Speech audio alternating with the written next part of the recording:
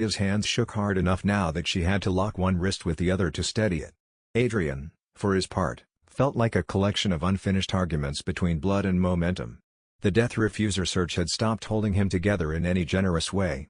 Every wound the rank-up had let him override was now reasserting itself in language the body understood very clearly. Mia saw it all at once. Sit. I'm standing successfully. You are swaying with propaganda. Ethan, unexpectedly, sided with her. Sit, Adrian. That was how he ended up on the dirt beside a truck tire while Mia took inventory and Zoe gave instructions through gritted teeth like a commander offended by her own circulatory system. Ankle first, Zoe said. Leg can wait if the bleeding stays ugly but obedient. That is a phrase nobody normal says, Ethan muttered. Then adapt. Adrian would have laughed if it didn't hurt so much to pull her in. Mia knelt between all of them with a stripped-down medical kit from Lucas's room. She splinted Zoe's ankle with a piece of broken crate slat and adhesive wraps, packed the leg wound, checked Ethan's burns, and only then turned to Adrian. That order should have comforted him. Instead it made something tender and dangerous shift inside his ribs. She trusted he would still be there when she got to him. That trust felt heavier than gratitude. When she peeled back the torn fabric at his side and saw what the rib clamp and later collapse had done, her whole face changed. Adrian. Bad? Extremely. I remain statistically against dying. Shut up and breathe smaller. Ethan looked over once, took in the damage, and visibly decided not to say whatever instinct had first offered him. That was its own kind of respect. Zoe, sweating hard now from pain but still refusing weakness in any recognizable dialect, leaned back against the truck bed and watched the tree line. We have maybe 15 minutes before he resets pursuit. Less if the fire spread cut something important and embarrassed him. You know him too well, Ethan said. You know him for 4 minutes and a live camera. I've had years. Mia injected Adrian with a measured dose from one of the surviving standard stabilizer adjuncts, not because he was infected the way she was but because the compound's anti-inflammatory effects could buy his body cleaner repair time. The cold rush of it through his veins helped enough that the world stopped tilting quite so hard. Thanks, he said softly. She did not look up. You don't get to thank me for refusing to let your organs freelance. Zoe snorted. Okay, I see the problem now. Neither Ethan nor Adrian asked what she meant. Cowardice can be wisdom if timed correctly. The reprieve lasted 90 seconds. Then the air temperature dropped. No wind. No weather shift, just a stillness moving inward through the yard like the estate itself holding breath. Adrian felt it first in the old injuries, the way scar tissue suddenly seemed to listen. Eveline stood between two generator husks at the edge of the smoke. Not the furious child from the corridor. Smaller somehow. Quieter. She looked almost ordinary except for how wrong the light sat on her skin. You broke his room, she said to Adrian. He was using it badly. Her eyes did not leave him. It was pretty before you touched it. There was no point answering that. The others saw her now. Ethan's hand tightened on the gun. Zoe went very still. Mia's face closed like a door. Eveline ignored all of them with surgical cruelty and addressed only Adrian. You keep choosing broken people. He looked at Mia. At Zoe. At Ethan with soot on his face and too much endurance in his posture for anybody to call him ordinary anymore. Yeah, he said. Works out better than your version. For a moment Eveline only watched him. Not enraged. Studying. As if he had just answered a question she hated needing. If I ask nice, she said, voice small enough to be dangerous, would you stay? The yard fell silent around the words. Not because any of them were tempted. Because pain sounded different when it stopped pretending to be power. Adrian rose despite Mia's protest and took one step forward. No. He kept his voice gentle anyway. You don't want a person. You want an answer that never leaves. Something moved across Eveline's face there. Not understanding. Recognition without agreement. The worst kind. Her dress darkened at the hem as black mold spread outward over the dirt around her bare feet. Then I'll make everybody else too heavy to carry. She vanished. The generator husks burst open with wet internal force. 3 molded unfolded out of the wreckage and the drifting smoke. Zoe spat a curse. Romance window closed. Chapter 72. The fight in the equipment yard was ugly because none of them were at full strength and every one of them knew it. Ethan took the left flank with the gun and a scavenged length of pipe. Adrian held center because center was what his body kept getting volunteered for. Mia stayed mobile, using the pry bar and the stolen timing sense she had learned from Lucas's rooms to strike where momentum was weakest. Zoe, one leg bad and one hand blood sticky from her own wound, sat propped against the truck bed with Ethan's spear knife and commentary sharp enough to count as ranged support. Tall one reload slow after overextension, she called as the first molded climbed the trailer frame. Adrian met it chest to chest and drove the hatchet into its sternum. The creature folded over him, claws raking his shoulder blades deep enough to reopen half-healed lines from the execution chamber. He used the pain to find the angle, tore the blade upward, and split it through the neck. To his right, Ethan fired twice at the second molded and cursed when the round staggered without stopping it. Head. I noticed. The third came for Zoe because the house, in all its instincts, preferred the visibly injured. Mia intercepted with a sideways swing of the pry bar that broke the creature's reaching arm at the elbow. It turned on her immediately, mouth opening too wide. Adrian started toward her. Ethan beat him there. He hit the molded from the blind side with the pipe and kept hitting until bone, mold, and improvised steel all forgot their previous arrangement. Mia stared at him for one brief stunned beat. Thanks. Ethan, breathing hard, did not look at her. Not letting the house pick for me. That sentence would have meant one thing 2 days ago and another now. Adrian stored it away because survival did not cancel witness. The first molded wasn't done after all. It hooked a hand around Adrian's ankle and yanked. He went down hard in the mud. Before it could climb his chest, Zoe's knife spun end over end from the tailgate and buried itself in the creature's eye. Adrian looked up. Zoe shrugged with one shoulder. I get bored. He finished the thing with the hatchet and came up spitting blood and grit. The yard fell still again. Not safe. Just between decisions. Smoke from the barn fire thickened over the tree line. Somewhere deeper on the property, alarms fought with animal noise and lost. Ethan retrieved Zoe's knife and handed it back handle first. Nice throw. You too, Zoe said, nodding at where he had caved in the second molded skull. Very agricultural. He blinked, unsure whether that was praise. It was praise, Mia said automatically. I know how praise works, Ethan muttered. No one called him on the lie. They moved again because stillness in the yard now felt like giving Eveline time to rewrite the stage. The D-Series arm case rode in Adrian's pack with the necrotoxin sample and the reagents, all of it suddenly heavier because success was no longer abstract. They had real components now. Real methods. Enough that every next choice would matter more. That made Lucas more dangerous, not less. Zoe directed them toward an old feed route running behind the barn complex where drainage ditches and storage sheds created broken sight lines. I had 2 fallback hide points left in this quadrant, she said. One's probably burned. The other might still be stupid enough to work. You always sound so confident, Adrian said. Confidence is what fear wears when it's trying not to get eaten. Mia glanced at her.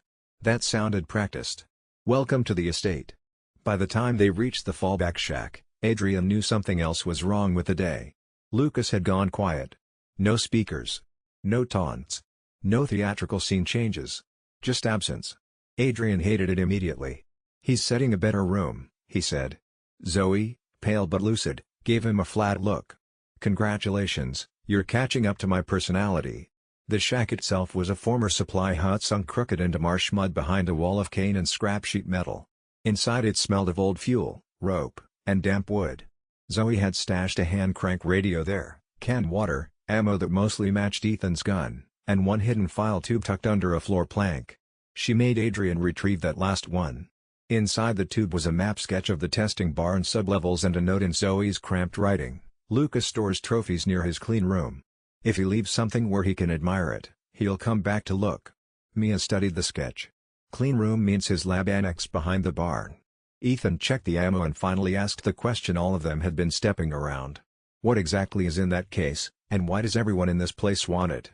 Mia set the D-Series arm case on the crate between them and opened it carefully. Inside, vacuum-packed and tagged from an older extraction, lay one preserved limb sample and a data sleeve of synthesis notes. Ethan stared. You're telling me the cure is that part of the serum, Mia said. Not a cure for the whole site. A way to fight what Eveline made. Maybe enough to buy clear choices. Maybe enough to help kill her if we build the rest right. Zoe leaned back against the wall, grimacing as her injured leg shifted. Maybe enough to stop losing every room she walks into. Ethan ran a hand over his face. Okay. No one mocked the smallness of the word. It was doing real work. Adrian traced Zoe's map with a finger. If Lucas stores trophies near the clean room, then he may still have the other serum component or backup research there. Exactly, Zoe said. And now that you've burned his favorite chamber, he's going to want control he can touch. Barnes where he thinks he's smartest. Mia closed the case. Then we hit him there before he resets the whole property. No one argued. The plan was terrible. That was how they knew it probably belonged to them. Chapter 73. They rested in shifts for less than an hour. Not enough sleep to heal anything fundamental. Enough stillness to stop shaking. Adrian took first watch by the shack door with the hatchet across his knees and the hand crank radio humming softly at his side while Zoe adjusted frequencies in case any of her surviving hidden lines still had breath in them. Behind him, Mia and Ethan sat on opposite sides of the supply crate with a D-series case between them like an object too important to resent openly. For a while none of them spoke. Then Ethan did the hardest thing in the room by keeping his voice level. "How long has she been like this?" Mia answered because Adrian had no right to. "On and off since the ship. Worse here. Worse when she pushes. Worse when she thinks she's cornered. You were trying to protect me." It was not accusation exactly. More like a fact discovering its own edges. Mia's laugh held no joy. "I told myself that enough times to start using it as furniture." Ethan took that in and looked down at his hands. "And him?" he asked after a silence. "That part happened before or after all this?" Adrian stared straight out the shack door and decided not to save either of them from honesty they had earned. Mia was quiet so long he wondered if she would refuse the question entirely. When she finally spoke, her voice was almost unbearably careful. "After the house. During the house. Because of the house. In spite of it. I don't have a cleaner answer that isn't a lie." Ethan shut his eyes. Adrian felt, absurdly, like he should apologize for existing with this exact timing. Instead he stayed still and let the truth be ugly without trying to tidy it. Zoe, to her credit, pretended extreme interest in the radio dial and said nothing. After another long stretch Ethan asked the only question left that could still make the air heavier. "Do you love him?" No one breathed. Mia did. Yes. Simple. Immediate. No shelter built around it. Adrian had survived a multi-stage execution chamber less than an hour ago and somehow this landed harder. Ethan's jaw worked once. Twice. He nodded like a man accepting a wound he could not fight because fighting it would degrade him into someone worse. "Okay," he said. Again that small word. Again doing impossible labor. Adrian turned then, because not looking felt cowardly after all that. "Ethan." Ethan met his eyes. "If you want to hate me," Adrian said, "you do not need my permission." Ethan let out a breath that might once have been a laugh in a different life. "That the best you've got?" "No.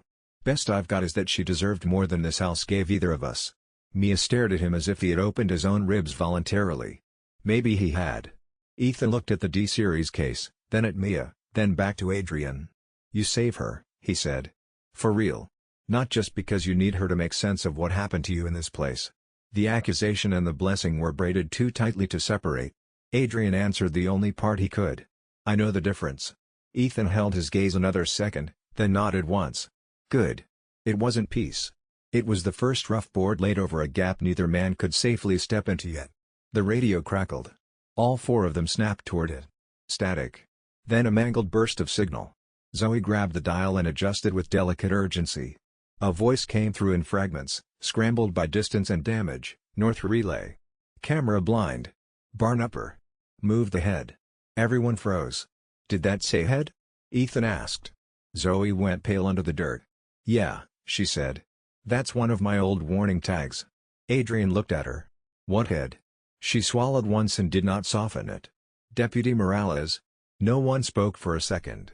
When they had first said his name back in the estate, it had belonged to uncertainty. Now it belonged to Lucas. "He kept the body?" Mia asked, voice sick. "Lucas keeps moments," Zoe said. "Bodies are just storage." Adrian felt something cold and exact settle into place inside him. Morales had tried to help on a rain-swept road because that was what decent people did in nightmares before they understood the genre. That deserved better than becoming theater. "Then we take that back too," Adrian said. The radio crackled once more, then died. Zoe looked up from it with her old hard brightness returning through the pane. "Barn upper blind lane. Clean room. Trophy shelf. If we're moving, that's our line." Mia rose first. "Then we're moving." She rose from the floor without looking at Ethan, which was its own kind of statement about what the night had done to the argument between them. Whatever either of them had expected from this situation when they were still separate people with separate plans, neither had expected to be brought to the same result by the same losses. The estate had its own dark talent for that. It stripped people of their prepared positions until only what they actually needed remained. What they needed was the same. The route was the same. Mia walked it first. Ethan watched her stand. Something in his expression reorganized around a fact he had not quite been able to accept before. Chapter 74. They reached the testing barn at dusk by following drainage trenches and broken fencing through the rear lots where Lucas liked to dump failed props. The building looked worse after fire had blackened part of its outer siding. One whole wing still smoked from the execution chamber blast, but the main structure held, tall, ugly, and purposeful in the way only buildings designed for human cruelty could manage. Zoe stayed in the fallback shack with the radio, a pistol, and very explicit instructions to survive out of spite. She accepted those instructions as if they were redundant. "Bring me back his favorite expression," she said as they left. "Which one?" Ethan asked. "The one he makes when a room stops loving him." Mia, Ethan, and Adrian approached the barn through the upper blind lane Zoe had identified. It ran along a service trench beside the exterior wall and terminated under a half-collapsed feed conveyor leading into an attic maintenance level. Adrian climbed first, because if Lucas had mined the ladder, somebody needed to have a body that negotiated with disaster professionally. No explosion. Just rotten wood, swarming insects, and the stink of overheated wiring. Above, the attic maintenance level stretched over the barn interior in narrow beams, duct housings, and observation slits cut through warped boards. Through one slit Adrian could see the clean room below. Lucas had indeed built himself a little kingdom there. White tarp walls. Stainless tables. Shelves of chemicals, tapes, and labeled containers. A refrigerated cabinet in the corner. And, mounted on the far wall like a grotesque trophy, Deputy Morella's severed head preserved behind clear plastic with a hand-lettered placard beneath it. Mia closed her eyes briefly when she saw it. Ethan just whispered, "Jesus." Adrian felt nothing hot. No rage flare. No dramatic surge. Just a terrible clean certainty that some people solved the question of what they deserved a long time before anyone managed to give it to them. He shifted back from the slit and studied the room. Trophy shelves real. Cabinet 2. We clear Lucas, recover anything useful, take Morales down. Mia listened, but part of her attention had moved elsewhere. Toward the far corner. Adrian followed her gaze and saw a second table set under a hanging bulb. On it lay a video camera, a cassette labeled MIA session, and a small black speaker. "Wait. Don't," he said immediately. "I know." But her face said she needed to hear the tape anyway. Ethan saw it too and looked at the cassette as if it had personally insulted him. "We get the room first," he said. That might have been the first fully cooperative sentence either man had heard from the other without a hook of rivalry buried in it. Progress through hell remained progress. Below them, a side door opened. Lucas entered the clean room alone. Not because he trusted the barn. Because he trusted his own authorship. He crossed to the refrigerated cabinet carrying a small metal case, whistling under his breath, and set it beside the D-series synthesis boards already spread across one table. Mia inhaled sharply. The other component. Adrian looked from the cabinet to Lucas to the room layout and felt the next movement of the story lock into place. They had found the missing piece. And Lucas, for the first time all day, was standing in a room small enough to die in. Adrian noted the geometry without sympathy. Lucas had spent the entire day engineering spaces designed to be large in all the ways that benefited him and small in all the ways that benefited his subjects. He had built rooms where you could be watched without being able to watch back, heard without being able to be heard, hurt without having enough distance to see the blow coming. He had built those rooms with care and pride and the same investment of intelligence that, in a different life, might have built things that helped people. Now he was standing in the smallest room he had designed, and the people he had underestimated were between him and every exit.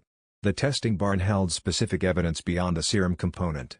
Restraint points, behavioral logs, timing records. He read enough to understand the scope before the urgency of the component overrode the comprehensive inventory. There would be time to document the full picture later. Right now they had what they had come for and Lucas had run out of room in which to be clever. He picked up the case. Ethan was already at the door. Mia close behind him. The barn waited for them to leave. He let it wait one extra second, taking the full measure of the room, committing it to the kind of memory that does not fade but instead becomes a specific weight carried forward. Then he walked out into the fading light. He walked out into the fading light. The component was in hand. The evidence was catalogued. Lucas was out of room. The barn was behind them. That was enough for this hour. The component went into Adrian's jacket beside the other accumulated evidence of things the estate had not managed to hide well enough. Each pocket was a different argument. Together they formed a case. A complete argument takes multiple supporting parts. He had them now. He had everything he needed. He moved toward the door and did not look back at the barn. Chapter 75. Lucas never saw them drop. That was the first mercy anyone had granted him in years, and he did not deserve it. Adrian went through the tarp wall feet first, turning his own body into surprise and impact. The frame poles snapped under him. Plastic sheeting collapsed across the nearest table in a white roaring sheet. Lucas whirled just in time to catch Adrian in the chest instead of the face, which still sent both of them crashing into the steel counter and scattered trays of labeled samples across the floor. Mia and Ethan hit the room a breath later from opposite angles. Ethan went for the cabinet. Mia went for the speaker and camera bait. Lucas, even falling, found time to laugh once in disbelief. "You people do not understand staging." Adrian drove an elbow into his throat and answered with action instead of language. Lucas was smaller than Jack, quicker than either Baker patriarchal madness or industrial trap design had prepared the body for. He fought like a man who trusted tools but had long ago made peace with his own hands. A knife appeared in his grip from nowhere practical. Adrian caught the wrist, lost the leverage battle, and felt the blade open a line along his side that simply joined the queue of injuries already filing complaints. Mia smashed the black speaker with the pry bar before Lucas could trigger whatever performance he had attached to it. Ethan ripped open the refrigerated cabinet and found 3 insulated cases inside, only one labeled clearly enough to matter. E-Series counteragent substrate. "Got it," Ethan shouted. That should have ended the room. Instead, every monitor in the clean room lit up at once. Not cameras. Recorded feeds. Zoe in various years, various hiding places, various near captures Lucas had apparently saved like vacation footage. Zoe laughing once in spite of herself on a grainy corridor cam. Zoe crawling through a vent with blood on one sleeve. Zoe asleep in a chair by a silent radio. Zoe, much younger, staring into a dead kitchen with all the old family's grief still fresh enough to have names. Mia froze. Ethan swore. Adrian felt Lucas use the pause like oxygen. The knife came around again and plunged into Adrian's shoulder, this time deep enough to pin jacket fabric to flesh. Lucas leaned close, breath hot and ugly. "See? Everybody's a collection if you wait long enough." Adrian headbutted him hard enough to break the line of speech. Bone cracked. Lucas staggered backward, nose flooding red, still smiling with the part of himself that lived in humiliation as if it were weather. "I was keeping her alive," he said to Mia, wiping blood with the back of his hand. "She gets to be interesting because I keep not finishing the thought." That got Ethan's full attention in a way jealousy never had. He crossed the room fast enough to make murder look procedural and hit Lucas with the refrigerated cabinet door hard enough to fold him halfway over the counter. "Don't talk about her," Ethan said. Lucas laughed blood onto the floor. "Which her?" Adrian kicked his knee sideways. The joint popped with a wet savage noise. Lucas screamed then, finally, but even it came out threaded with delight because pain in his own body still counted as seen if someone he hated was watching. Mia tore her attention away from the Zoe footage and hit the monitor bank controls. The first screens died. The second row resisted. The third switched instead to a fresh live feed. Zoe in the fallback shack. Bound again. Not by somebody physically present. By wire loops tightening from the ceiling rig she had not noticed when they left. The radio beside her sparked and spat. One pulley on the wall began to crank, dragging her injured leg upward by the ankle in a mechanical hitch line. She bit down on the first scream hard enough to turn it into a broken snarl. Mia's face emptied. "No." Lucas, still half bent and bleeding, grinned through the pain. "Remote rooms," he said. "Learn from losing local once." Ethan raised the gun toward Lucas's face. Adrian grabbed the barrel and pushed it down. "Dead men don't release sequences if they're built mean enough." "You sure?" "No." "Hate that answer." Mia was already at the control table, chasing signal lines across Lucas's patchwork board. "It's not a straight timer. It's a live response system. If his vitals flatline, it may lock the shack rig in place." Lucas lifted his head just enough to spit blood in approval. "See? She always did test well." Adrian struck him across the mouth with the heel of his hand. "Talk less." He dragged Lucas backward and slammed him into the restraint chair bolted near the wall, then used the same industrial straps Lucas had left ready for others to bind his wrists and chest. It was not elegant. It was deeply satisfying. Lucas tested the restraints once and smirked even from inside them. "I've done worse things in chairs." "I believe you," Adrian said. The live feed from the shack worsened. The pulley tightened again.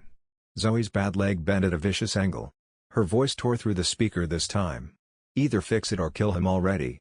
No one in the room mistook that for surrender. The speaker crackled and then went quiet as if Zoe's voice had been the last functional circuit in it. Lucas watched the room with his hands out, trying to calculate whether there was still a play available to him. The calculation was not going well. His face had the particular look of someone encountering genuine surprise for the first time in years, not surprised by violence or failure but by the specific form of it, that people he had treated as variables had developed preferences he had not accounted for. Preferences were leverage. He should have thought about that earlier.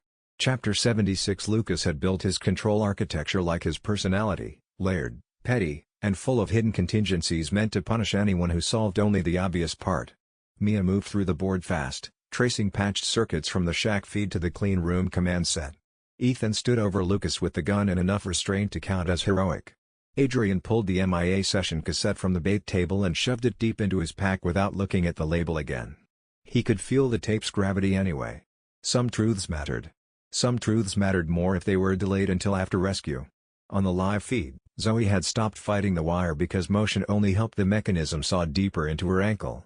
She was breathing through clenched teeth and glaring at the camera like she wanted the lens personally offended. "Zoe," Adrian said into the room mic, "tell us what you see." "A very bad day for my leg," she hissed. "And a wall unit with red status lights left of the door. If he's routing from local relay, that's your first joke." Mia found the corresponding branch on the control board and cut 3 tied loops with surgical speed. Nothing changed. Lucas made a mock sympathetic sound. "Aww." She remembered the old relay tree, not the upgraded one. Ethan hit him across the cheek with the pistol so hard the chair clanged. "Try that again." Blood ran down Lucas's chin. He smiled through it. "There he is." Adrian saw the real architecture a second later. Lucas had not built the trap to protect the shack. He had built it to watch which of them Mia would prioritize when forced between control board logic and emotional noise. Too many manual overrides. Too many mirrored lines. One board pretending to be the master when the actual live response node sat elsewhere in the room. He scanned the tables again and found it under the camera rig, a compact signal mixer wired into the same power bar as the old MIA session speaker. "There," he said. Mia looked, understood, and cursed herself under her breath for being human in exactly the way Lucas had counted on. She ripped the mixer free. The live feed glitched. Zoe's pulley stopped for half a breath. Then accelerated. Wrong move. Lucas laughed openly now. That one was for trying. Zoe's shout this time had enough real pain in it to wipe the room clean of every lesser emotion. Adrian crossed to Lucas in 3 strides, caught his jaw hard, and leaned in until their faces were inches apart. "You know what you keep getting wrong?" he said quietly. Lucas blinked blood out of one eye. "Oh, no. Feedback session. You think pain automatically makes you central." For the first time all day, a tiny uncertainty crossed Lucas's face. "Just enough." Adrian used it. "It doesn't," he said. "It just tells us where to cut." Then he slammed Lucas's already broken knee sideways against the chair frame. The scream that came out this time was not theatrical. Mia did not look up. She was already moving again, mind racing faster now that Lucas had involuntarily confirmed the trap still depended on reactive signal rather than pure automation. "Ethan," she snapped. His pulse feed. "Find the cuff or neck sensor." Ethan tore open the side housing on Lucas's chair and exposed the monitor leads wired to his chest clip and wrist line. "Got it." He used himself as a living authorization token. If the system sees stress spike without termination, it keeps escalating to punish us for getting close. We need a clean override profile that looks like stable control, not death. Adrian understood before Ethan did. "We spoof his comm." Mia nodded sharply. "Or his vanity version of comm." That was a disgusting enough phrase to be credible. Zoe's feet jittered again. She was sweating hard now, one hand blood slick from trying to pry the wire away from her ankle with her fingers. Ethan looked from the feed to Lucas. "How do we make him calm?" Lucas, astonishingly, answered through gritted teeth. "You don't." Adrian hit the bruised center of his shoulder wound with 2 fingers and twisted the knife still lodged there just enough to spray fresh pain white through his vision, then grabbed Lucas's chin again and smiled the wrong smile. "No," he said. "But I think we can make you interested." Lucas stared at him. Then the logic landed. Adrian was going to hurt himself in front of him. Not from compulsion. Not from defeat. As leverage. Lucas's pupils widened. There it was. Not empathy. Not pity. Fascination so strong it functioned like sedation. Disgusting, but usable. Mia saw it too. "Adrian, no. You need 12 seconds, right? I needed 12 in a better life." He had maybe 9 left in the room's patience. He met her eyes once, Because the thing between them had earned at least that much truth. Use them. Then, before anyone else could stop him, he gripped the knife in his shoulder and pulled it all the way through. Pain stripped every decent thought out of his head. Lucas went still. Not horrified. Transfixed. The biometric feed on the side monitor leveled. Pulse smoothing. Respiration deepening. Not calm. Absorption. Close enough for machines built by vanity. Mia tore the neck sensor lead, bridged it through the stable channel, and slammed the hidden override key she had found under the mixer casing. The shack feed froze. Then every wire loop around Zoe released at once. She hit the floor off camera with a thud and a curse so inventive Ethan actually blinked in admiration. The speaker spat static. Then Zoe's ragged voice came back. "I am going to survive out of pure bad manners." Mia sagged forward for one brief second against the console. Adrian lowered the blood-slicked knife and breathed through the black edges trying to close around the room. Ethan looked from him to Lucas and seemed, for a moment, to understand something about Adrian he had spent the whole day trying not to. Not invincibility. Cost.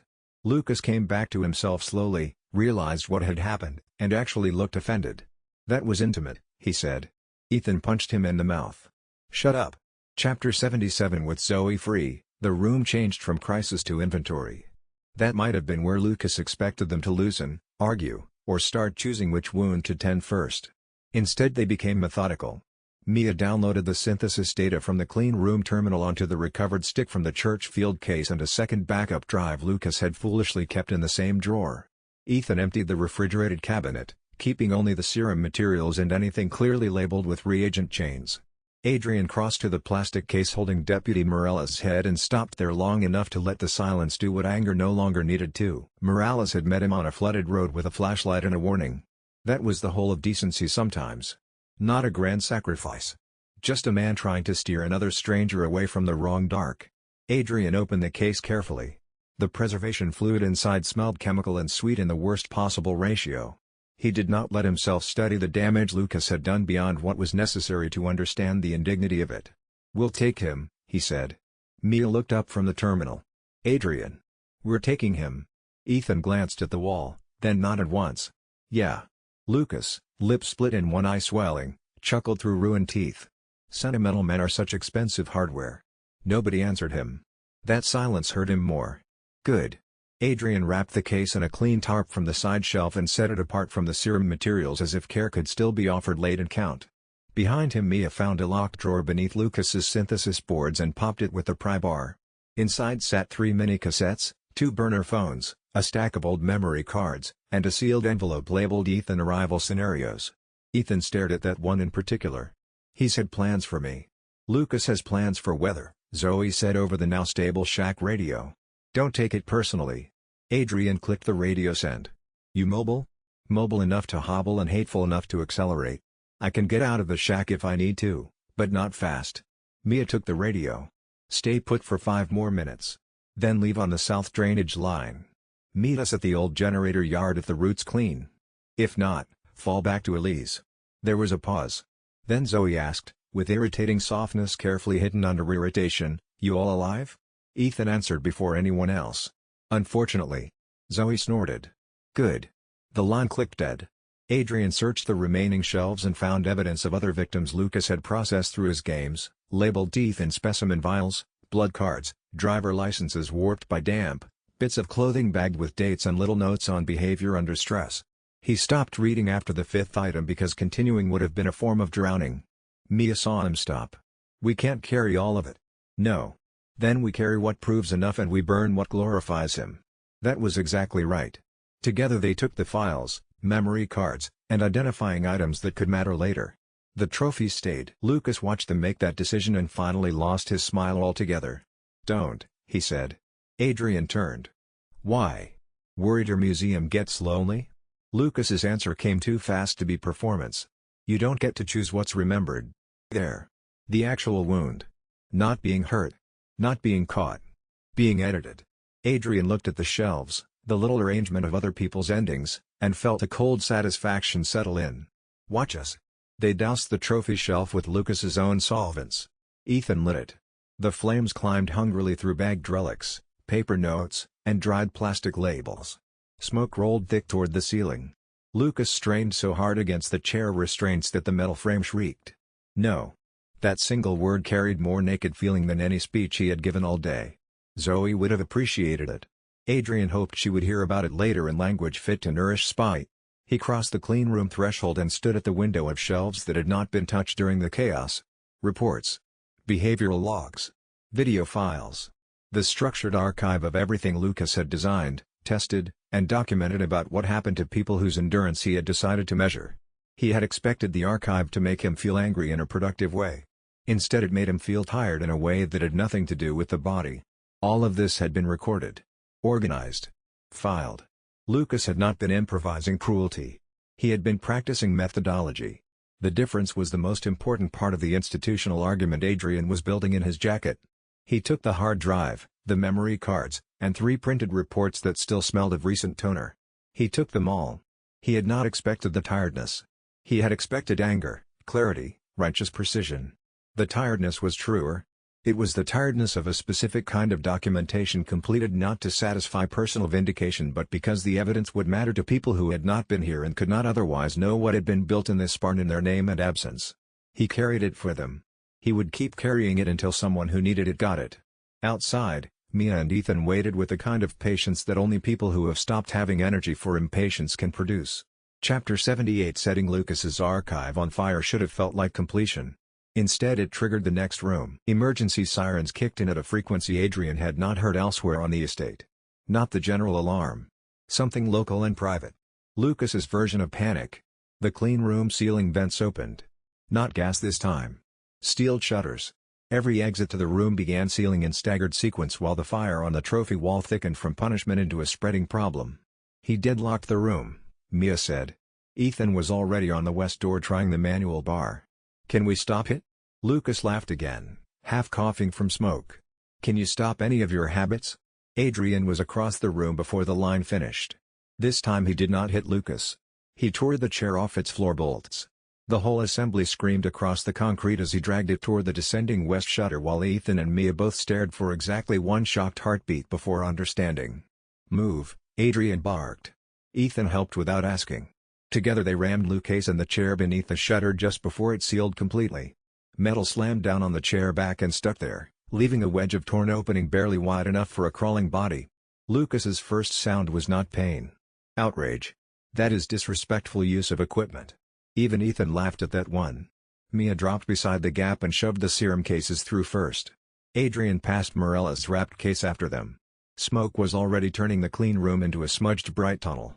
Lucas twisted in the trapped chair, realizing too late what the geometry now meant. He had become the doorstop. You are not leaving me in my own room. Adrian crouched in front of him. That was always one of the stronger options. Lucas's one visible eye blazed. You kill me here and the whole barn goes. Plenty of fuel under this floor. Plenty of toys in the walls.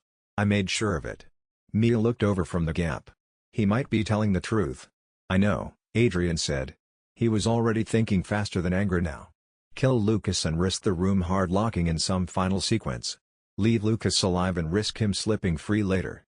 Take Lucas with them and ruin mobility. Every option cost. Ethan solved the immediate part by reaching over Lucas's shoulder, finding the auxiliary restraint reel still clipped to the chair frame, and lashing both of Lucas's ankles so tightly the knots cut circulation almost instantly. He comes with the room, Ethan said. Not with us. Lucas looked at him and, for the first time, found no purchase at all.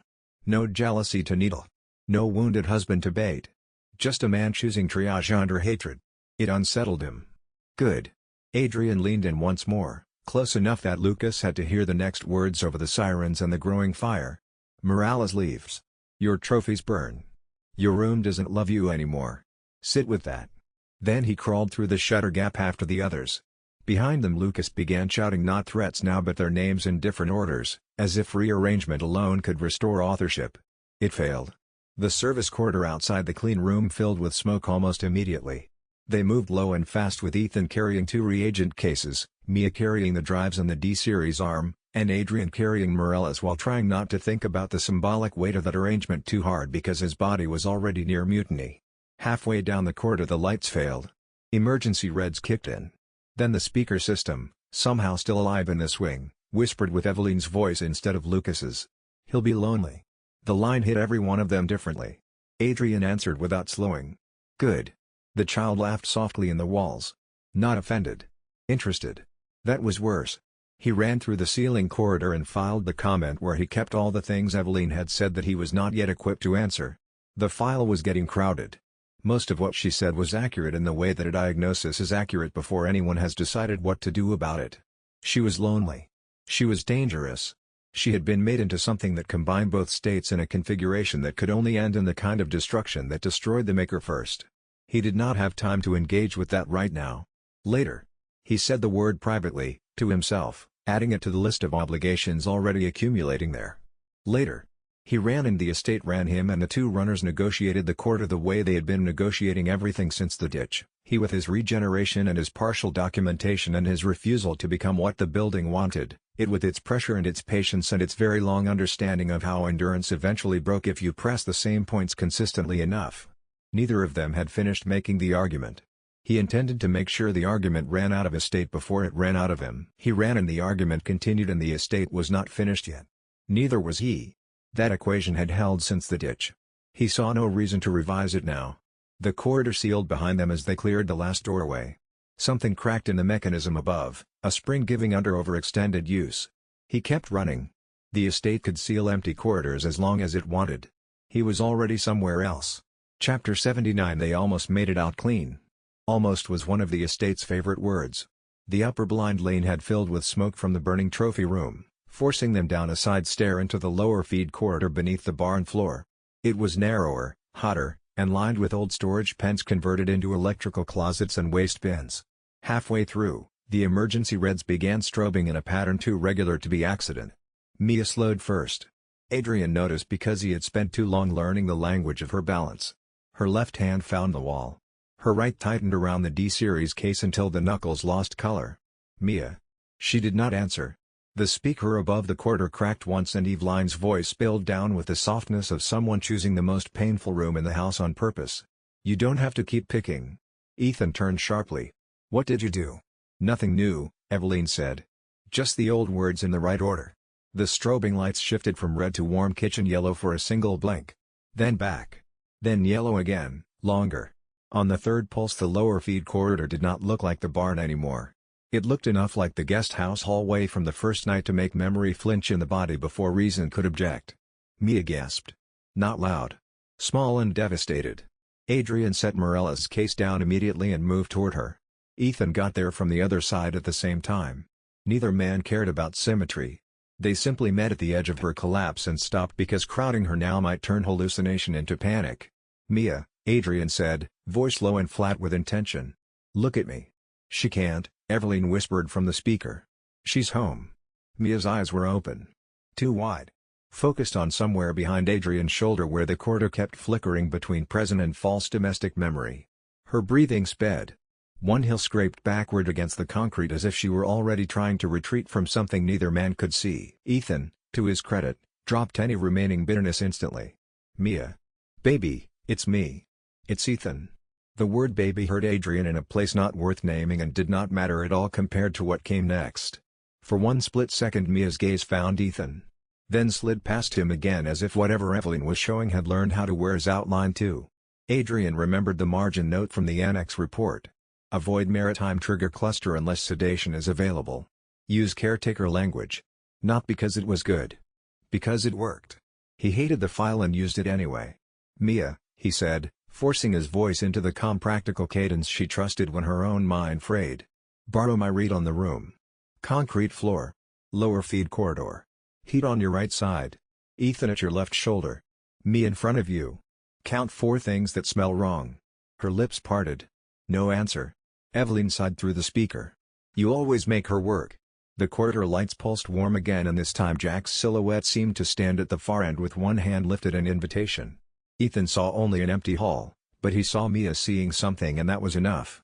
Tell us what you need, he said. No response. Mia's fingers loosened on the D-series case. It began to slip.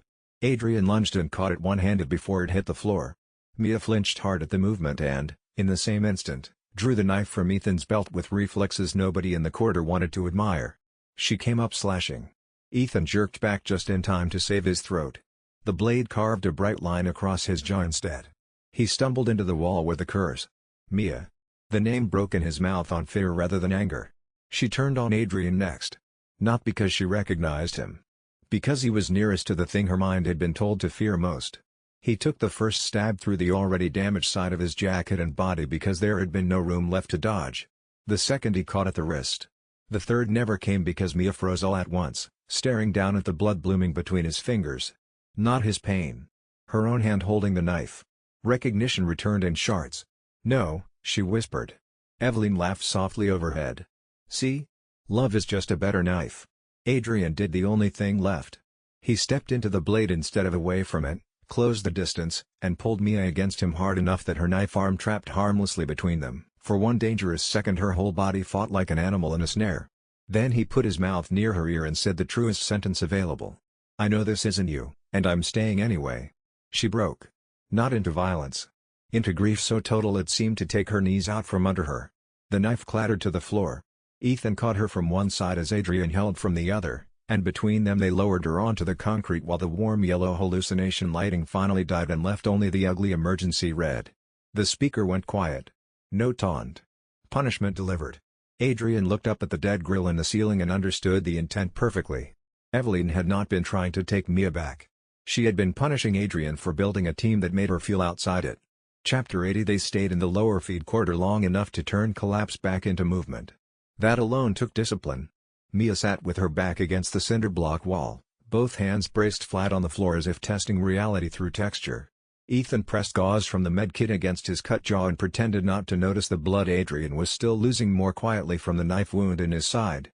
Adrian, for once, allowed himself to sit because standing felt performative and nobody here needed more of that. No one spoke until Mia did. She used the home props. Her voice was hollowed out by shame and stubbornness in equal measure. "I know," Adrian said. "I heard Jack before I saw him. That's how I knew it wasn't memory. Real memory doesn't wait for an entrance." That was such a brutally intelligent sentence. Ethan shut his eyes for 1 second before answering. "You cut me because you were fighting it." Mia looked at the blood on his jaw and then at the blood on Adrian's hand. "I cut both of you because I wasn't strong enough fast enough." "No," Adrian said. She looked at him with the old almost angry vulnerability he had come to recognize as the shape pain took when it found somebody safe enough to be seen by. "Don't make this noble." "I'm not. I'm making it accurate." Ethan lowered the gauze and said, very quietly, "She's trying to make you think every person you love becomes a weapon." Silence followed that. Not because it was wrong. Because it was exactly right and none of them had wanted the sentence spoken aloud yet. Mia laughed once, wrecked and joyless. "That's almost romantic, Ethan. I've had a weird day." That got a tiny breath from Adrian and, after a moment, one from Mia too. Not enough to count as ease. Enough to count as not broken all the way through. Adrian rewrapped the wound in his side with one hand while Mia forced herself back into the practical. "What do we still have?" "Inventory again. Always inventory after catastrophe." Ethan checked the packs. D-series arm. Counteragent substrate. Reagent reserve. Synthesis data from the clean room and church stick. Zoe's barn maps. Morales, he said the last item more gently than the others. Mia nodded once. "Then step 1 is done." Adrian looked at her. "You call that step 1? Step 1 was proving Lucas couldn't keep the room." There was steel back in her now. Not because the relapse had not happened. Because it hadn't. She was still choosing afterward. That mattered more. The corridor shook faintly as something in the upper barn gave way to fire. Time, then, to stop pretending there might be a better pause later. Ethan pushed himself to his feet first and offered Mia a hand. She took it. Adrian rose on his own because he was stupid in ways now too foundational to solve. At the end of the lower corridor a maintenance door stood ajar, opening onto the darkening property beyond the barn lots. Wet evening air moved through the crack like a promise from a world still ugly but at least not indoor. Before they left, Adrian picked up Morella's wrapped case and looked once more at the barn behind them. Lucas was still alive in there. Trapped for now. Burning, maybe. Definitely not finished. That felt appropriate. Some evils did not deserve neat endings. Outside, the sky had gone bruise purple over the swamp. The generator yard lights blinked in damaged intervals through the trees. When they reached the ditch line, Zoe emerged from the reeds with a pistol in one hand and her bad leg bound tighter than before. She took in Ethan's cut jaw, Adrian's new wound, Mia's face, and the extra cases in their arms. "I'll leave you alone for 1 hour. You were on the monitor," Ethan said. "You had your own problems." Still. Her gaze dropped to Morella's wrapped case. Whatever she had been about to say changed shape. "You got him?" Adrian nodded. Zoe looked away toward the black water for a second, then back. "Good." No one improved the word. There wasn't a version that would have helped.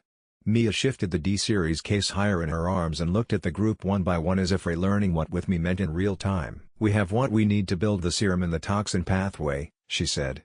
"Maybe not perfectly. Maybe not cleanly. But enough." Zoe's mouth tightened. "And Lucas?" Ethan answered this time. "Not solved. But hurt," Adrian added. That cheered Zoe up visibly. "Good. Hate unfinished chores less when they know they're chores." They started walking south toward Elise's route and the nearest place on the property that could briefly hold both chemistry and people without immediately betraying one to the other. Behind them, the barn belched smoke into the dark. Ahead, the swamp opened in narrow black lanes under a sky almost fully gone. Adrian walked between Mia and Ethan with Morella's in his arms and the cases in their packs and Zoe limping beside them on stubbornness alone, and for the first time since entering Louisiana he understood something that had nothing to do with healing. Endurance was not the same as carrying. Carrying was a choice. A human one. Heavy, temporary, and always at risk of failure. Which was exactly why Eveline hated it. By the time the lights of Elise's hidden shack showed faint through the reeds, Adrian knew two things with perfect clarity. They had finished this part of the work. And none of them were coming out of the next part unchanged. Chapter 81. Elise's shack had never been built to hold this many disasters at once. By full dark the little structure felt stretched to the limit of its boards and nails. Lanterns burned low behind cloth-covered windows to hide the light. Reagent cases crowded the scarred kitchen table. Morales' wrapped remains had been laid respectfully on a side cot under a clean blanket Elise produced without commentary. Zoe occupied a chair by the stove with her bad leg elevated on an overturned crate and her pistol within easy reach. Ethan cleaned his jaw in silence at the wash basin. Mia stood over the table with the synthesis notes spread in overlapping layers between her hands as if the papers were trying to escape the version of the world they implied. Adrian, still learning the difference between staying upright and being useful, leaned one shoulder against the doorframe and watched the room become a workshop under siege. Outside, the swamp kept making ordinary night noises with an emphasis that felt sarcastic. Inside, no one wasted energy pretending this was safe. Elise read the first page of Mia's recovered notes, snorted once, and handed it back. "Corporate devilry still writes ugly," she said. "That's one of the clearer sections," Mia answered. Elise crossed to her shelves and began pulling jars and wrapped bundles down with the speed of a woman whose knowledge had never needed official permission. "You got your dead tissue substrate, your stabilizer cousins, your mold blood conflict agent. What you don't have is a clean environment, proper heat control, or time. So tonight we settle for respectful approximation." Ethan looked over from the basin. "Respectful approximation sounds like how people die in this house." "Everything sounds like how people die in this house if you listen wrong," Elise said. "Hand me the narrow spoon." He did. That, Adrian noticed, was how the room had begun to function. Nobody trusted the situation. Everybody trusted specific tasks. It was not peace. It was more useful. Mia laid out the process with brutal efficiency. Counteragent substrate first. Then D-series tissue breakdown. Then stabilize the reaction before the mold proteins turn it necrotic too early. Zoe, pale but painfully alert, pointed at a margin note with the barrel of her pistol. "That line there. Sequence assumes a live instrument bath." "I saw it. Do we have one?" Elise answered by setting a thick glass preserving jar on the table beside a hand-cranked cream separator she had partially dismantled into something that looked illegal to 3 different professions. "We have swamp science," she said. Adrian almost smiled. Almost. The air in the shack shifted with every gust of swamp damp pushing at the walls. He could feel the estate looking for them in the spaces between those sounds. Not a literal gaze. Something worse. Attention distributed through mold, memory, and habit. Mia must have felt it too because she suddenly stopped reading and pressed both hands flat to the table. "She's agitated." Ethan looked up sharply. "You can tell?" "You can too," Zoe said. "You just haven't learned the vocabulary." Then, to Mia, "How bad?"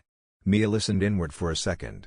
Adrian hated what it cost her to do that and hated more that they needed it. Not focused yet. More like weather turning. Elise made a dismissive sound at the walls. "Let her turn. We got work." They began. The first hour vanished into measurement, heat, caution, And the kind of silence that only appears when several competent people are trying very hard not to ruin the same fragile thing. Mia handled the D-series breakdown with hands still unsteady at the edges but exact in the center. Elise oversaw temperature and texture by instinct so old it looked like magic until Adrian remembered that most useful knowledge got called magic by people too arrogant to learn it. Zoe cross-checked the notes against what she remembered from the house's stolen files. Ethan fetched water, sterilized tools, kept watch through the side slat, and asked only the questions that mattered. Adrian tried being idle for 11 minutes. It suited him terribly. So he took over filtering the first precipitate wash through layered cloth and charcoal while Mia recalculated the reaction timing under less sterile conditions. "You know how to do this?" Ethan asked. Triage teaches improvisation with cleaner nouns," Adrian said. Zoe glanced over. "That is either reassuring or awful." "Yes." At some point during the second pass, the swamp sounds stopped. Not dimmed. Stopped. Every person in the shack noticed at once. No frogs. No insects. No water bird calling from the reeds. Just a silence so absolute it felt placed. Elise did not look up from the simmering reaction bath. "Bar the back window." Adrian moved immediately. He had just slid the final board into place when something huge dragged itself through the shallows beyond the shack. Not fast. Too heavy for fast. The sound of mass deciding where to belong. Jack's voice came through the dark outside in a ruined imitation of paternal cheer. "Family's cookin'." No one in the room mistook that for anything but catastrophe. The shack held them all with the particular grace of objects that had been maintained long past their intended lifespan. Elise's preparations for exactly this kind of occupation showed everywhere: the food that was still edible, the extra lantern wicks, the shelf of supplies that had been rotated and restocked on a schedule that assumed someone would need them eventually even if the someone who stocked them could not have known who. He felt the care in the design the way you feel a good piece of medical practice, not in the moment, but in the absence of the failure it would have caused. Jack's voice through the dark was the predictable end of the interval. He had learned that all intervals in the Baker estate ended with Jack. That consistency was almost restful in its reliability. You could plan around reliable catastrophe. Chapter 82. Jack hit the shack like a flood trying on a human memory. The first impact shattered the outer rail and threw mud against the walls in a wave. Lantern glass rattled. The reagent bath on the stove nearly tipped before Elise caught it one-handed with a muttered curse that sounded older than the state. "Nobody loses the pot," she snapped. Adrian was already moving for the door. Ethan got there at the same time. This time neither man wasted effort pretending they didn't understand the other. "Front or back?" Ethan asked. "Front takes the first hit. Back keeps the table alive." "Fine." Mia stood between them, every instinct dragging her toward the work and the fight at once. Adrian made the choice for her. Stay with Elise. Protect the serum. The order cost him because it sounded too much like exclusion and not enough like trust. Mia heard the real thing under it anyway. "Come back inside one piece you can still argue with," she said. No promises on the tone. Then the front wall bowed inward. Jack was not Jack anymore. At least not in any form language could hold without feeling complicit. The patriarch's shape had become a mass of fused muscle, mold plating, exposed bone ridges, and asymmetrical limbs grown for the sole purpose of violating architectural consent. One arm had thickened into a battering ram plated with blackened scar tissue. His spine rose in segmented protrusions like something underwater had learned hatred from a family photograph. Beneath it all, in impossible glimpses between the moving growth, Adrian still caught traces of the man from old tapes, a jawline, an eye socket, the wreckage of a face that had once grinned at supper for reasons not yet monstrous. Jack smashed through the porch and came roaring into the yard with both legs sinking knee-deep into the mud under his own weight. "Boy," he bellowed, and even now the word carried twisted affection. "You keep stealing my people." Adrian stepped off the porch to draw them wider. "They were never yours." Behind him Ethan broke left with the pipe and gun to split Jack's attention. Zoe, still inside but with a firing lane through the side window, shouted timing like she had spent her whole life preparing to insult physics. Right shoulders decorative, left hips compensating. Jack's swollen head jerked toward the window at the sound of her voice. For one awful instant Adrian saw something almost human pass through the monster's expression. Zoe. Then Eveline's influence closed over it like rot over wet wood and Jack charged the porch again. Adrian met the hit because there was no other body place to do it. The battering ram arm caught him across the torso and drove him through the porch rail in a hurricane of splinters. Air vanished. Pain translated his bones into separate political factions. He hit the mud hard enough to leave shape behind him. System text flashed through the impact like ice in his skull. Severe blood trauma logged. Adaptive recovery accelerated. Nearby mold resonance detected. That last line bothered him even before he had time to understand why. Jack came for him again on too many legs. Ethan hammered 2 shots into one exposed eye socket. The rounds vanished into tissue and brought only irritation, but irritation changed trajectory. Jack swung sideways toward Ethan, who dropped under the ram arm and jammed the pipe into a seam of softer flesh beneath the rib plating. Black fluid burst out in a pressurized spray. Jack howled. Inside the shack, something glass broke. Mia's voice rose over it. "Elise, now." Adrian rolled to one knee and saw why. The serum bath on the stove had gone violently reactive, turning from pale clouded amber to a deep opalescent color that climbed the sides of the vessel in slow self-organizing spirals. Beautiful. Wrong. Like the reaction had noticed it was being watched. Jack noticed too. He slammed one enormous hand into the porch posts and tried to wrench the whole front of the shack away from the frame. "Mine," he roared. "Not the house. Not the people. The thing being made." Eveline understood what it threatened. Adrian felt that realization strike him and Jack at nearly the same moment. Whatever lived in his regenerative system had begun to draw attention from the same mold logic consuming the bakers. Not sameness. Recognition. And Jack, monstrous though he was, wanted to claim the reaction before anyone could turn it against the child in the walls. Adrian staggered upright, every half-healed injury objecting, and ran straight at the largest thing in the yard. It remained a poor survival strategy and an increasingly reliable way to be the person fate talked to first. He buried the hatchet in the softer seam Ethan had opened and then, instead of tearing free, plunged his uninjured arm elbow deep into the wound after it. Hot blackness climbed his skin like live tar. Jack convulsed. Adrian felt it then with hideous clarity. The mold in Jack knew his body. Not his name. His pattern. The way regeneration answered damage. It pressed recognition against him like a mouth-testing language. Adrian ripped his arm back out, horrified in a way no visible wound had managed all day. "Ethan," he shouted, backing away, "don't let it get into open blood. That is alarmingly specific. New information." Jack lunged again. This time Zoe's shot from the window hit an explosive canister Adrian hadn't even seen tucked beneath the porch step. The blast was small by action movie standards and perfect by practical ones. Fire punched up Jack's left side and drove the monster sideways into the flooded ditch. For 3 seconds the yard belonged to human beings again. Adrian used all 3. "How close?" he shouted toward the shack. Mia answered from inside without looking up. "Not close enough." The ditch began to rise. Not because Jack was standing. Because the water around him was turning black. Chapter 83. Jack came out of the ditch carrying the ditch with him.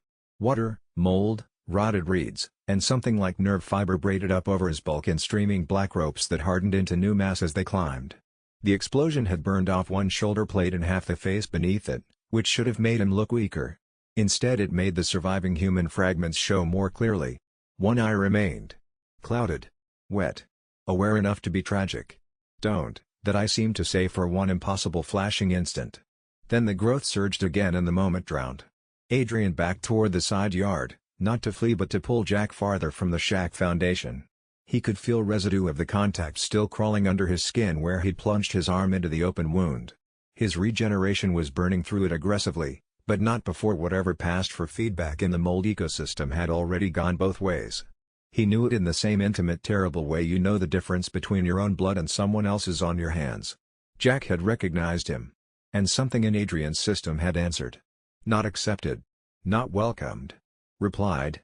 System text returned, sharper this time. Cross biohazard resonance detected. Host adaptation risk increased. Repeated contact may enable reciprocal pattern mapping. Adrian would have preferred that sentence in literally any other context. Jack barreled through the yard fence and nearly took Ethan with the debris. Ethan dove clear, came up rolling, and shouted, "You want to share the new nightmare? My healing talk's too loud." That explains almost nothing. It explains enough. Inside the shack, Elise shouted for a spoon, salt, and the blue jar in a tone that suggested chemistry and exorcism had once shared a workshop.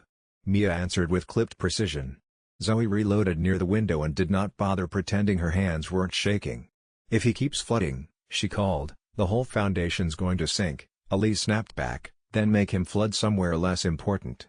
Sound advice. Adrian drew Jack toward the generator husk beside the path, waited until the monster committed, and then threw himself flat as Ethan shot the fuel line valve off the side tank. Diesel fanned out over Jack's lower bulk. Zoe's next round sparked off exposed metal and lit the whole mess into a crawling ground fire that clung to mud and water alike. Jack roared and kept coming. Of course he did. But the fire changed his gait. Made the new mold growth shrink back from his lower limbs.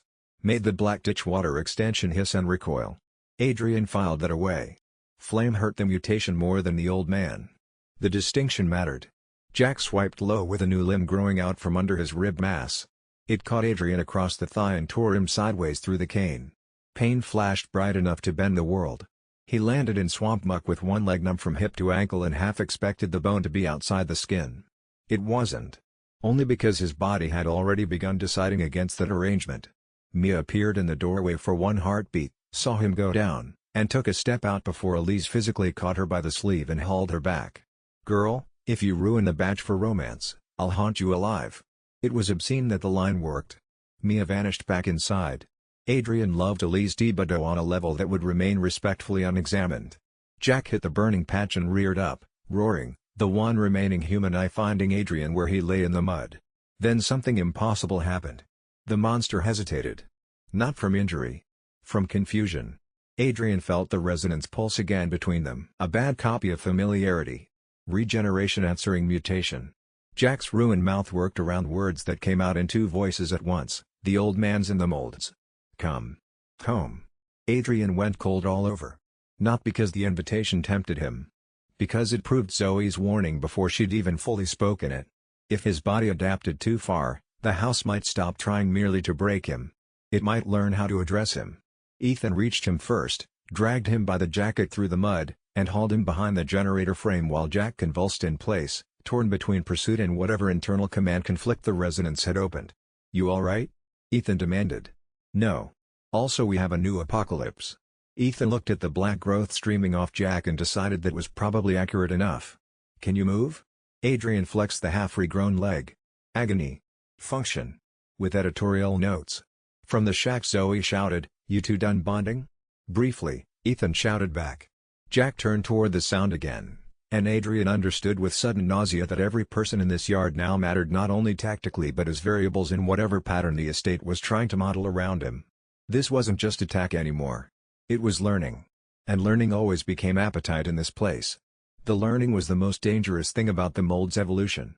Jack had always been dangerous the way a force of nature was dangerous, enormous, directional, inevitable within its own frame. But force of nature didn't adapt. Force of nature didn't watch your technique and adjust the next approach to account for what it had observed. Force of nature didn't find your regeneration interesting in a strategic sense. The new Jack did.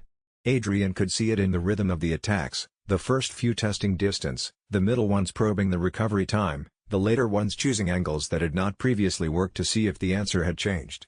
He was being mapped. He had been mapping back. They were both getting smarter.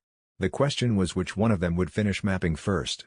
Chapter 84. The serum reaction stabilized enough for Mia to leave the table only when Elise physically shoved the covered vessel into a sink of cool marsh water and declared the batch temporarily too offended to explode.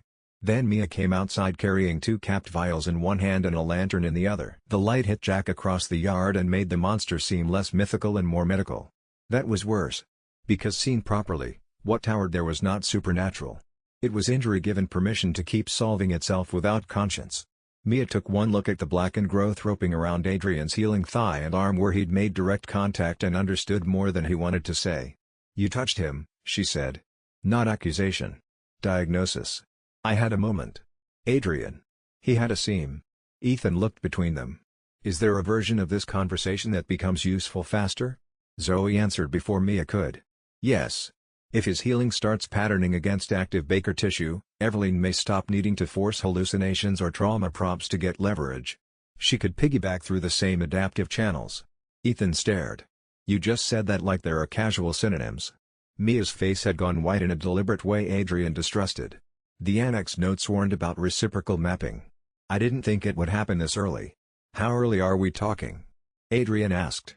"You are asking the wrong part first." "Fair." Jack hit the side shed hard enough to collapse it and returned everyone to the relevant urgency. Mia crossed to Adrian and grabbed his arm above the creeping black lines. "Listen to me carefully. If your regeneration keeps learning from infected tissue at the rate the estate learns from you, then eventually you stop being just resistant. She swallowed once. "You become legible." The word landed. Legible to Eveline. Legible to the mold network. Readable enough to rewrite. Adrian looked past her at Jack crashing through reeds lit by ground fire and thought with enormous dislike that becoming more survivable had once felt like an uncomplicated moral good. It no longer did. Ethan heard enough to understand the stakes without the vocabulary. So if he goes too far, this place can use him. "Maybe," Mia said. "Maybe?" Zoe snapped. "That is not a maybe people enjoy." Elise emerged onto the porch with a shotgun nobody had seen before and a handful of little cloth pouches that smelled violently herbal. "Quit naming doom and answer the bigger question," she said. "Can he still stand in front of the ugly thing long enough for us to finish this without becoming it?" Everyone looked at Adrian. He hated that. Not because of pressure. Because it meant the question was fair. He flexed his hand. The black residue under the skin was already being broken apart by his healing, but the process felt less like cleansing and more like negotiation. "Yes," he said. Then, because this room deserved honesty more than confidence, he added, "but not forever." That was enough. Mia passed one vial to Elise. "Not serum yet. Counteragent test mix. If it burns blue on contact, the substrate holds." Elise nodded once and broke one of the herbal pouches open with her teeth. Powder hit the shotgun shell she was hand-loading in a way Adrian chose not to question. "Then let's ask the old fool a chemistry problem." Jack charged the porch again. Elise fired. The blast struck center mass and erupted in a wash of blue-white flame that crawled through the mold plating instead of bouncing off it. Jack screamed in layered voices and slammed sideways into the cookshed remains. Every person in the yard froze for one instant. Blue fire. Counteragent response. The batch was viable. Mia exhaled shakily. "It works." "Good," Zoe said. "Now please invent enough of it to save our lives before he learns your address again." Jack tore himself out of the fire, smaller where the growth had sloughed off, angrier where the man beneath had been exposed. For a flicker Adrian saw him clearly. Not monster first. Jack Baker. Ruined, furious, trapped inside a body built from somebody else's appetite. The old man's mouth moved around words raw enough to break the monstrous overlay for half a breath. "Don't let her." Then the mold seized him again and the thing in the yard threw itself forward roaring. Mia stepped back toward the shack, clutching the remaining vial as if her hand alone could force the next phase into existence. Zoe caught Adrian's sleeve as he moved to intercept. "If that black pattern climbs into your chest, I put you down myself," she said. He believed her. It made him trust her more. Then he went to meet Jack anyway because some jobs stayed simple even while everything else got smarter and worse. Elise had watched him walk toward Jack without comment. He had turned once to see her face and found the expression there was not worry but assessment. She was checking his posture, his balance, the way he held the hatchet, the measure of something she could not quite name with the folk taxonomy of the swamp but which Adrian recognized from the ER. She was checking whether the person walking toward the problem was still the person who had walked into her shack. Whether the accumulated cost had changed the fundamental alignment of who he was. He hoped it hadn't. He walked as if it hadn't. Sometimes that was the same thing. Chapter 85. The second fight with Jack did not have the dignity of a duel. It had mud. Fire. Collapsed shed beams. Counteragent blue burning through black growth and ugly blossoms whenever Elise or Zoe found the right angle from the porch. Adrian darted in and out of Jack's reach not because he had become faster than the monster, but because pain had taught him where commitment slowed large bodies. Ethan worked the opposite side with the pipe and whatever ammunition he had left, not trying to kill Jack cleanly so much as keep forcing the old man to choose between threats. Every moment Jack chose was a moment the shack stood. Mia stayed at the table. Adrian hated that and loved it and understood why all at once. The most dangerous courage in the room was not outside in the mud. It was the decision to keep building a remedy while the people you loved screamed 3 yards away. Jack slammed the ram arm into the porch again, and this time the whole front corner of the shack buckled. Lantern light jumped. Glass shattered inside. Adrian took the opening and drove a hooked chain from the ruined rail into the exposed seam under Jack's left shoulder, then wrapped the other end around the generator frame. Jack lurched. The chain drew taut. For one precious second the monster could not advance without tearing himself wider open. "Ethan!" Adrian shouted. Ethan saw it and acted without needing the explanation. He sprinted for the fuel lantern hanging by the porch door, smashed it against the chain line, and turned the whole improvised tether into a ribbon of fire. Blue-white flame from Elise's counteragent shell met yellow diesel flare and the mixed burn went strange and bright, chewing through the mold growth with visible hunger. Jack roared so hard the swamp seemed to recoil. Then, In the middle of that impossible sound, another voice surfaced beneath the monstrous overlay. Mia. Not a command. A plea. The porch went still for one beat. Mia looked up from the table. Adrian looked at her and knew with perfect clarity that this was one of the true horrors Eveline had built into the family model, the exact wrong amount of humanity left. Too much to dismiss. Too little to save. Jack tore free of the burning chain and a spray of cooked black tissue and staggered backward into the reeds, suddenly more unstable than massive. The mold carrying his right flank peeled away in sheets. Beneath it the old man's torso shuddered with each breath as if the body no longer agreed on whether it was animal, weapon, or father. Elise lowered the shotgun slightly. He's splitting. Zoe gripped the windowsill. Good. No, Mia said. Everyone heard the difference. Not pity for the monster. Recognition of the cost. Jack raised his remaining hand toward the shack, and for an instant Adrian thought another charge was coming. Instead the old man pointed at the serum table and forced out words one by one like broken boards being pried apart. Don't let little girl drink you. Then his spine erupted. The mold reasserted itself in a convulsive tower of new growth that punched him upward and backward into the flooded dark beyond the yard lights. The reeds vanished under the movement. Water churned black. Then the night swallowed him. No body. No conclusion. Only aftermath. Ethan stood in the mud breathing hard through his nose.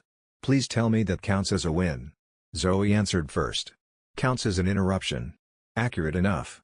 The swamp noises did not return. That was worse. Adrian stepped onto the porch and nearly folded when delayed pain from the fight and resonance contact hit him all at once. Mia was there before his knees fully agreed with gravity, catching his elbow and taking more of his weight than he wanted to give. Inside the shack the serum vessel had settled into a slow luminous swirl under Elise's supervision. The reaction looked calmer now. So did nobody else. Mia guided Adrian to the bench by the wall and crouched in front of him to inspect the black residue still threading under the skin near his wrist and upper arm. Her fingers were gentle. Her expression was not. You're warmer, she said. People keep hitting me. Not that. He knew. She cleaned the contact sites with the harsh-smelling wash Elise handed her, then sat back on her heels without moving away. The room around them kept working. Zoe and Ethan argued quietly over ammo and perimeter lines. Elise muttered measurements at the stove. Morales remained respectfully still under his clean blanket. In the middle of all that motion, Mia and Adrian found a pocket of stillness neither of them had meant to build. Jack remembered enough to warn us, Adrian said softly. Which means the part of him that knows what Eveline is hasn't fully died. That's supposed to comfort me? No. Mia looked down at her stained hands. Nothing about this is clean enough to comfort. He waited. She had earned room. After a long moment she said, when Ethan asked back there, whether I loved you. He felt every wound in his body go attentive. You answered. I know. The words came out dry and astonished, as if she still had not fully forgiven herself for honesty. Outside, somewhere far through the reeds, something heavy moved and then didn't. Neither of them looked away. I don't know how to explain timing that bad, she said. You don't have to. I do, actually. Because if I don't, then this becomes one more thing the house gets to narrate for us. That was me all over. Even here. Even bleeding through the edges. He nodded. Okay. She inhaled once, steadying herself the way other people might before stepping off a ledge. I loved Ethan before the ship. I still love parts of what we were before all this started eating context. I love that he came for me. I hate what that cost him. Her mouth tightened. And I love you because you saw the worst version of me this place could force to the surface and kept talking to the person underneath it. Adrian had no useful training for receiving something that exact while half covered in mud and systemic danger. Mia. Don't rescue me from saying it. Wasn't going to. Good. She looked at the black tracing under his skin again, and when she spoke next her voice went quieter. The terrible part is that none of this arrives in the right order. It should be easier to be decent than this. He let out a breath that felt almost like laughter and almost like grief. I've met humanity. Timing's one of our worst hobbies. That finally got a tired crooked smile out of her. It changed the whole room without affecting anything practical. He reached up, touched her wrist lightly, and kept his answer as honest and as unsolved as the world deserved. I love you too. She closed her eyes. Not to hide. To survive having heard it. When she opened them again, the room returned around them all at once. Stove hiss, Ethan's footsteps, Zoe swearing at the radio, Elise telling the reaction bath to behave as if chemistry could be shamed into virtue. Mia stood because work was still the truest mercy available. Then help me finish saving people badly. He rose with her because there had never really been another answer. Chapter 86. Ethan had not meant to overhear. That did not make the overhearing less complete. He stood on the far side of the half-drawn curtain that separated the front room from Elise's cramped back shelves, one hand braced on the doorframe and a box of salvaged cartridges forgotten in his grip. Adrian saw the exact second Ethan realized he had heard enough to know he should move and had stayed anyway because movement would have admitted it. For a moment none of the three of them spoke. Mia saw him next. The look on her face did not ask forgiveness. That would have been a different kind of cruelty. Instead it held something harder to bear, full recognition.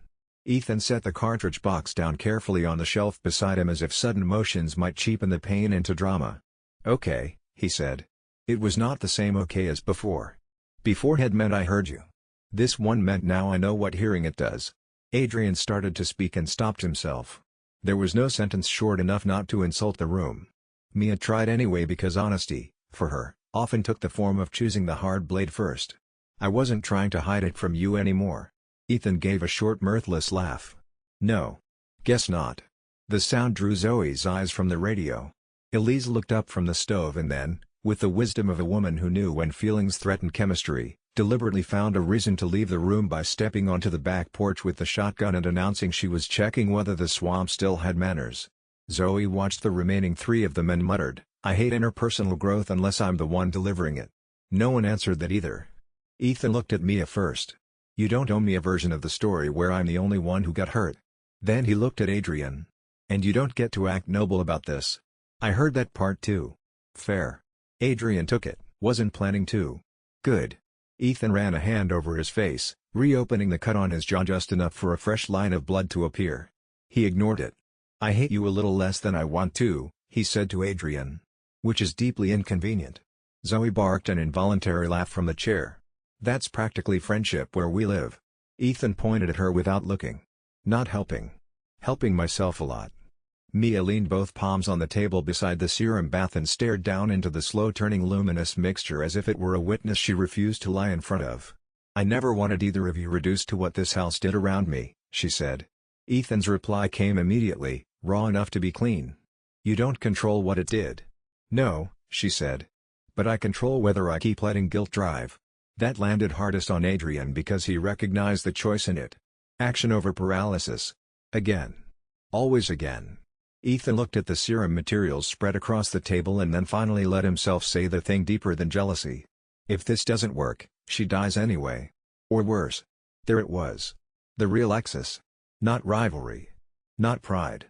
Fear of losing Mia into a form of survival that would no longer count. Adrian answered without softness and without trying to win. "Then we make it work." Ethan met his eyes. Something in the stare changed. Not acceptance. Recognition that Adrian was no longer a complication bolted onto the mission. He was inside the same fear now. That made hatred harder to keep simple. "You really don't know when to leave," Ethan said. "I got better at staying," Adrian answered. That should have been too neat. Instead it hung there between them, infuriatingly true.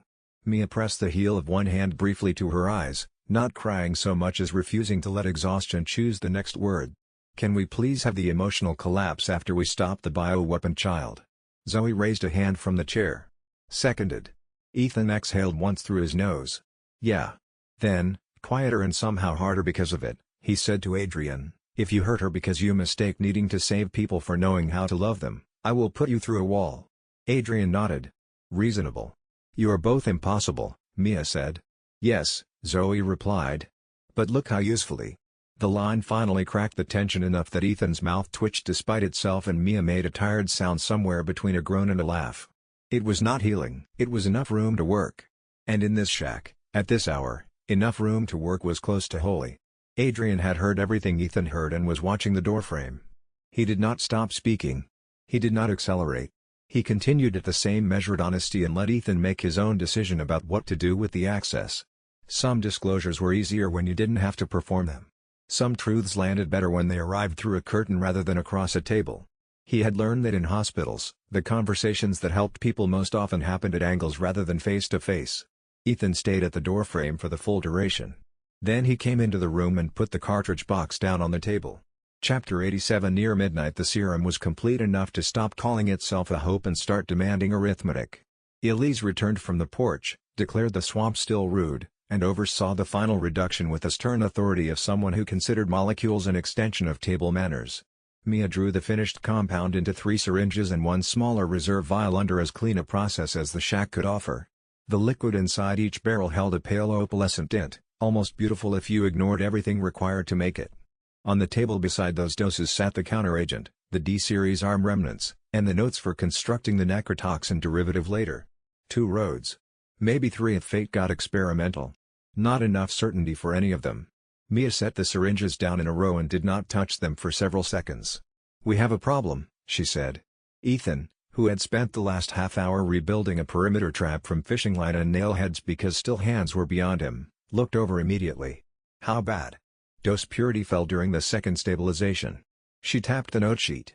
"We got enough functional compound for 2 full therapeutic exposures and 1 partial or emergency suppressive shot. Maybe." Silence. Adrian hated the shape of that silence because he already knew who lived inside it. Zoe said it first anyway because Zoe did not permit denial to get comfortable. 2 doses for 3 infected people. Mia nodded once. "Me. Zoe. And whoever else gets pushed too far before this ends." No one said Adrian's name, but the black tracer lines under his skin had opinions. Ethan looked at the syringes, then at Mia, then at Zoe. "Maybe the third doesn't need one if we finish this before things get worse." "Maybe," Zoe said. "And maybe Louisiana becomes known for moderate decisions." Elise sat down heavily across from them and folded her hands. "Let's strip romance and panic off it. Girl's infection is active and complicated but responsive to stabilizer patterns. Zoe's been carrying lower-grade exposure longer with less support. Boy there ain't infected the same way, but he's letting crosstalk happen." She looked at Adrian. "Ain't sure what kind of medicine fixes becoming understandable to rot." That was one way to hear your prognosis. Adrian appreciated the lack of sugar. Mia picked up 1 syringe, turned it in the lantern light, and looked suddenly older than any of them had the right to be. 2 full chances, she said. "And 1 maybe." Ethan asked the practical question because practical questions were mercy. "Does a full dose cure?" "Nothing cleanly." Mia's voice had gone clinical to survive itself. "It can suppress enough infection to restore agency, blunt Eveline's control, and possibly reverse some structural mold integration if the host still has enough baseline self left. But we're beyond textbook territory. The closer someone is to the network, the less predictable the result." Zoe leaned back carefully, face pale under the lamplight. Translation: "We get to gamble medically and morally at the same time." "Yes." Adrian looked at the 3 syringes and understood why Eveline loved family language so much. It made triage sound like betrayal. He hated her more for that than for almost any visible act of violence. Mia began separating the doses, labeling 1 with a strip of red cloth, 1 with blue, and leaving the incomplete 1 bare. "We don't decide in panic," she said. "Then when?" Ethan asked. "When we know who's still standing at the moment of use." That was the correct answer. It was also unbearable. Zoe saw both truths and let them coexist without softening either. "Good. I was worried we'd do something cheerful." Outside, far across the swamp, a low impact rolled through the night like part of the property had folded in on itself. The shack walls trembled. Adrian looked toward the dark. What was that? Elise did not bother pretending ignorance.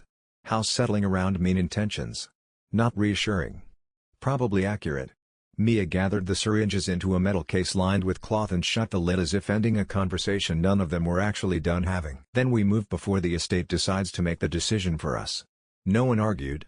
That was almost the worst part. The arithmetic of the serum was the plainest thing that had happened in the Baker estate since Adrian arrived. 3 syringes. 3 variables. Mia, most urgent. Zoe, next. And the question of what to do about the third that nobody had managed to resolve in a way that didn't leave someone bearing more than their share of the risk. He had proposed using himself as a buffer. Zoe had rejected it with the directness of someone who had watched too many people justify self-destruction with good intentions. The argument had settled into something that was not agreement but was at least not active conflict. They would carry the 3rd dose until circumstances forced the decision. That was what passed for resolution in the current facility. He accepted it. The metal case sat on the table between them with the finality of something that had already decided. 3 syringes. Enough math to have a next step. Enough trust to disagree about who was right and still move together. He picked up the case and they moved. Enough for a next step. That was all any decision in this estate had ever required. Chapter 88. They did not get to leave immediately. The black tracing under Adrian's skin made sure of that. It had climbed while they were talking, not dramatically enough for panic but steadily enough to prove Zoe's warning was not theoretical. Fine dark branchwork now threaded from the contact wound at his wrist almost to the inside of his elbow, with a second thinner line curling up along his ribs beneath torn fabric where Mia's wash had slowed but not erased the resonance pattern. Elise saw it first when Adrian reached for the door bar and the lantern light caught the shine under his skin. "Sit back down," she said. He kept standing for half a second out of habit. Then Mia saw it too. That ended the discussion. "Adrian." He sat. Zoe craned from the chair, took one look, and swore in a tone she seemed to reserve for things that offended both tactically and aesthetically. That got worse fast. Ethan crossed the room in 3 strides. "What does worse mean?" Mia was already opening the serum case again with hands that had gone calm in the way hers did only when fear became task. "It means the reciprocal mapping didn't stop when he broke contact. His system is using active Baker residue as a repair language scaffold." "English," Ethan said. "It means his body is learning from the mold while it heals." That was English enough. Adrian looked down at the black branching and tried not to anthropomorphize what felt like his own regeneration considering bad suggestions. "Can we burn it out?" Elise answered with complete disgust. "Boy, if fire solved every problem you made tonight, we'd all be happier." Mia lifted one of the full-dose syringes. A full therapeutic exposure might interrupt the resonance long enough to reset the adaptation pattern. Ethan's head snapped toward the case. "That's one of the only real doses." "I know." Adrian reached for the smaller bare vial instead. "Use the partial." Zoe's laugh came sharp and immediate. "There he is." He looked at her. "Practical. Suicidal with branding," she corrected. Mia did not even glance up from the case. "No." Adrian blinked. "No? No, we're not pretending your body is a cheap testing surface just because it comes back from bad decisions faster than ours." Ethan, unexpectedly, nodded. "She's right." Adrian stared at both of them and felt accused by competence. "If the resonance gets worse, I'm a bigger problem than a wasted dose." "If we use a full dose on you blind," Mia said, finally looking up, "and it interacts with the regenerative system in a way we can't predict, then we lose a dose and maybe the one person currently willing to get hit first every room." "Currently?" Zoe said. "Still sounds generous." Elise took the syringe from Mia's hand before the argument could turn noble. "Y'all are asking the wrong question." She held up the bare partial dose vial. "Partial ain't enough to heal his whole mess. Might be enough to tell us how his body answers counteragent logic. We use the maybe dose as a probe. If he starts seizing, we all panic in a very organized fashion." That was the closest anyone in the shack was going to get to consensus language. Ethan looked at Adrian. "How much will it hurt?" Adrian considered lying. The impulse made it halfway to his face before Mia shut it down with a stare. "A lot," he said. "Good. Then if you underreact, we'll know you're performing." Zoe gave Ethan a brief look of surprised respect. "You're adapting." "Deeply against my will." Mia drew the partial dose into a fresh injector and came to kneel beside Adrian where he sat on the bench. The room narrowed around the syringe in her hand and the black branchwork pulsing faintly under his skin. "You tell me exactly what happens," she said. "All of it?" "Especially the parts you think I don't want to hear." He nodded. The needle entered just above the resonance line in his forearm. Cold hit first. Then heat. Then something in between with teeth. The counteragent raced through his arm and slammed headlong into the mold mimicry his regeneration had started to encode. Adrian sucked in a breath so sharp it cut. The branching under his skin lit pale blue for one impossible second and then began crawling backward toward the wound in jerking spasms. Every muscle in his arm locked. His back arched off the bench. Mia caught his shoulder. "Adrian." "Burns," he managed. "Inside." That was not enough detail for her. "Burns how?" He forced himself to stay in the words. "Like my body can't decide what counts as me." Nobody in the room liked that sentence. The blue flare spread from his wrist up toward the inside of his elbow, met the black branching, and detonated into pure white agony. Adrian bit hard on the inside of his cheek to keep from shouting and tasted blood. Then the pain changed. Not less. Cleaner. The branchwork under the skin began disintegrating into drifting ink that his body seized and flushed out in fever sweat. Mia stared, half horrified and half professionally consumed. "It's stripping the copied pattern." Elise leaned in, eyes narrowed. "But not the host tissue." Zoe blew out a breath. "Good." I'd gotten attached to his arm. Ethan crouched on Adrian's other side, watching for collapse with the focused expression of a man who had spent far too long trying to keep terrible things from taking one more person. "You with us?" Adrian nodded once because speech felt newly optional. After 40 vicious seconds the blue light under his skin faded. The black branching was gone. Not all the way. A tiny thread remained near the wound site like a memory refusing complete eviction. Mia saw that too. Not perfect. Good enough for data, Elise said. Adrian finally exhaled what might have been 3 minutes of air. Please tell me that was informative. Mia looked at the syringe, then at the notes, then at him. It means the serum can interrupt resonance. Interrupt, Zoe repeated. Not solve. Yes. Adrian rolled his shoulder carefully and found that the old injury pain was still there, but the specific wrongness of being read by rot had receded. Temporary. Probably expensive. Useful anyway. He met Mia's eyes. So if I start going legible again, you hit me with a real thing? Before she could answer, Zoe did, only after I hit you first for volunteering so eagerly. Chapter 89. The relief in the room lasted less than a minute before the argument beneath it found language. Adrian pushed himself upright, still shaky from the partial dose, and reached for the metal serum case again. Then we know enough. Save the 2 full doses for Mia and Zoe. If I go bad later, use whatever's left or don't. Zoe stared at him as if he had personally offended architecture. No. That's exactly what we just learned. No, she repeated, harder. What we learned is that you reach for your own body as the solution every time arithmetic gets ugly. He opened his mouth. She ran straight over him. You think because you heal, the moral cost comes discounted. It doesn't. It just gets quieter where you can ignore it. The shack went still enough for the stove hiss to sound accusatory. Mia looked at Zoe with the expression of someone hearing a private fear spoken by the exact wrong witness and recognizing the truth of it anyway. Ethan folded his arms and leaned against the wall. She's not wrong. Adrian looked between them and felt briefly like the only person in the room who hadn't read the assignment. I'm making the practical call. No, Mia said softly. You're making the familiar one. That went deeper than Zoe's anger because Mia said it without any appetite for winning. Just grief. Adrian turned away for half a second and looked at Morella's covered form on the side cot, at Elise wiping down tools for lack of a better ritual, at the swamp dark window board shaking faintly whenever something far away in the estate shifted under strain. He understood what they were saying. He did not enjoy it. The regeneration system had given him a reliable bargain: hurt now, survive later. Useful. Seductive.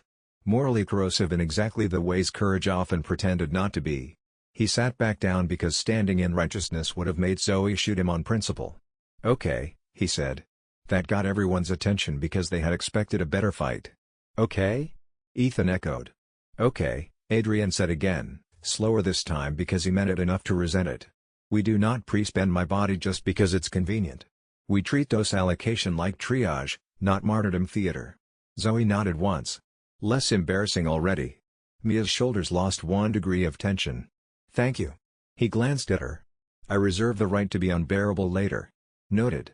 Ethan pushed off the wall. Good. Then the plan's simple. Nobody volunteers to become a medical concept until we're forced. Elise snorted. In this house that's practically a constitution. Another low tremor ran through the shack floorboards. Dust drifted from the rafters. Outside, somewhere beyond the reeds, a groan of twisting timber rolled over the water and did not fully stop. Zoe's head turned toward the sound. Main house is shifting. Mia went to the barn maps and overlaid them against the older property sketch from the annex files. Not just shifting. If the lower growth network's destabilizing from fire and counter-agent exposure, weight transfer's going to move wrong. Walls, crawl spaces, hidden lab supports. She didn't finish. She didn't have to. The whole estate had been held together partly by engineering and partly by infection. If one started rejecting the other, collapse would not behave politely. Adrian rose again, slower this time. Then we stop talking and move. Elise packed the remaining serum case into waxcloth and shoved it at Mia. Girl, keep that closer than prayer. Mia accepted it with a grave nod. Zoe tried to stand and nearly blacked out on the first shift of weight. Ethan and Adrian both moved toward her. I hate this family picture, she muttered, letting them help anyway. That was as close to consent as the shack was likely to see. They were at the door when the radio on Zoe's chair crackled to life on a dead frequency no one had touched. Lucas's voice spilled through the speaker, thin with distance and smoke and delight that had somehow survived all injury. Y'all forgot one thing. Every spine in the shack locked. Zoe picked up the radio and held it like she might decide to throw it into a wall. How are you alive? Hates cardio, sweetheart. Behind the words came other sounds: wind, crackle, and far beneath both, the low churning pulse of industrial fans or pumps still running somewhere under the property. Lucas coughed wetly and kept talking. "You burned my upstairs, but you didn't burn the backups. Whole little world under the house still breathing. And since you all seem attached to closure, I thought I'd mention retrieval's no longer theoretical." Mia went very still. "Connections?" Lucas laughed softly. "See? She always was my favorite when she paid attention. Clock's running now. Come downstairs if you want the files that say where else family gets made." The radio clicked dead. No one spoke for 2 long seconds. Then Zoe said, "I would like to kill him with literature." Adrian understood the actual message beneath the taunt immediately. Lucas had key data. There was still a live lower facility. And the night had just acquired a second deadline. He sat back and kept his hand off the metal case. The case sat on the table between them like an argument nobody wanted to lose. 3 syringes, 2 clear destinations, and a third that was a question mark wearing everyone's calculation. He had proposed the obvious thing. They had rejected it for good reasons. The good reasons didn't change the math, but they changed what kind of person he got to be while the math was still unsettled. He let it stay unsettled. He stayed present. He waited for whatever Lucas had just introduced into the evening's schedule to develop into something operational. Chapter 90. They left Elise's shack because there was no version of staying that counted as safety anymore. Elise came with them for the first quarter mile, not as a combatant but as an armed condemnation of bad spirits and worse biotech, then stopped at the old cypress split where the reed path narrowed toward the main house lanes. "I ain't built for sprints through collapsing evil," she said, pressing 2 more rebel shot shells into Ethan's palm. "But if any of you come back breathing, bring me the girl first and the trouble second." Mia squeezed her forearm once in silent thanks. Zoe touched 2 fingers to her brow like a rude salute. Adrian adjusted Morella's wrapped case on his shoulder and nodded because some forms of gratitude deserved less talk. Then the 4 of them moved on. The estate looked different now. Not calmer after fire. Looser. As if several invisible joints had been dislocated at once and the whole property was still deciding how to carry its weight afterward. Portions of the main house porch sagged. A side wall near the old processing route had buckled outward. The waterline in the flooded yard pulsed oddly, rising and falling in time with some deeper mechanical activity Lucas had not been lying about. Every path toward the house felt temporary. The first sign of Marguerite came as insects. Not a swarm exactly. A pattern. Dozens of fat black flies lifting out of the reeds in a coordinated burst and then settling again farther ahead, marking a route with the deliberateness of something trying to herd rather than merely infest. Zoe saw it and swore. "She's nested near the root line." Ethan glanced up. "Near what?" "The old growth seam onto the east wing. If the house is destabilizing, she'll anchor there. She always picks the places where rot behaves like devotion." That was unpleasantly vivid and also probably correct. Mia shifted the serum case higher under her arm. "We can't let her keep a stable nest if the lower access is under the east wing." Adrian looked at the buckling house silhouette beyond the reeds and knew the next ugly fact before anyone said it. "Then she comes first." No one liked that either. But the route of dislike kept lining up with reality, which was becoming a pattern of its own. They reached the greenhouse lane by moving through knee-high water and past the remains of old feed pens whose walls now bulged with black mycelial veins. Twice the ground beneath them sank a dangerous inch and then held. Once a burst pipe under the yard vented steam that smelled like formaldehyde and pawn rot. Lucas's whole world under the house was still running somewhere below their feet. At the entrance to Marguerite's territory, the night changed flavor. The air turned sweet and spoiled. Webbing stretched between porch posts and tree limbs in sheets thicker than cloth. Egg sacs pulsed under the eaves. The side of the east wing breathed. Not metaphorically. Actually expanded and contracted as something living behind the walls used the house as a rib cage. Ethan stopped dead. "I hate all of this." "Correct response," Zoe said. Mia knelt by a patch of slime and touched 2 fingers to the edge without breaking the skin. "The growth is new. She's feeding directly off destabilized runoff." Adrian followed the line of secretion toward the cracked foundation vent beneath the east wing. There. A live access route below. Which meant Marguerite was not just another monster in the way. She was sitting on the throat of the house. Zoe checked her pistol, winced, then passed Adrian a shell from Elise's pouch. "Blue fire rounds hurt mold clusters. If she gets big, aim center mass only long enough to open a seam. Nest tissue'll be nearby." "That specific?" Years of hating creatively. Mia rose and looked at all 3 of them in turn. "If we bring her down, the east wing may come with her." Ethan glanced at the sagging roofline. Feels like that was already on the schedule. Adrian looked at the breathing wall, the vibrating egg sacs, the cracked foundation vent leading toward the lower facility they now had to reach before Lucas's deadline or whatever the connections intended arrived at the property line. Everything in the house wanted family. Everything beneath it wanted access. Marguerite had become both. He loaded Elise's shell, tightened his grip on the hatchet, and stepped toward the east wing while the wall exhaled again like a living thing preparing to be offended. The east wing smelled like Marguerite's presence before he reached her visual range. That was one of the new calibrations the estate had given him, a sensory taxonomy he had not possessed before this night. Jack smelled of machine oil, blood, and wet earth, the smell of force that had been everywhere it wanted to be and expected to be everywhere still. Lucas smelled of nothing until you were already inside one of his constructions. Marguerite smelled of sweetness and rot and the specific compound that the mold produced when it was performing domesticity for an audience. He had learned to trust his nose in these walls. He stepped forward. The smell thickened. He breathed through it and kept his hatchet close. He went forward through the east wing smell with his hatchet in one hand and the serum case in the other and his regeneration running quietly in the background and the estate pressed all around him with its peculiar compound of menace and invitation that he refused both and kept walking. Chapter 91 Marguerite's territory did not announce combat the way Jack's did. It announced surrender. The east wing porch sagged under webs thick as funeral lace. Insect husks clung to the banister in devotional layers. The front door stood half open, breathing out a smell so sweet and spoiled it made the back of Adrian's throat ache. Mia led them through the threshold because she remembered where the floor rotted first and where Marguerite liked to pretend the house was still a place mothers moved through. Every room disagreed with the memory. The dining alcove had become a nesting chamber, chairs embedded in layered resin growth up to the seat backs.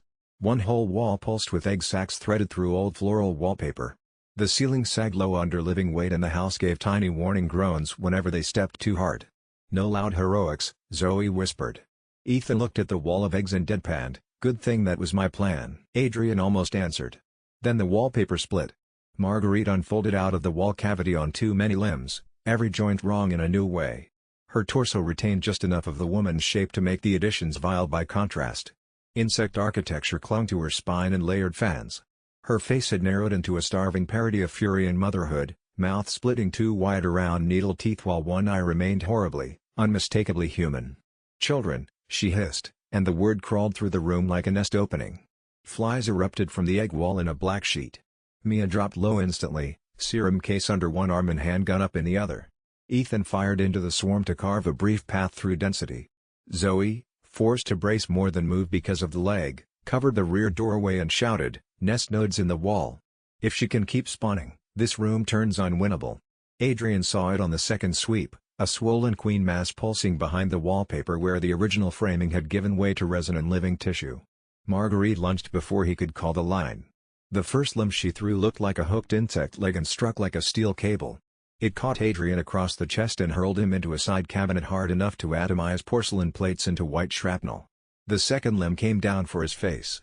He rolled under it and hacked upward, severing the joint at the narrow point where flesh still pretended it belonged to anatomy. Black fluid hit the wall and immediately began hatching. "That is deeply unfair," Ethan shouted. "Educational, though," Zoe shot back. Marguerite shrieked and scuttled up the wall, abdomen dragging resin strands behind her. She did not move like Jack. Jack had been mass and grief and force. Marguerite was precision corrupted into appetite, each movement chosen to divide, corner, and punish. Mia fired 3 shots into the wall node behind her. 2 struck resin. 1 punched through the membrane and burst a sac the size of a wash basin. The whole room convulsed. Marguerite snapped toward Mia with such immediate possessive rage Adrian felt the air change. "Mine," she crooned in a voice layered with insects. "Mine to keep clean." Adrian crossed the room and intercepted the charged shoulder first. They went through the side partition into what had once been a pantry and was now a vertical shaft of rod and nest comb extending down into the crawlspace under the east wing. Marguerite clung to the wall over him, all hiss and twitch and impossible leverage. Adrian looked down.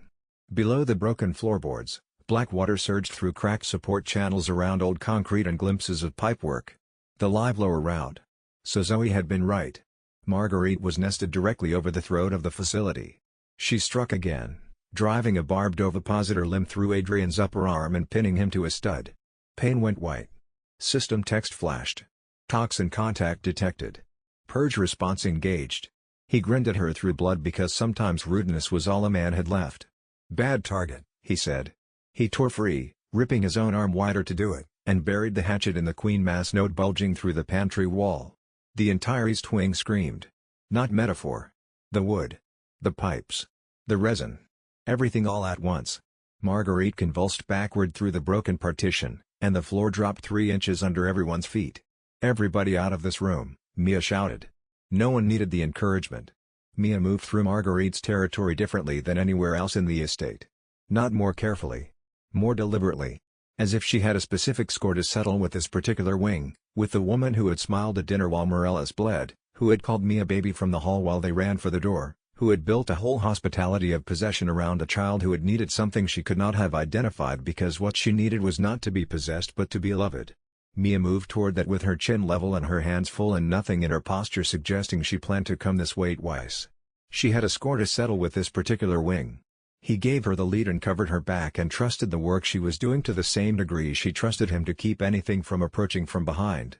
Chapter 92. The collapse started locally and became theological. They barely cleared the pantry threshold before the whole chamber behind them tore downward in a rain of nest resin, joists, and screaming insects. Marguerite vanished with the floor for one sickening second and then came surging up through the hole larger than before, dragging half the east wing's understructure with her. She had anchored to the house so completely that hurting the nest now hurt the building. And the building had begun to answer. Black water erupted from the torn crawlspace in a flooding wave thick with mold strands and chemical runoff from lower facility lines. It hit Adrian knee-high and tried, in the same instant, to pull, infect, and orient him. He felt the network rush up through every injury he had not yet earned the right to forget. System warnings cascaded through his skull. Mass contamination event. Identity integrity under pressure. Pattern override risk elevated. This was not like touching Jack. This was immersion.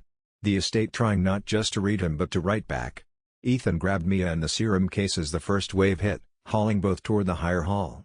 Zoe fired blue shell scatter into the central mass of the flood where Marguerite's lower nest tissues seemed thickest. The counteragent flame burst across the water in crawling veins of pale fire, burning channels through the black surge. Adrian was still in the middle of it. The mold climbed his legs. Not physically only. Conceptually. He could feel the network searching for habits. Pain response. Repair preference. Emotional anchors. The places he ran to in memory when the body failed and the self needed a shape to keep living inside. Houston freeway rain. Hospital corridors.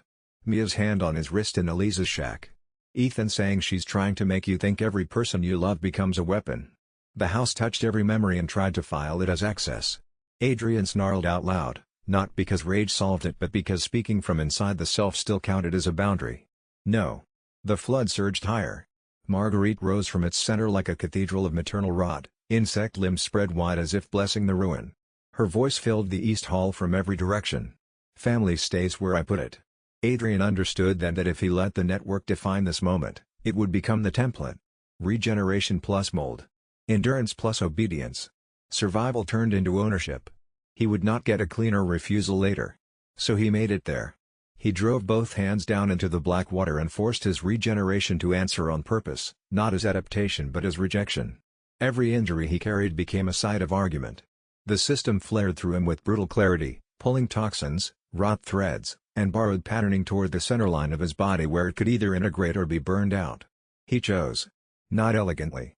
Not in words the system could likely parse, but with intention hard enough to count.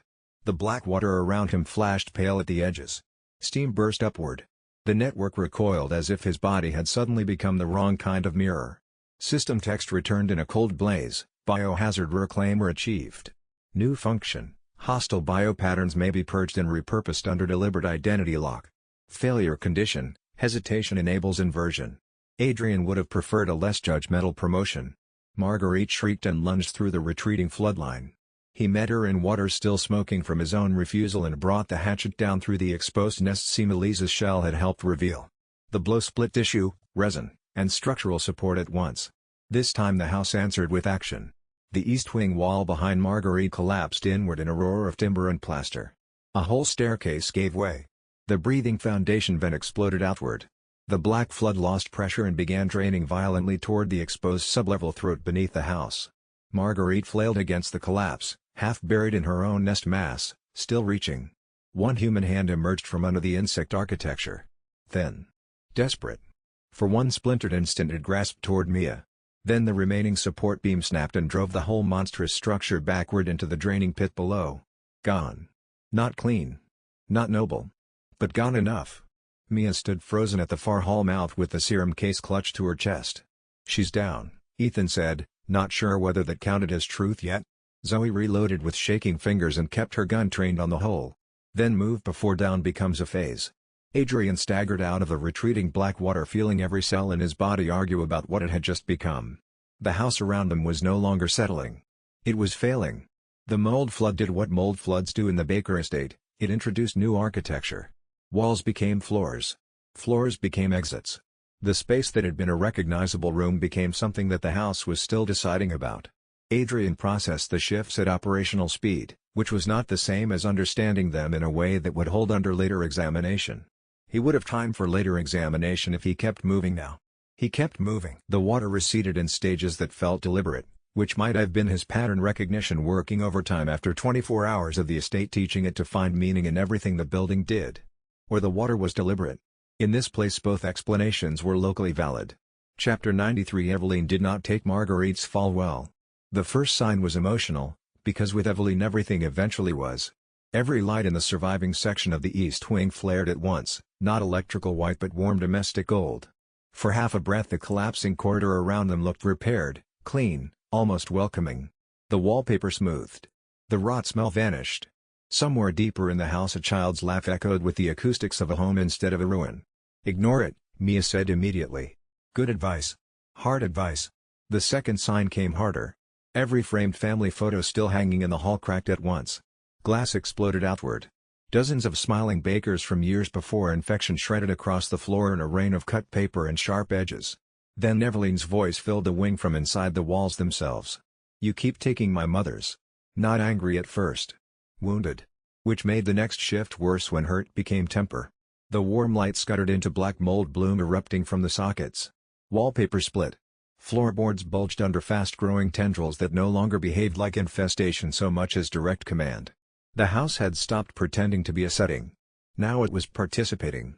Ethan grabbed Zoe under one arm as another tremor nearly took her bad leg out from under her. Mia pointed down the newly exposed sub-level shaft under the collapsed pantry. "Lower routes open.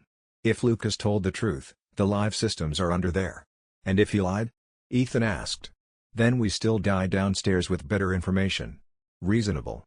Adrian turned toward the draining shaft and felt the reclaimed energy from the flood still simmering under his skin in a way he distrusted. The biohazard reclaimer shift had bought them a moment. It had also altered the rules of contact in ways none of them fully understood. Eveline understood enough to hate it. Her voice singled him out now with the intimacy of a hand closing around a bruise. "You're supposed to come back when I break you." Adrian looked up at the ruptured ceiling where the house lights pulsed like a living nervous system and answered before fear could simplify him. "You keep confusing return with belonging." The walls screamed. Actual sound this time. Not metaphor, not imagination. Timber and plaster and mold network all vocalizing at once like the house itself could no longer contain the strain of wanting. Egg sacs hidden deeper in the wing burst. Molded forms began dragging themselves out of the drains in stuttering half-grown waves. Not full hunters. Emergency tissue puppets made from whatever the network could animate fastest. Zoe fired one in the face before it fully stood. "Conversation later?" Mia was already moving toward the shaft. "Yes." Ethan covered her right flank. Adrian took point because reclaimed flood contact had made the smaller emergency molded hesitate around him for fractions of a second that tactically mattered and psychologically alarmed him. They dropped through the collapsed pantry into the exposed sub-level throat just as the east wing above gave a long splintering groan that sounded too much like the building begging not to be itself anymore. The shaft walls were half concrete, half earth, and all of it slick with fresh black runoff. Old service ladders had torn loose on one side. Pipe bundles burst from the wall at odd angles, some venting hot vapor, others leaking the same contaminated flood Adrian had just forced out of his body by choosing rage over surrender and somehow getting promoted for it. He did not love the phrasing of his own life lately. At the bottom of the shaft the lower facility opened in two directions, left toward machinery, right toward clinical light. Lucas's world and Eveline's origin story, probably braided together where they hurt most. Mia pointed right without hesitation. "Lab route first. If the retrieval date is real, it'll be in the archive path near the nursery prep rooms." Then she looked at Adrian, At the faint residual blue flicker still buried under the skin of his forearm, and said the one thing Eveline most needed punished. "Stay with us." The child in the walls went quiet. Not calmed. Enraged enough to become precise. The warmth was the wrong kind for the context. That was Eveline's specific talent. She could produce the emotional register of safety without its substance, could assemble all the sensory ingredients of belonging and present them in a configuration that functioned like the thing it resembled without actually being it. The estate around them flared to life with light that looked domestic and smelled of something cooking and felt like a house that wanted to be inhabited. He registered each component and identified it as false in the same way he identified mimics in biology. If it looks exactly like safety in a place where safety has not been structurally possible, treat it as threat. The warmth was false. He registered it, refused it, and kept moving through it the same way he moved through everything in this estate that wanted him to stop and receive its invitation. He was not available. He moved through the false warmth into the corridor beyond it. The estate's imitation of safety was better than it had been at the start of the night. He chose to take that as a compliment. Then the warmth was gone and the corridor was the corridor again. Good. He preferred honesty from architecture. Chapter 94. The archive path did not let them stay a unit for long. The lower facility had once been industrial and hidden. Eveline had turned it domestic in the worst possible sense. Hallways meant for freight carts now held little chairs set against the walls at impossible intervals. Children's drawings had been taped over hazard placards. One clinical observation room had been turned into a mock bedroom where a tea set sat laid out beside a cracked terminal still blinking retrieval errors in red. Family as contamination. Adrian hated it so much it steadied him. They moved through the prep rooms in tight formation until the corridor opened into a central archive bay with shattered glass partitions and ceiling monitors looping corrupted transport footage from the ship. Here Lucas's promised backup data waited in locked cases along the far wall under labels like Field Follow UPS and Secondary Households. Also waiting, an armored security locker beside the archive cases, 2 reinforced medical chairs bolted to the floor, and a control screen displaying serum response modeling for infected hosts. Mia stopped dead. He was already running dose scenarios. Ethan looked from the screen to the serum case under her arm and understood the next moral problem instantly. He knew we wouldn't have enough. Zoe limped in behind them and read the screen through narrowed eyes. He didn't know. He just bet correctly that family plus scarcity equals useful suffering. The model listed predicted responses for 3 host types: active handler contamination, chronic low-grade familial exposure, and adaptive cross-pattern host. Mia. Zoe. Adrian. Lucas had been planning this room. Maybe before tonight. Maybe before Adrian was ever meant to matter. Maybe because the estate always iterated toward dilemmas faster than people did. Ethan looked at the screen, then at the 3 of them, and finally spoke the question none of them could avoid now that the machine had made it visible. Who gets the sure doses? Silence. The kind with teeth. Mia set the metal case on the nearest desk as if even her hands objected to holding that question alone. "I can function on stabilizer longer than Zoe can," she said immediately. Zoe scoffed. "And I can still shoot better than you while half broken, so maybe let's not turn this into sacrifice improv." Adrian looked at the model prediction scrolling in clinical language. His own line included terms like pattern inversion risk and network susceptibility under sustained adaptation stress. Mia's line included relapse probability under emotional triggers. Zoe's line included irreversible spread if exposure continued untreated beyond a narrowing time window. He hated that the machine's coldness made the dilemma easier to see and harder to survive. Ethan rested both hands on the table and said, more quietly than any of them expected, "This can't be about guilt." Mia looked at him. He held it. "Not yours. Not mine. Not his. We pick for who can still help end this if treated and who can't if not." That was the cleanest sentence in the room. Zoe, who loved honesty best when it arrived dressed as violence, nodded once. "Good. I was worried we'd all get poetic and die." Adrian studied the predictions, then the people. Mia, still the only one who could fully interpret the lab architecture and toxin route. Zoe, limping, furious, alive almost entirely because of spite and local knowledge. Himself, newly altered, useful in precisely the way that made future control more dangerous. He knew the answer the machine would likely prefer. He also knew he no longer trusted machine answers where family language had been involved. "Zoe and Mia," he said. Mia snapped her head toward him. "Adrian, you two get the full doses if we have to choose right now." Ethan did not immediately agree. That mattered. He thought before speaking. "Why?" Adrian pointed to the archive wall beyond them. "Because Mia can navigate this place and build a toxin path. Zoe knows how the house lies and where it hides routes. If I stay untreated but functional, I become a risk. If either of them go down, we lose the map. Zoe held his gaze for a long second. That is the first time your self-sacrifice impulse has sounded annoyingly strategic. Mia did not smile. And if the resonance spikes again? Then you use the third option if it helps. Or you put me through a wall like Ethan said. Ethan, grimly, still on the table. That should have eased nothing. Instead it did, a little. Because the choice had finally become about utility without pretending utility did not hurt. Mia opened the metal case and set the two marked full doses apart from the bare partial reserve. Her hand hovered over the red cloth, then the blue, and finally withdrew. No one gets injected in theory, she said. Not yet. Zoe exhaled through her teeth. Still hate sensible leadership. On the control monitor, a new line flashed across the screen in Lucas's voice-coded annotation. If delay continues, house chooses for you. The overhead lights dimmed. Somewhere deeper in the lower facility, a familiar heavy impact rolled through concrete. Jack. Coming back. Again. The chairs in the freight corridor were the detail that stayed with him. Not because they were unexpected in a horror context but because of their size. Adult-height chairs, arranged at child intervals, suggesting that the entity doing the arranging was not confused about scale but was instead producing an approximation of childhood space from adult materials, which was its own specific statement about what Eveline had been given and what she had been missing when she received it. He stepped around the chairs without touching them. Touching the furniture in Eveline's territory seemed like the kind of detail that would matter later in ways he preferred to avoid. Chapter 95. No one got the luxury of debate after that. The archive bay answered Jack's return by rearranging itself around urgency. Ceiling monitors flickered from serum models to warped security feeds. One showed a corridor caving inward under flood pressure. Another showed Lucas limping through a lower service lane with a case under one arm and one side of his body charred into a map of consequences. A third showed nothing but static in one small handprint sliding down the inside of the screen from nowhere.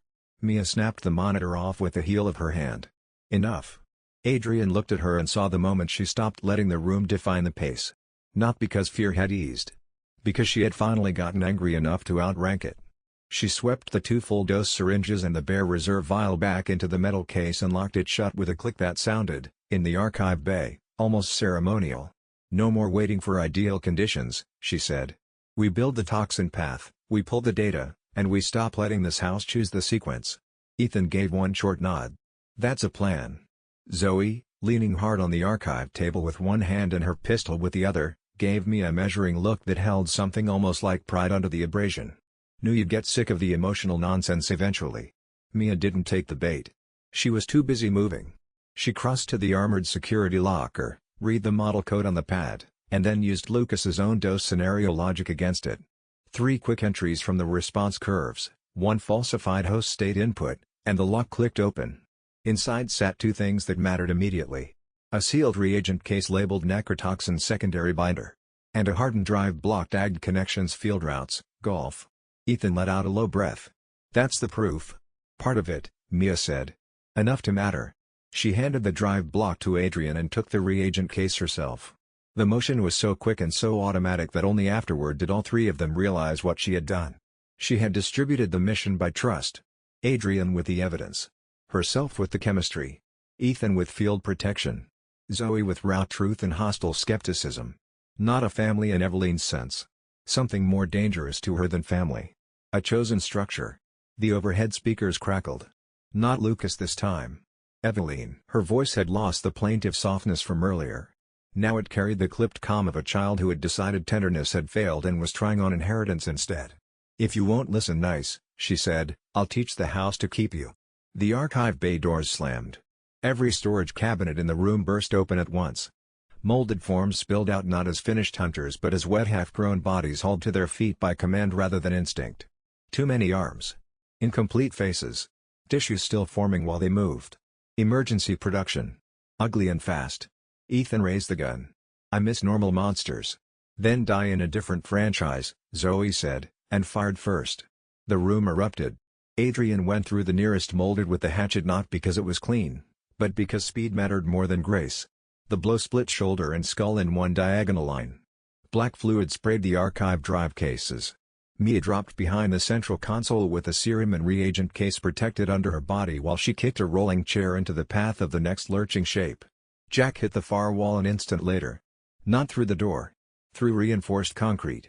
He came into the archive bay carrying half a service quarter and a smell like wet earth turned inside out. The fire from Elise's shells had eaten away more of the mold mass wrapped around him, exposing rib, cartilage, and stretches of skin that looked heartbreakingly human until he moved and made the illusion a cruelty. His remaining eye found Adrian first. Then the reagent case in Mia's hands. Then, in some deeper order of instinct, Ethan and Zoe as obstacles between family and function. Jack roared. The incomplete molded all froze and then turned toward him as if even the network's emergency puppets recognized seniority. Mia saw the opening faster than anyone. Use him, she snapped. Adrian smiled despite everything. Best sentence of the night. He slashed the nearest molded's leg out from under it and kicked the collapsing body straight into Jack's charge path. Ethan drove another one sideways with the pipe. Zoe shot a third in the spine to make it drop limp directly where Jack's bulk would hit. The monster patriarch plowed through all three, shredding network bodies with his own momentum and turning Eveline's emergency reinforcements into speed bumps. For one brutal, hilarious second, the family cannibalized its own logistics. Eveline screamed through the speakers. Not in fear. Infuriate disobedience from matter itself. The archive ceiling lights exploded. Glass rained down. The control monitor burst into static and then showed, just for a breath, a dinner table laid clean and warm for four. Mia smashed it with the butt of her gun before anyone else could look twice. Move, she shouted. They ran for the back service hatch while Jack tore apart another half-formed molded in the middle of the bay, and the house learned, in real time, that Mia Winters had fully stopped asking permission from grief. Chapter 96. The service hatch emptied them into a maintenance tunnel no wider than a cattle chute, all concrete ribs, conduit bundles, and leaking pipework. Water ran ankle-deep down the center trench. The air tasted metallic and medicinal at once, as if the house could no longer decide whether it was a lab or a wound. Zoe made it 20 feet before her injured leg gave. She didn't scream. She just went down hard against the wall and immediately reached to push herself back up with the furious embarrassment of someone who hated becoming the room's limiting factor. Adrian and Ethan turned at the same time. Mia did too, but only long enough to read the situation and hate what came next. Behind them, the archive bay was not containing Jack for long. The concrete shook with each impact. Somewhere beyond that, lower doors were slamming in chain sequence as Eveline and Lucas both tried to claim the path by different methods. Ahead, the tunnel bent toward the nursery prep line Mia needed for the toxin route. No clean answer. So, naturally, the only answer. Zoe saw it before anyone spoke. No. Mia crouched in front of her. Zoe. Absolutely not. Her hand went to the serum case and then stopped there, not reaching because even now she was more interested in choice than pity. Adrian felt the scene turning toward the exact emotional axis Eveline would have chosen if she'd written it herself. That alone was enough to make him hate the shape of it. "We carry you," he said. "On what leg?" Zoe snapped back. "And at what speed? You all seem very committed to pretending physics can be bullied." Ethan checked the tunnel behind them. "We don't have long." Mia's face went still in the deliberate way that meant she was about to do violence to sentiment. "Then we use a dose." Silence hit hard enough to feel physical. Zoe stared at her. "No. You said no already. And I'm getting better at it." Mia put one hand flat on the serum case. "Listen to me. Your leg is failing, your exposure window is worse than mine, and you know the route set better than any of us except maybe Lucas. If you go down here, we lose access, warning lines, and a shooter." Her voice roughened but did not break. "This isn't mercy. It's math." Zoe's mouth tightened so hard Adrian thought she might bite through one of her own arguments. "And what happens when you relapse again before the nursery?" Ethan answered before Mia could. "Then we deal with that with the other dose." Zoe turned her head toward him slowly. "You sure about that, husband?" The word was not kind. It was not meant to be. Ethan took it anyway. "No," he said. "I'm sure about getting as many people as possible to the end of this with the skills we actually need." That landed. Because it came from exactly the person Zoe would have least expected to speak against easy emotional priority. Mia opened the case. The red cloth syringe caught the emergency light in a pale opalescent flash. Zoe looked at it like it was insult and salvation in one barrel. "If I hate all of you after this," she muttered, "understand that will be a medical side effect." "Noted," Adrian said. Mia injected the serum high into Zoe's thigh above the ruined leg. For one instant nothing happened. Then Zoe arched hard against the wall, breath vanishing in a sharp involuntary sound she would deny later. The infection under her skin flared in branching dark lines from ankle to hip and then reversed, retracting toward the injection site in rapid blue-lit threads. Her pupils blew wide. Every muscle in her jaw locked. Ethan caught her shoulders before she could slam her head into the concrete. Mia talked her through it without pause. Stay here. Count backwards from 8. Name something you hate. Keep naming. Zoe managed, through gritted teeth. Lucas. Again. Wet wallpaper. The black branching under her skin kept retreating. Again. Anyone who says silver lining. Adrian laughed once, helplessly, and felt the tunnel become human for a second despite everything. Then Zoe gasped, convulsed once more, and went utterly still. No one breathed. Her eyes opened. Clear. Not healed. But sharpened. The fever sheen was gone from her face. The tremor in her hands had eased. When she flexed the injured leg, the motion still hurt but no longer looked governed by infection. Well, she said hoarsely, that was rude. Mia sagged back on her heels. Ethan let out a breath that might have cracked ribs in a smaller room. Zoe looked at the open case, saw the missing syringe, then looked at Mia and did the most difficult thing available. Thank you, she said. Quiet. Uneasy. Completely real. The tunnel behind them boomed with a fresh impact. Zoe pushed herself upright before anybody could turn gratitude into emotion and limped forward with markedly less instability than before. Now let's move before the house gets sentimental about my survival. Zoe's injection produced the characteristic stagger of the serum working faster than the body's argument against it. He had seen Mia's version of the same process, the moment when the compound reached the mold's hold on the nervous system and both sides simultaneously reorganized.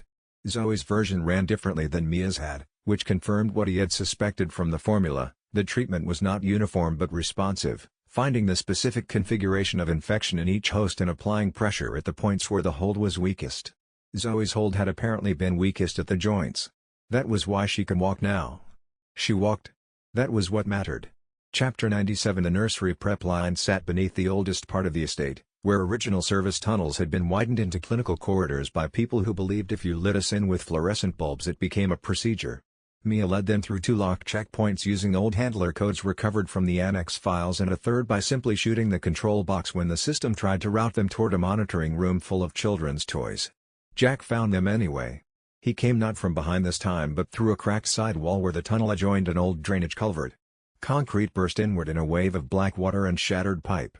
The impact flung Ethan against the opposite rail and sent the serum case skidding out of Mia's hands across the slick floor. Adrian caught the case on reflex before it could vanish into the runoff trench. Jack saw that. Of course he did. The old man's one remaining eye fixed on the metal box as if all the words in the house had been reduced to that one shape. No more, he rumbled. Not as a threat. As exhaustion. Adrian froze. So did Mia. Even now, in that impossible body, with half his human architecture stripped away, Jack could still sound like a father who had reached the last line of something he no longer wanted to do. Then Eveline's pressure surged through him. The mold plating along his shoulders flexed outward. New jawline split under old skin. His voice doubled. Mine. There was the real prison. Not death. Command layered over grief until the man beneath could only surface as interruption. Jack charged again. Adrian threw the serum case to Mia and met him in the corridor because there was, once again, nobody else placed to hold that sentence up with a body. The hit drove both of them through a supply cart and into an observation window that exploded into a room full of overturned bassinets and medical waste bins. Jack's weight pinned Adrian across the chest. The battering arm descended. Adrian caught it with both hands and felt tendons scream. Jack's face loomed over him in fragments. Human eye. Mold jaw. Burned scars from Elise's counter-agent fire. And beneath all of it, unbearable flashes of the tape room man who had once complained about supper and whether his truck would start. Jack, Adrian said. Not as strategy. As witness. The eye twitched. The arm pressing down trembled. Not enough to stop. Enough to feel the conflict. Outside the broken room, Ethan and Zoe were fighting off emergency molded spilling from the drainage cut while Mia dragged the binder case and serum to the prep console at the corridor intersection. The whole facility thudded with structural failure and distant pumps still trying to move contaminated water where no sane system would keep moving it. Adrian looked up at Jack and saw the remaining slivers of the man trapped inside the bioweapon logic. You were trying to tell us, he said. At the shack. Jack's ruined mouth worked. The response came shredded. Stop. Her. From. The mold seized the line. His head jerked violently sideways as if the network itself had slapped the sentence out of him. Then the battering arm came down again with renewed force. Adrian took one hand off to reach for the hatchet and nearly lost his throat for it. Bad trade. He adjusted and did the only other thing available. He headbutted Jack directly in the remaining human brow ridge. Pain blossomed. Jack reeled back half a foot. Enough. Adrian drove the hatchet up under the exposed sternum seam where the earlier counter-agent fire and reclaim surge had made the growth unstable. The blade sank deep into pulsing black tissue and struck something hard beneath. Jack screamed. Not the monster voice. The man. For one instant the whole body locked around that sound. The one human eye cleared. Really cleared. He looked at Adrian. Then passed him toward Mia at the prep console. Then, with a violence aimed inward rather than out, Jack grabbed the hatchet handle protruding from his own chest and shoved it deeper into the unstable core. Adrian stared. Jack forced the words out with blood and mold coming up together. And it. Then the core ruptured. Blue-white from Elise's earlier chemistry and black-red from the mold network detonated against one another inside Jack's chest. The force hurled Adrian backward through the observation room wall and sent Jack crashing into the quarter support pillar behind him. The pillar cracked top to bottom. The tunnel ceiling sagged. Mia looked up from the prep console with horror and understanding riving together. The house is tied through him. Jack, impaled on his own unraveling center, slumped against the pillar with the last of the monstrous mass peeling away in smoking ropes. What remained beneath looked less like a victory than a man finally becoming visible right before disappearing. He lifted his head once toward Mia, once toward the others, and somehow smiled with terrible effort. Sorry, kid. Then the pillar gave way. The corridor dropped. The nursery prep line had the specific desolation of a facility that had been clinical once and had been converted into something personal at someone else's insistence. The fluorescent lights still worked, still rendered everything in the flat objective light of procedure. But the procedures had been replaced. What had been research space was now shrine space, arranged around the needs of a presence that had not been designed to have needs but had developed them anyway. He moved through it with the same careful speed he gave every room in this estate that was currently being used for something it had not been built for. Chapter 98. The collapse ran through the facility like a verdict. 1 second they were in a tunnel. The next the entire nursery prep junction sheared downward in staggered slabs of concrete, pipe, and lighting rigs. Adrian hit a descending floor panel hard enough to lose orientation. The serum case flew from Mia's hands, struck the ceiling, and ricocheted into a nest of dangling cables. Ethan caught Zoe around the waist as the ground under them split. Jack vanished into the center of the failure under a rain of black water and broken steel. The house did not simply fall. It revealed itself. Under the clinical corridors lay older supports. Under those, hidden shafts. Under those, lab spaces that had been poured, sealed, forgotten, repurposed, and then biologically rewritten until architecture and infection had become one dishonest body. Adrian rode the broken slab downward and landed shoulder first on a lower catwalk ringing an industrial chamber full of pumps, growth tanks, and shattered observation glass. Above him, the collapsed tunnel hung open to the floor above like a wound refusing closure. Mia's voice echoed somewhere to his right. Adrian. Alive. Low standards, Zoe shouted from farther off, proving the group had not yet been reduced to memory. Good enough. The chamber lights pulsed erratically as backup generators kicked control from one dying subsystem to another. What the lower level truly was became visible only in pieces, shipping crates stamped with corporate codes, steel stairs descending toward a central tank network, research boards covered with family integration language, and beyond all that, a reinforced blast door hanging half open over what looked like the original E-Series lab. Mia saw it too and understood before anyone else. That's the root lab. Ethan was hauling Zoe upright along a slanted maintenance beam. She still had the clear eyes the serum had given her, but now blood soaked fresh through the bandage on her leg where the collapse had reopened it. Please tell me all this destruction improved the route, Ethan said. It did, Zoe answered. If you don't mind dying on unstable stairs.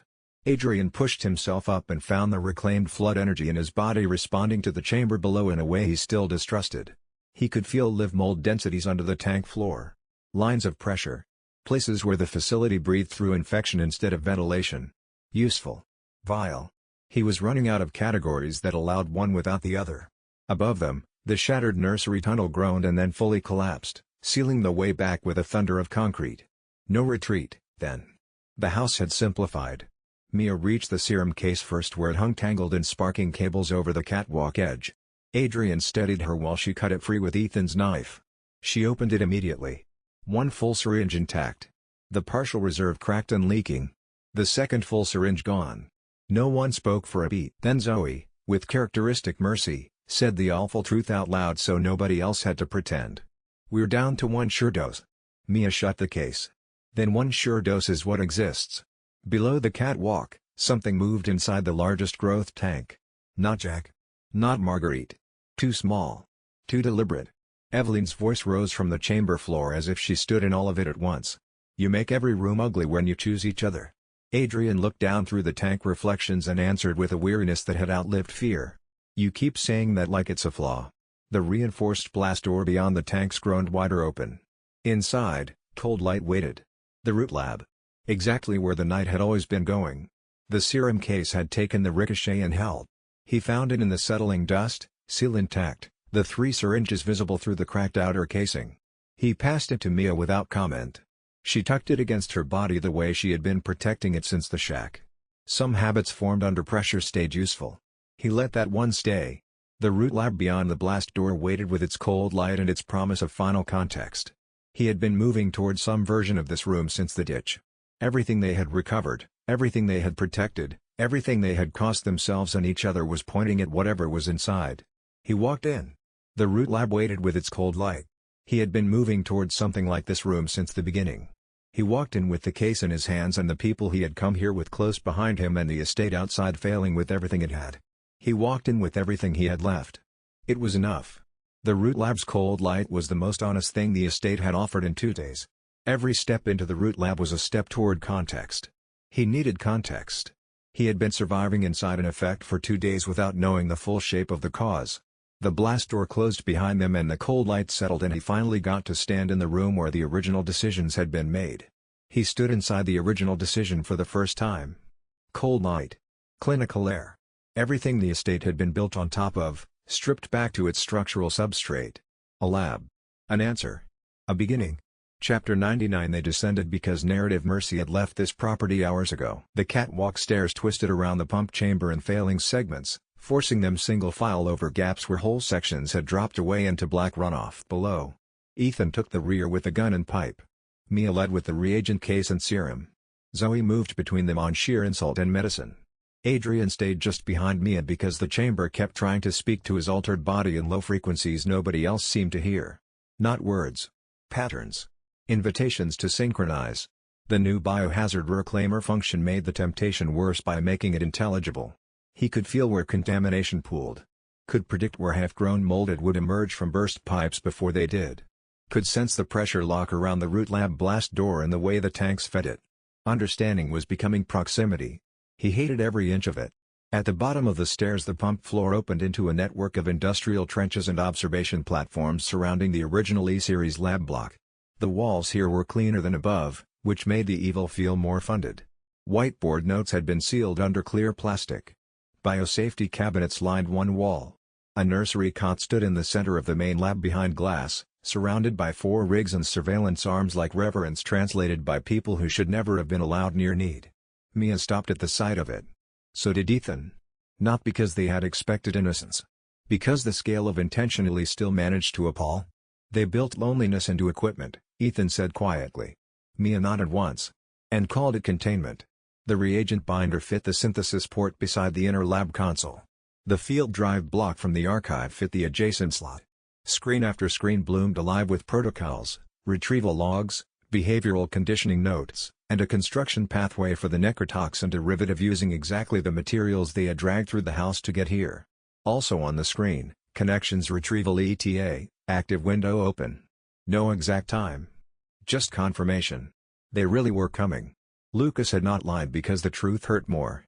Zoe leaned over the console, pale and furious and very much herself. Copy everything. If we live, somebody else needs to know this site wasn't singular. Mia was already doing it. Her fingers moved over the cracked keys with the fluency of memory she did not want back but refused to waste. Adrian, I need the church sample. Ethan, pull the chilled binder from the lower drawer. Zoe, watch the hall and tell me if anything with more than 2 bad ideas moves.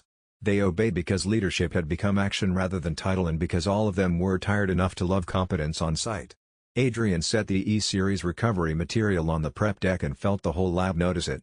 Monitors shifted. A nearby tank clouded.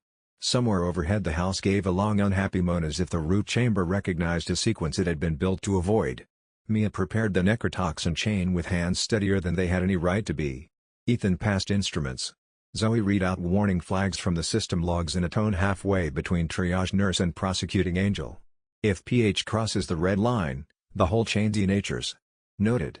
If temp spikes over 6 degrees, tissue folding goes unstable. Noted. If you die in here, Zoe added, sighting down the corridor with the pistol, I will be furious. That's the nicest thing you've said to me, Mia replied without looking up. For a heartbeat, in the root lab under the dying house, the line almost felt normal. Then the corridor lights shifted to warm domestic yellow. Everyone froze. Not because they didn't know the trick. Because knowing the trick never stopped the first stab of memory. At the far end of the hall, Eveline appeared barefoot in her stained dress, hands clasped behind her back, head tilted with the grave disappointment of a child whose guests had failed a simple game. I gave you dinners, she said. I gave you rooms. I gave you a place to come back to. No one answered. Mia kept working. That, more than any speech, enraged the apparition. The walls around the root lab began to pulse. The growth tanks clouded black. The nursery cot monitors erupted in infant distress tones that had not sounded in years and should never have existed in the first place. Adrian stepped between Eveline and the prep deck because there was, as usual, nobody else in the geometry willing and stupid enough to do it first. Eveline looked at him and the whole room narrowed to a private war. You're supposed to understand me, she said. I do. The answer stopped her. He went on before pity could become surrender. You're lonely enough to call captivity love. You're hurt enough to think choosing people is the same as keeping them. And you keep offering warmth with your hand wrapped around everyone's throat. For the first time, Eveline did not respond like a child denied. She responded like a weapon accurately described. The air in the root lab dropped 10 degrees. Every growth tank burst. Black biological slurry flooded the floor trenches in a wave of half-formed limbs and screaming wet tissue. Mia never looked up from the synthesis chain. Adrian, she said, and his name in her mouth carried everything it needed to without wasting one word, buy me 1 minute. He smiled, tired and sharp and maybe a little insane. That's my favorite impossible unit. Chapter 101 minute in the root lab lasted longer than some relationships. The tank flood came in 3 directions at once, pouring over the trenches and climbing the prep platform supports in ropes of black tissue trying to become bodies fast enough to matter. Ethan took the right flank by the shattered tank rack, firing into joint masses and then using the pipe when ammo became a rumor. Zoe held the left corridor despite the leg, picking shots with the bitter precision of someone who had learned long ago that anger only helped if aimed. Mia stayed at the central prep deck building the necrotoxin chain with the total concentration of a person who knew hesitation would count as murder by omission. Adrian stepped into the center trench where the flood was thickest and let the lab's attention land on him. It did. Hungrily. The altered function in his body lit up as contaminated matter touched his boots and climbed his shins. Reclaimer awareness opened through him again, showing vectors, pattern intentions, sites where the network wanted to bridge itself through his regenerative pathways and become something new. He understood, in one sick total impression, what Eveline had been moving toward all night. Not just a captive who healed. A host who could absorb damage for the family and keep coming back. An immortal belonging. Adrian wanted to vomit from the intimacy of that design. Instead he chose. Again. The choice hurt more every time because it had to stay deliberate to stay his. He drove both hands into the live flood and forced the reclaimer function to invert the contact, not by accepting the network but by dragging hostile patterning through the only rule in himself he trusted anymore. Pain could pass through him, but ownership could not stay. The trench water flashed blue-white. Half-formed bodies ruptured before they could stand. The whole lab recoiled. Eveline screamed. Not in the room. In the pipes. In the nursery monitors. In the walls. Everywhere at once. You keep leaving. Adrian looked up through steam and black spray. That's what people do. The line shook something. Not healed. Not redeemed. Disrupted. Eveline's shape flickered between child, old woman, and static shadow across the glass of the prep lab. The false domestic lighting failed. Cold clinical white returned in strobing bursts. Behind Adrian, Mia slammed the final binder into the chain and drew the necrotoxin derivative into a reinforced injector housing with both hands. It's ready. Ethan's voice came over the chaos, breathless and hard. Then what the hell are we waiting for? The answer arrived with movement. The nursery cot at the center of the lab split apart. The floor beneath it opened like a wound. And the core mold mass under the root chamber rose. Not a child exactly. Not any single body. A vertical architecture of need and rage shaped around the outline of a little girl because that was the form Eveline had been forced into when the world first taught her what power and love were supposed to mean. Faces pressed in and out of the mass like memory trying to escape resin. Little hands formed and dissolved. Old skin. Young skin. Mold bloom. Bone suggestion. Every version of family weaponized into one ascending column of impossible biology. Zoe fired at it and the round vanished into black flesh with no useful result. I officially object. Mia grabbed the injector. Ethan grabbed Mia's arm. If you go close, it takes you.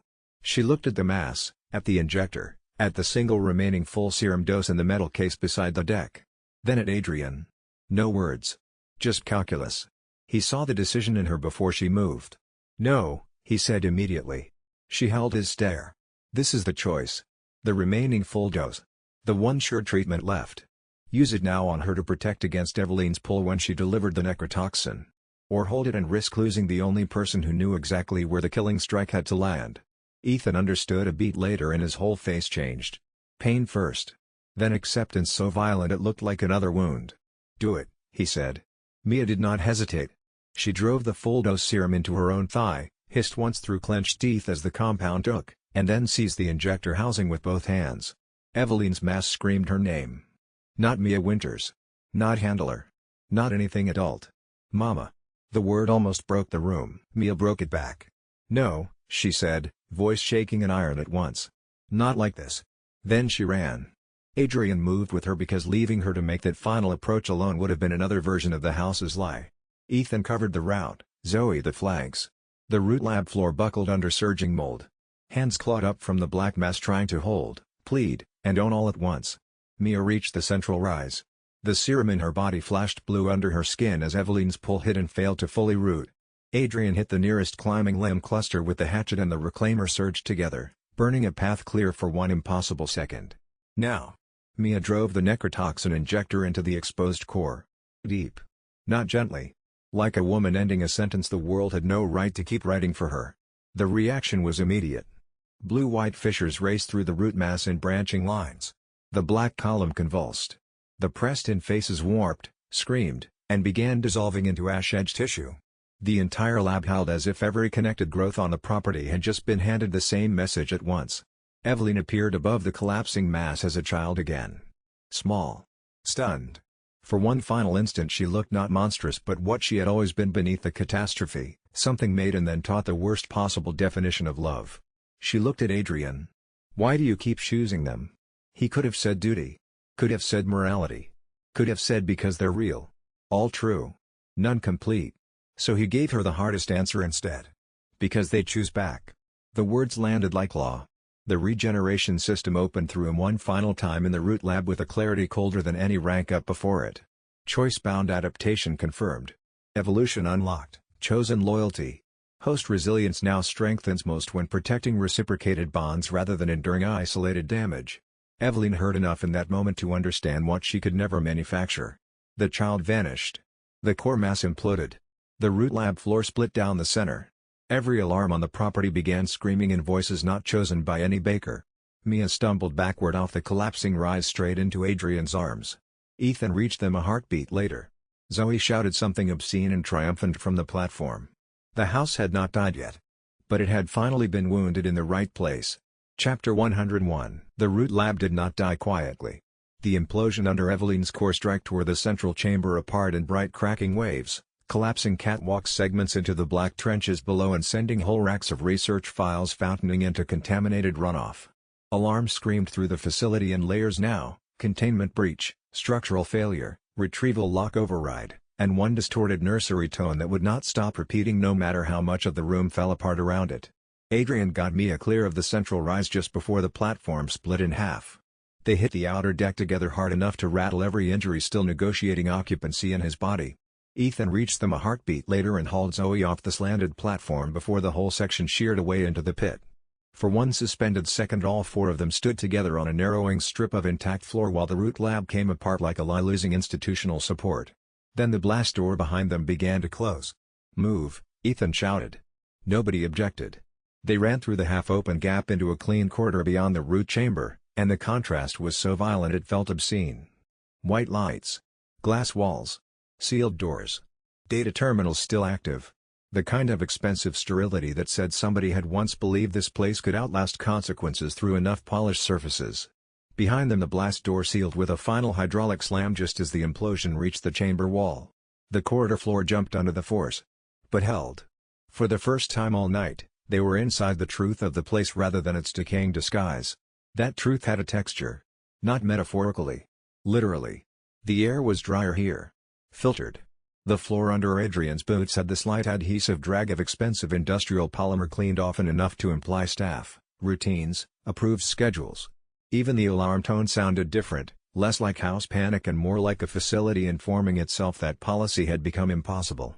He hated the cleanliness of it more than the mold. Rod was honest about wanting bodies. This place had wanted compliance while preserving the aesthetic of order. Mia put one hand to the wall and breathed through her teeth. The serum she'd used before the necrotoxin strike still rode visible in her system as a faint blue tracer under the skin at her thigh and lower abdomen, but the exertion of carrying that protection through Eveline's direct pull had taken something real out of her. "You alright?" Adrian asked. "Functioning." That's not the same answer. It's the useful one. Fair enough. Ethan checked the corridor junctions while Zoe limped to the nearest wall terminal and slapped the screen awake. Facility maps bloomed under cracked glass, some corridors red-lined by collapse, others pulsing green under independent backup power. "We're under the original ship transfer annex," Mia said, scanning faster than anyone else could keep up. The root chamber sat on top of the behavioral conditioning block. Below us should be primary lab records, shipment archives, and retrieval access lanes. "Which means the ugliest paperwork lives nearby," Zoe said. "And the best proof," Ethan answered. The sentence hung there with the specific weight truth gets when it no longer sounds abstract. They had not just survived the Bakers. They were now standing in the industrial anatomy of what had made the Bakers possible. Mia knew where to look without wasting motion. That fact sat in the corridor with them like a fifth armed presence. She didn't posture with it. Didn't apologize. Didn't narrate what every remembered turn cost her. She just moves through the annex with the practiced economy of someone who had once learned which corners hit observation mics and which doors open faster if you hit the second key before the first fully reset. Ethan saw all of that. So did Adrian. Neither of them made her perform guilt for knowledge. That restraint felt important enough to notice. Adrian looked through the glass wall into the room beyond and saw rows of sealed cabinets, transport cases, and terminal banks surrounding a suspended observation pod built at child height. On the far wall, under a company logo half scraped away, a slogan had been printed in calm corporate font: "Emotional bonding improves host retention." He stared at it long enough for disgust to become too small a word. "They turned attachment into logistics," he said. Mia did not answer immediately. When she did, her voice had gone quieter than the corridor warranted. "Yes." He looked at her. Really looked. And saw something in her face that was not just horror at the room. Recognition. Specificity. Ethan saw it too. "Mia." She kept her eyes on the glass. "I knew parts of this block," she said. "Not every room. Not every process. But enough." Zoe swore under her breath. "How much enough?" Mia swallowed once. "Enough that when I say this place was never containment, I don't mean philosophically." That was the nearest thing to a full answer any of them had gotten so far. No one pushed harder. Not because they didn't want more. Because the corner lights had just shifted again. Not warm domestic this time. Cold blue. An external access protocol. The terminal over Zoe's shoulder flashed a new line: "Retrieval team proximity alert." Ethan straightened. "How close?" Mia checked the route grid and hated what she found. "Closer than we are to a clean exit." Chapter 102. The primary records room opened with Mia's old access code. That was how they knew the place was still cruel enough to remember her. The door slid aside on whisper-quiet runners and admitted them into a chamber lined floor-to-ceiling with black archive cabinets, cryo-backed drives, and boxed shipment logs indexed by year, route, and internal experiment branch. At the room's center stood a long glass table under hanging monitors displaying patient response matrices and satellite overlays of Gulf shipping lanes. The connections had cataloged the apocalypse like weather. Not even apocalyptic weather. Managed weather. Seasonal. Expected. One monitor tracked household decay curves with the detached optimism of a quarterly forecast. Another charted attachment volatility against handler fatigue. A third displayed a Gulf map covered in little colored dots, each one a site phase status marker: green for stable, yellow for compromised, red for recover or erase. Delphi had gone from yellow to flashing red and someone, somewhere, had almost certainly logged that transition over coffee. Mia moved straight to the nearest terminal and began pulling route files while Adrian and Ethan started opening physical drawers. Zoe posted herself by the door with a pistol and one of Elise's remaining shells laid out on the table beside her as if a little chemistry might still redeem firearms culture. Every drawer they opened made the world worse. Household placement reports. Family integration scorecards. Lists of discarded host sites where emotional viability thresholds had failed. Photographs of other homes. Other dinners. Other false birthdays. Adrian stopped on one file because stopping had become its own form of witness. Subjective caretaker retention notes, Winters, MIA. He didn't mean to read it. He also could not make himself put it down. The report tracked Mia not as a person but as a stabilization asset assigned to Eveline's pre-deployment conditioning cycle. Language preference. Compliance drift. Relapse triggers.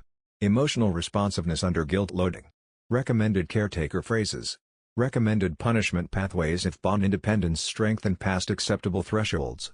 There were even tiny procedural notes in the margin, the kind written by people who thought empathy was a maintenance problem: avoid direct contradiction during guilt spiral, reaffirm responsibility before withdrawal, pair affection cues with task reinforcement. It read less like research than like the training manual for a very polite cult.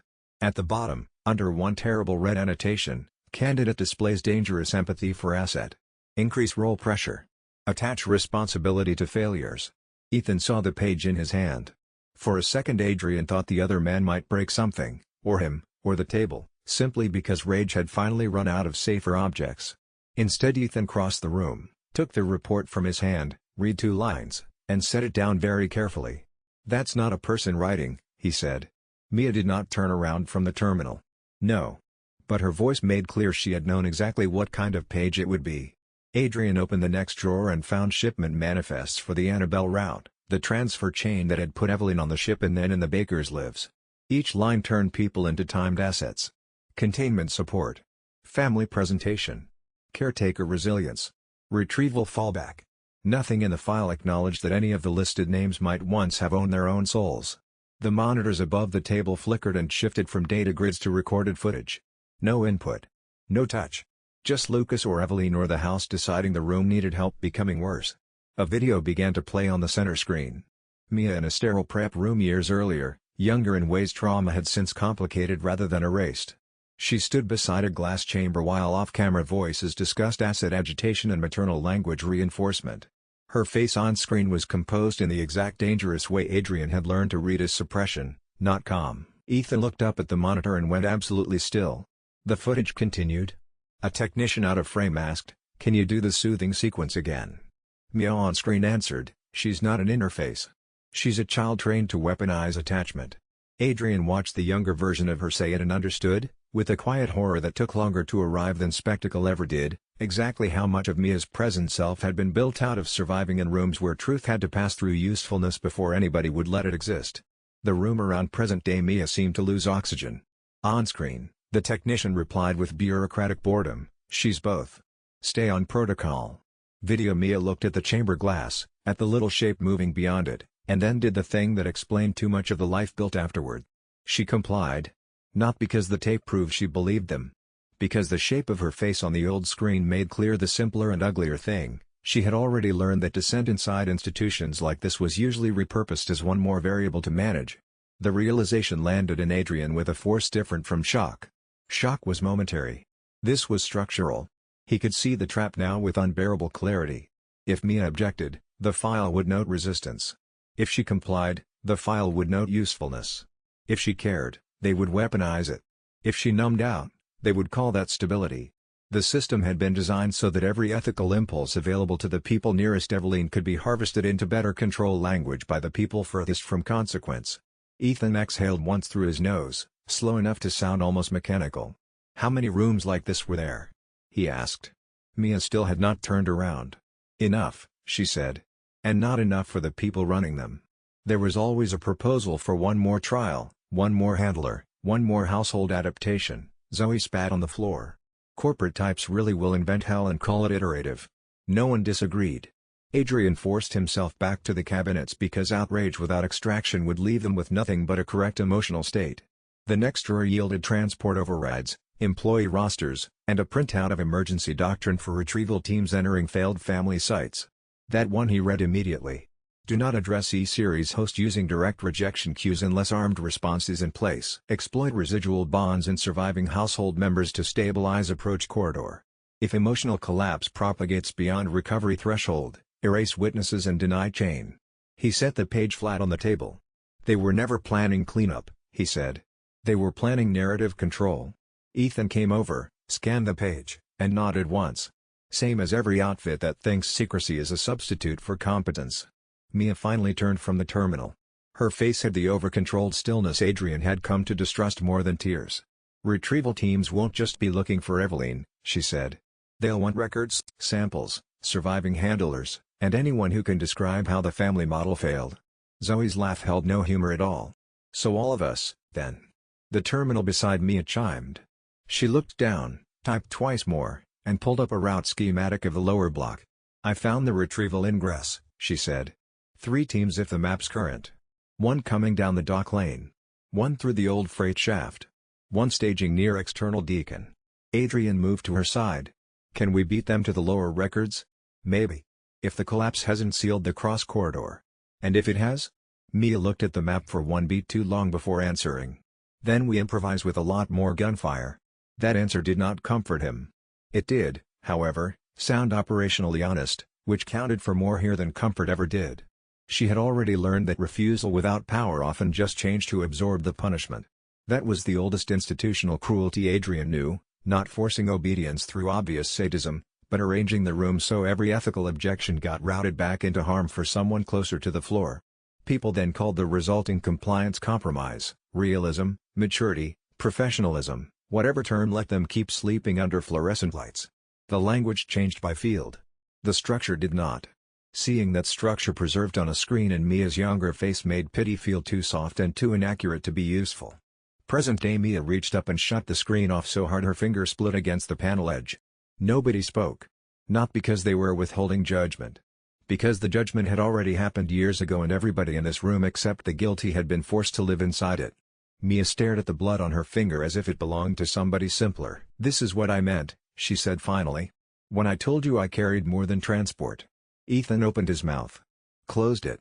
Opened it again. Did you have a choice? That was the first correct question anybody had asked. Mia's laugh was small, wrecked, and entirely without self-defense. Enough to feel responsible. Not enough to leave clean. Zoe looked from Mia to the dead screen and then back to the hallway because sympathy in this place had to keep one eye armed. We'll sort ethics after not dying. Still the nearest thing to kindness available. Adrian crossed the room. Not to touch Mia without asking, but to stand close enough that she could feel the geometry had not changed around her. Then we take everything, he said.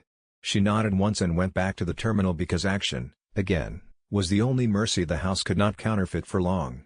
Chapter 103 The records room gave them too much truth too quickly. Mia pulled route archives onto the Church Drive block and a second backup card. Adrian boxed physical files into a transport tote.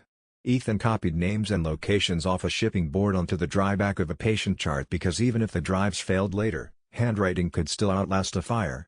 Zoe rotated through the door checks every 30 seconds and muttered insults at the motion sensors for trying to beep at her like she was the problem. Somewhere between the 4th drawer of field household reports and the 7th retrieval map, the room crossed an invisible threshold from revelation into injury. At first the difference was just bodily. Ethan stopped making under-the-breath jokes he barely noticed himself making. Zoe's muttering at the sensors turned sharper, more economical, as if words themselves had become ammunition.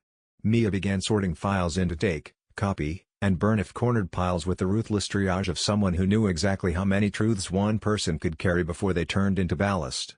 Adrian found his own breathing shortening not from fear of attack but from the cumulative humiliation of reading systems that had expected people to break in legible, profitable ways.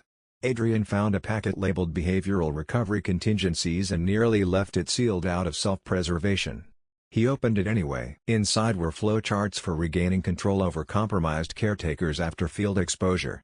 The document listed interventions for guilt bond strengthening, emotional independence, romantic displacement, and external protector contamination. The last category had been updated by hand in fresh ink compared to the older typewritten pages. Adrian did not need help recognizing himself rendered as a problem statement. Candidate male protector exhibits unusual pain tolerance and rapid post-trauma recovery. Subject E001 response indicates fixation shift from caretaker compliance toward protector endurance model. Recommended response: 1. Force relational conflict. 2. Isolate caretaker through shame. 3. Increase protector identification with damage. 4. Redirect family logic around survival dependency. At the bottom someone had scrawled, "If overwrite possible, asset quality may increase significantly." The handwriting was different from the typewritten base document. More casual. Faster. That somehow made it worse. Some technician or field supervisor had read the possible destruction of his agency and jotted the thought down as if improving a recipe. Adrian read the note twice and then handed the page to Zoe because he no longer trusted his own face. She read it once and looked up with a fury so cold it almost counted as stillness. "Well," she said, "now we know the house isn't just in love with you. It's job recruiting." Ethan took the page next. His jaw locked. Mia did not ask to see it. She already knew enough from their expressions. "Show me." Adrian hesitated for half a heartbeat and then passed the file across because keeping ugly truths away from Mia had never once improved the architecture of this night. She read the note. "Read it again." Then set the page down with the same care Ethan had used earlier. "That explains the shape of the attacks," she said. "You say that like we're discussing weather patterns," Ethan muttered. "I say it like understanding the logic matters if we want to survive the next room." He couldn't argue with that.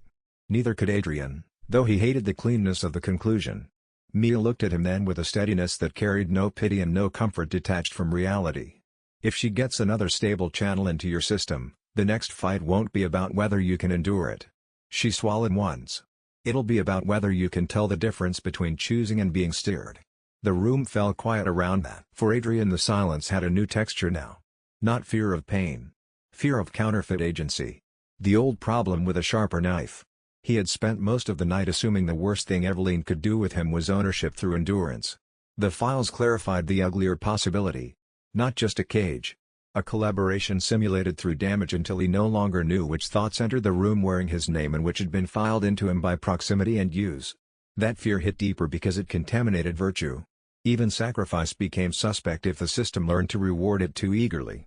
He had spent the whole night making choices under damage. What if the damage eventually learned to imitate the choice? Ethan looked at the page again, then at Adrian, then at Mia. Then nobody lets him fight alone anymore. That answer arrived so fast and so simply that Adrian almost laughed. "You say that like it's a committee vote." "It is now." Zoe nodded toward the hall without looking away from the doorway. Motion plus seconded. Mia's mouth shifted in the smallest almost smile Adrian had seen since the records room opened. Passed.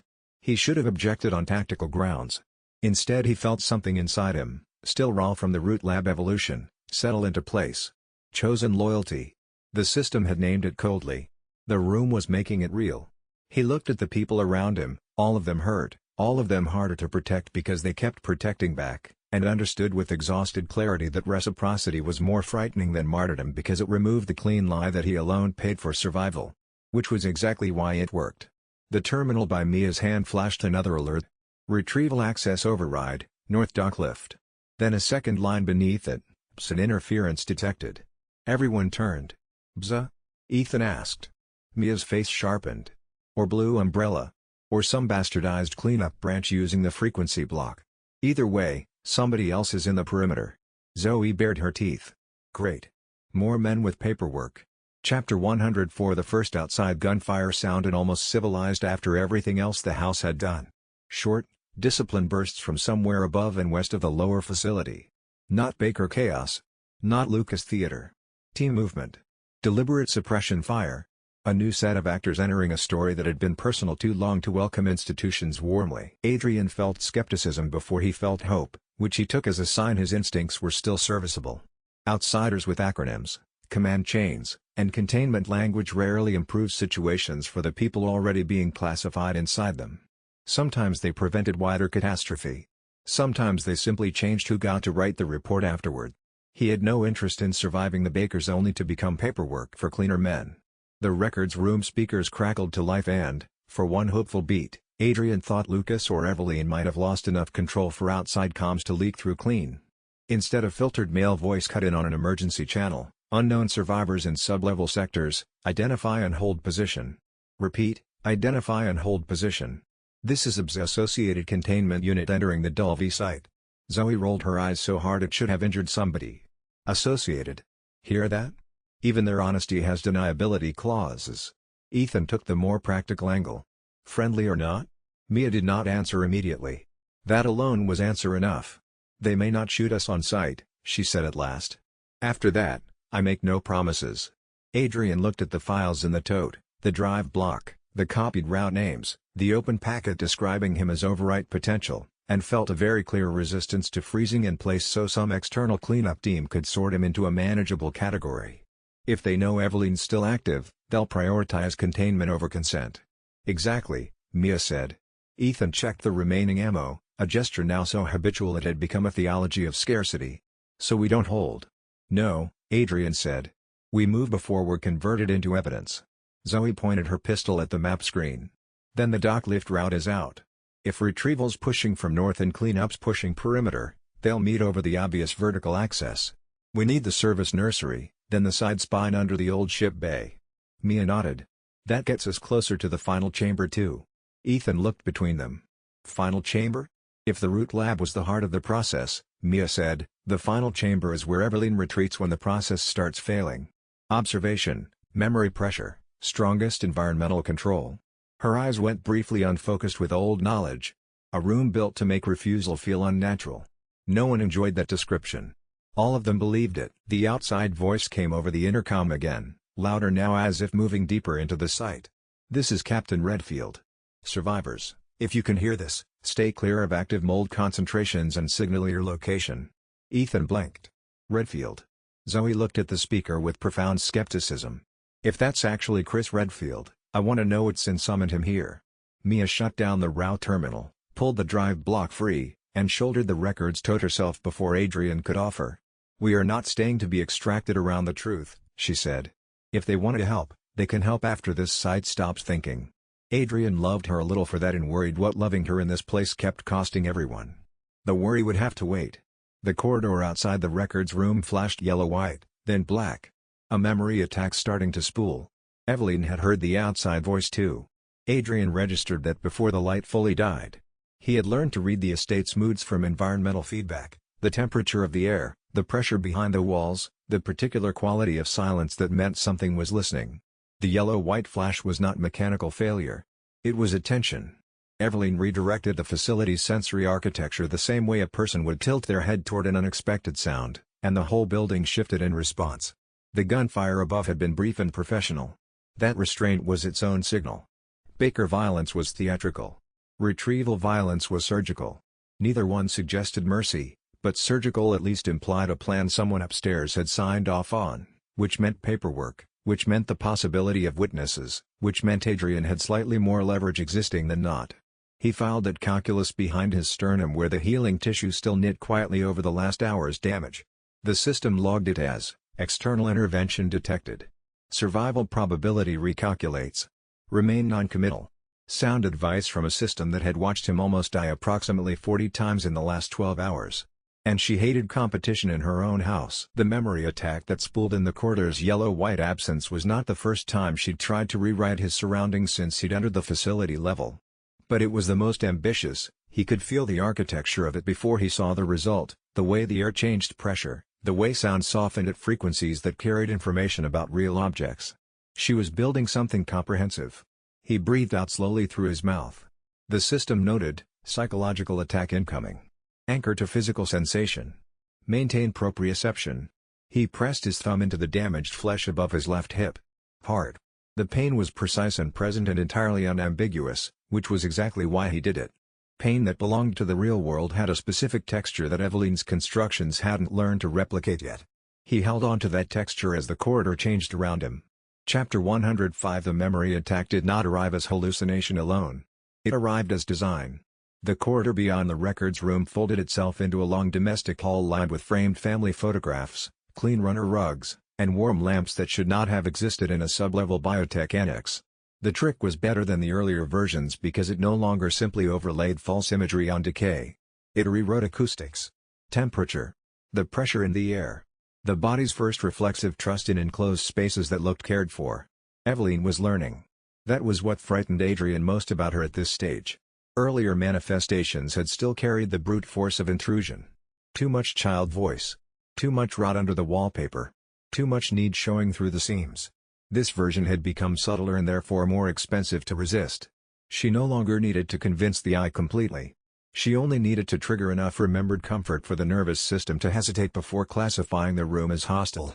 Half a second of misplaced ease could kill as cleanly as any blade in this place. The lamps along the false corridor cast a softness that made every injury on his body feel suddenly out of context, as if pain itself had become impolite in a home arranged for company. Adrian recognized the tactic instantly because hospitals used cleaner cousins of it all the time.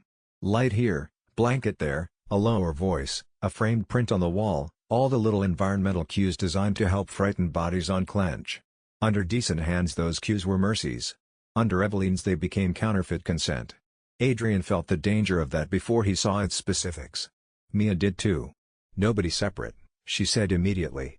Even if the hall looks wider than it is. Ethan glanced down the false runner toward a lit sitting room at the far end that could not physically fit inside the facility geometry they had just mapped. Please tell me we don't need a technical explanation. We don't, Zoe said. It's lying. That would have been enough if the house had been interested only in deception. It wanted confession too. As they moved, the photographs along the walls changed. First the bakers at dinner. Then Mia and Ethan from happier years, candid images that should have existed only in private memory. Then, impossibly, newer things, Adrian in Elisa's yard, mud-covered and looking toward the shack light. Adrian and Mia in the church undercroft, heads bent over the recovery files. Ethan watching through the half-drawn curtain while Mia said yes. Moments the house had observed and now returned framed, curated, domesticated. Adrian tore one picture off the wall as he passed. The frame bled black mold from the backing and dissolved in his hand. She archives relationships, he said. Mia's jaw tightened. Because then she can pretend watching equals belonging. The corridor opened suddenly into a bright kitchen. A perfect kitchen. Sunlight through impossible windows. A table set for 4. Coffee steaming. A pan hissing on the stove.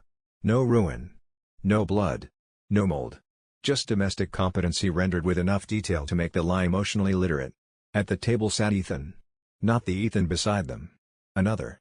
Clean-shaven, uninjured, wearing the expression of a man who had reached the version of his life where rescue had happened on time. He looked up at Mia and smiled. You're late. The real Ethan stopped dead. Adrian heard the intake of breath beside him and knew without looking that the line had landed too close to old hope. The duplicate Ethan stood and crossed to Mia with easy intimacy, one hand lifted toward her face. It's okay, he said. We're home now. Mia flinched backward so violently the serum case hit the wall. Not tempted. Wounded. That mattered more. Real Ethan reacted before Adrian could. He shot the duplicate straight through the mouth. The figure burst into a spray of black slurry and warm kitchen light. The room convulsed. The perfect window flashed to reveal concrete behind it. The stove spat mold. Coffee turned to clotted preservative fluid. Ethan lowered the gun with shaking hands. Not her memory, he said. Mine. Mia looked at him with naked gratitude so painful Adrian almost stepped back out of respect for the geometry of it. I know. Eveline's voice hissed from the pantry vents. You ruin every nice thing. Zoe limped into the fake kitchen last and swept the room with contempt. Your definition of nice needs prison. The back pantry door stood open now where no door had been before, revealing a service lane beyond with real concrete, real emergency strips, and a sign for nursery spine access. Eveline had tried to stop them with longing and, in failing, had still shown the way. Mia picked up the serum case and looked at Ethan for 1 second longer than logistics required. Thank you. Ethan holstered the gun. Don't. Why not? He gave a crooked, exhausted half shrug. Because if you thank me for refusing the house, it starts sounding like I deserve points for basics. That was the kindest thing he had said all night, which in this place was less compliment than field report. Adrian filed it away anyway. They moved through the pantry door before the kitchen could remember a new shape to hurt them with. The pantry was real, exposed pipe insulation, shelving corroded to abstract shapes, the smell of long-dried mold that had nothing to do with Eveline's active architecture. Adrian touched the wall as they passed and felt the difference between living infestation and simple neglect. His skin registered the distinction before his mind finished analyzing it. 2 months ago that would have been alarming. Now it was data. Mia kept one hand on the wall to his left. Not for balance. She was reading it the same way he was, feeling for warmth, for pulse. for the particular vibration that meant Eveline was paying attention through the substrate. "Clear," she murmured. The word meant more than the corridor ahead. Chapter 106. The nursery spine access tunnel was real and therefore somehow worse. It had been built for child-scale monitoring carts, medical supply runs, and late-stage retrieval movement. The ceiling sat low enough that Ethan had to duck in sections. Observation windows lined one wall at irregular intervals, each looking into rooms where some part of Eveline's staged childhood had been engineered: a classroom with one desk, a playroom with motion-tracked dolls, a bedroom with 4 different mothers' voices archived on wall speakers, a behavior room with no furniture at all. Mia didn't slow. That was how Adrian knew the rooms mattered more than she could safely allow. At the third observation window, though, she stopped anyway. Inside sat a small steel table under a single hanging light. On the table was a cassette labeled Winter's Debrief, post-Hannibal. Ethan saw the label and went rigid. "We don't need it." Mia's answer came too fast. "We might." Adrian heard what lived under the speed of it. Not just investigatory instinct. Debt. Mia had spent too long in rooms where every unanswered question eventually returned wearing blame. Of course, part of her still believed that if she gathered every shard of evidence, listened to every tape, opened every drawer, she might finally arrive at the exact configuration of truth that made her own history legible enough to survive. The tragedy was that institutions like this were built to prevent exactly that closure. They generated records faster than conscience, so nobody nearest the damage could ever finish accounting.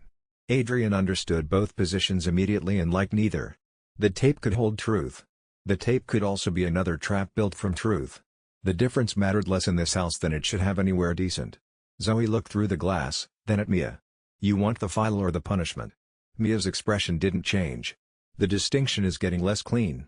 That answer hurt more because it was exact. Ethan stepped up beside the window, not blocking her, not yielding it either. "If you go in there because you think hearing more will somehow make the rest of this morally tidy, it won't." Mia looked at him. Then at Adrian. Then back at the tape. Adrian kept his own voice flat enough not to accidentally tilt the room. "Do we need it to end this?" Mia breathed once. "No drama. No stall. No." She walked on. The decision left a mark in the air anyway. Not because the tape had been a necessary clue, because refusing self-punishment was now an act of discipline in its own right. Ethan followed a beat later. Adrian matched his pace without speaking until the tunnel turned and the next observation room went dark behind them.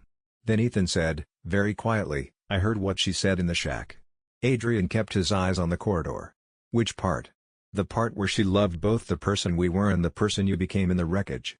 There was no answer to that which didn't cheapen somebody. Adrian waited. Ethan spared him by continuing. "I don't know what to do with that yet." "You don't have to tonight." "No," Ethan said.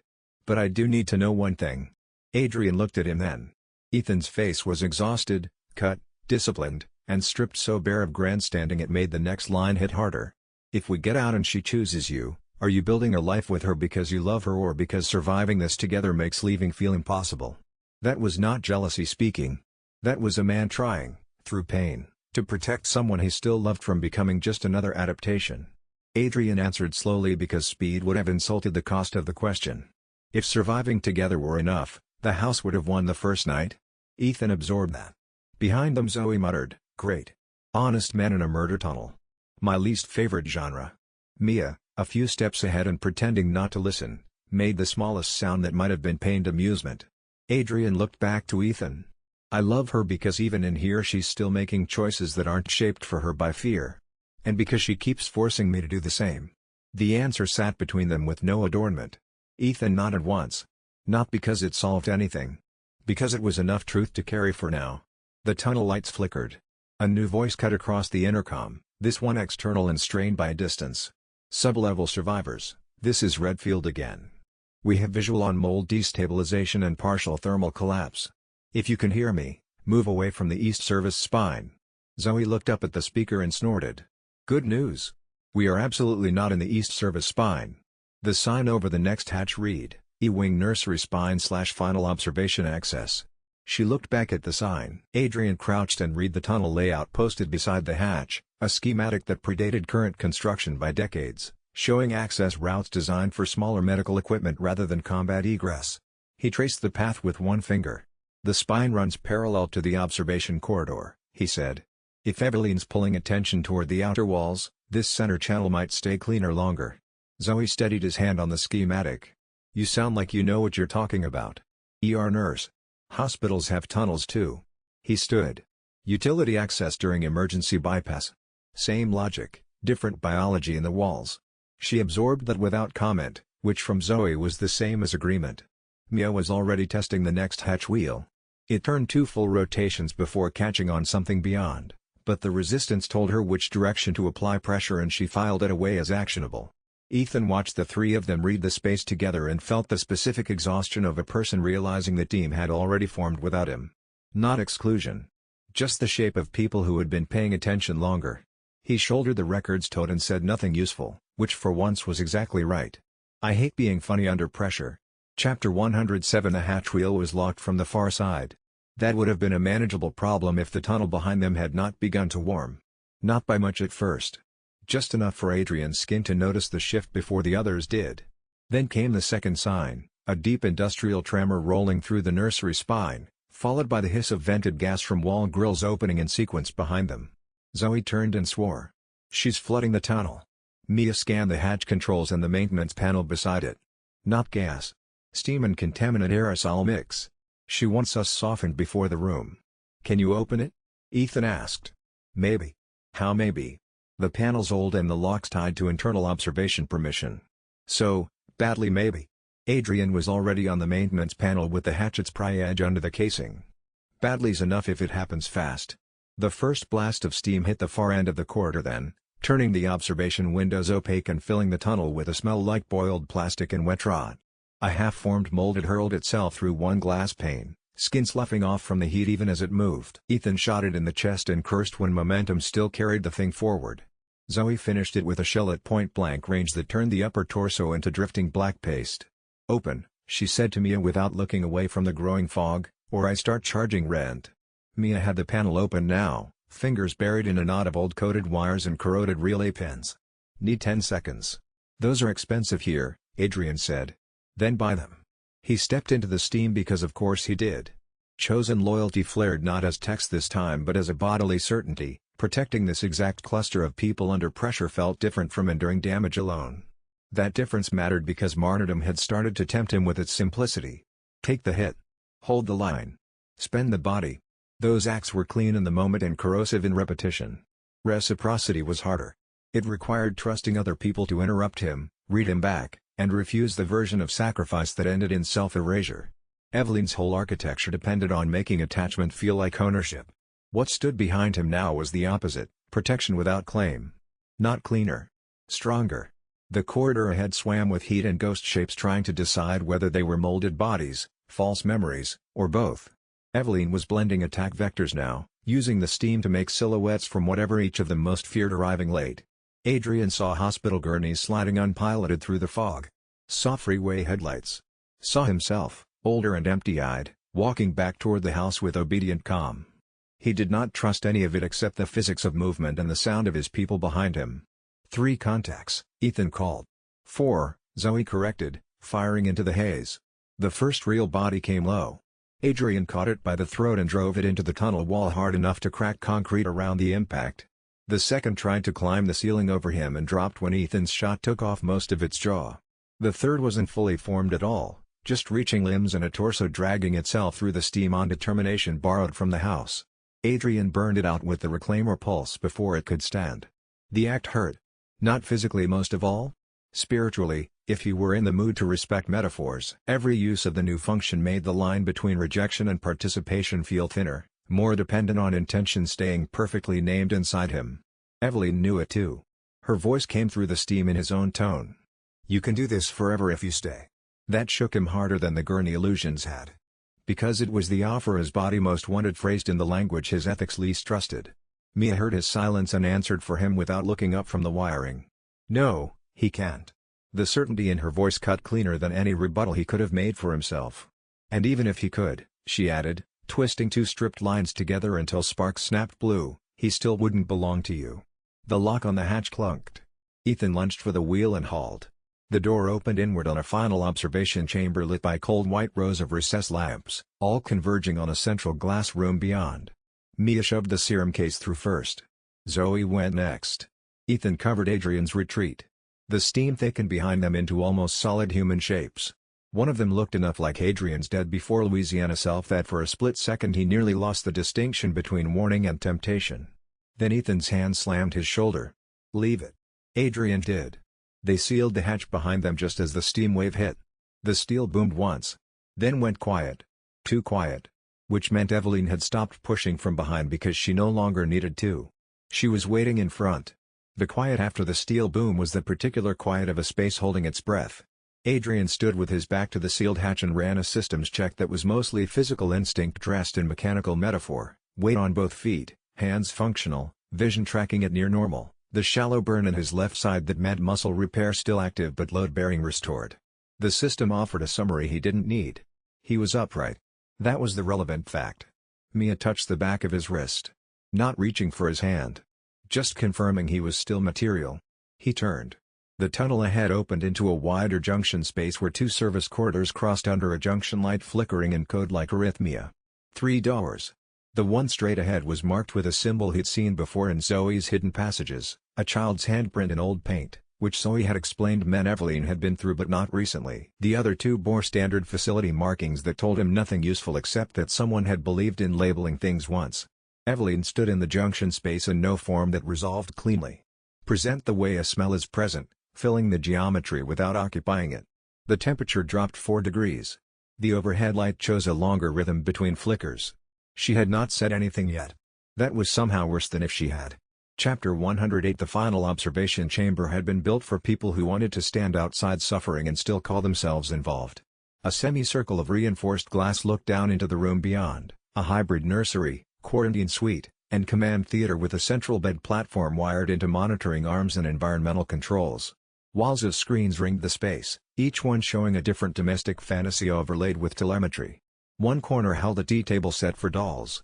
Another held restraint equipment disguised in pastel casings. At the far wall, under a mural of a painted sun, stood the principal control console for the entire lower memory pressure network. And between the glass and the console, as if this had always been a seat reserved for him, stood Chris Redfield. Or rather a man Adrian knew had to be Chris Redfield from bearing alone, broad-shouldered, armed, filthy from entry, posture too disciplined to mistake for anything local. Two other operators fanned behind him in compromised tactical gear, both watching the room like professionals who had seen enough to know confidence was a vice here. Chris turned at the hatch boom behind them and raised his weapon in one fluid motion. Adrian did the same. For one dangerous heartbeat, the final observation chamber held two groups of survivors with mutually excellent reasons not to trust uniforms, altered bodies, or anyone carrying classified comm into a house built by secrets. Mia broke the standoff first. "If you shoot him," she said to Chris, meaning Adrian, "you lose your best chance of reading the room before it reads you." Adrian noticed that Mia had chosen competence as his defense before humanity. Not because she did not see the latter, but because competence translated faster across armed strangers. Sentiment would not move men trained for containment. Utility might. He respected the choice immediately. It was another example of her surviving systems by speaking in terms they would obey while protecting something less reducible underneath. Chris's gaze flicked to her, then to the serum case, then to the record stowed in Ethan's grip, then back to Adrian with unpleasant accuracy. "You're the regeneration anomaly." Not a question. Adrian hated that. "You say that like your paperwork beats me to introductions." One of the operators behind Chris muttered, "Sir, this is unstable as hell." Chris did not look away from Adrian. "So is the whole site." Zoe limped forward just enough to make herself impossible to ignore. "Great. Men with command voices. Can we skip to useful?" Something almost like approval touched Chris's expression and vanished. "Useful is this: we intercepted retrieval chatter on the north approach and pushed into the sublevels because the site wasn't collapsing the way it should after a standard mold event. Now we find a live memory pressure chamber, unknown survivor package, and enough reaction on our scanners to suggest the core threat isn't dead." He looked at Mia. Status. Mia didn't like taking the frame. She did it anyway. Necrotoxin hit the root chamber. Eveline's network is wounded, not finished. Lower memory systems are still live. We have route archives, field household data, and proof this site was part of a broader deployment chain. Chris absorbed that with the expression of a man whose worst suspicions had just been upgraded. "And the remaining infected?" Ethan answered. "Me? Human. Cut up. Angry. Fine." Zoe got one full serum dose and is clearer. Mia used one before delivering the necrotoxin. Adrian. He glanced sideways at him. Complicated. Chris's eyes narrowed fractionally. How complicated? Adrian considered lying. Again. Apparently that had become cardio.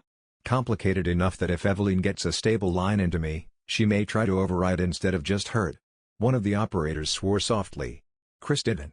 He just nodded once, as if a bad variable had finally been named and could now be placed in the field. Then we don't give her stable line time.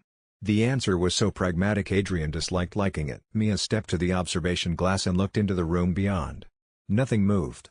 The central bed platform sat empty under the false-painted sun. The console lights pulsed in waiting mode. The tea set remained laid out for no guest worth becoming. She's in there, Mia said. Chris joined her at the glass, weapon lowered but not by much. Can you finish it? Mia looked at the serum case, then at Adrian, then at the room. Maybe, she said. But not with the chamber intact. This whole room amplifies relational pressure. It was built to make refusal unstable. Zoe tapped the record's tote. Good news. We brought enough evidence to justify vandalism. Chris gave the first real sign that he might be human under command protocols. The corner of his mouth moved. I can work with vandalism.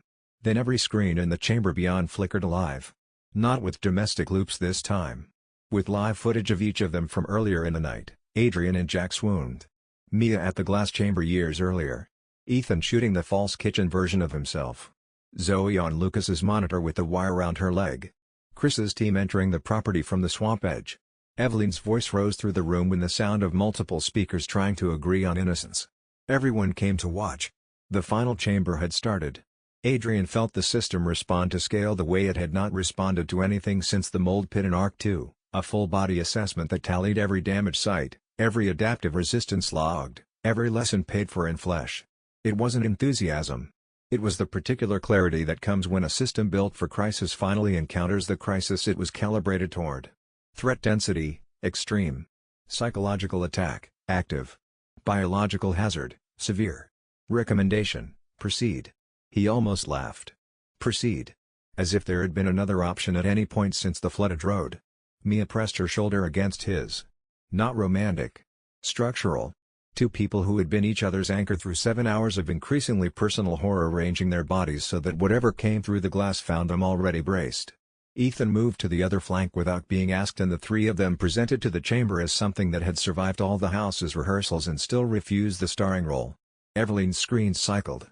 The room below waited. And Adrian chose, for the last time in the lower facility, to keep moving forward on someone else's behalf instead of healing quietly and hoping the nightmare got bored.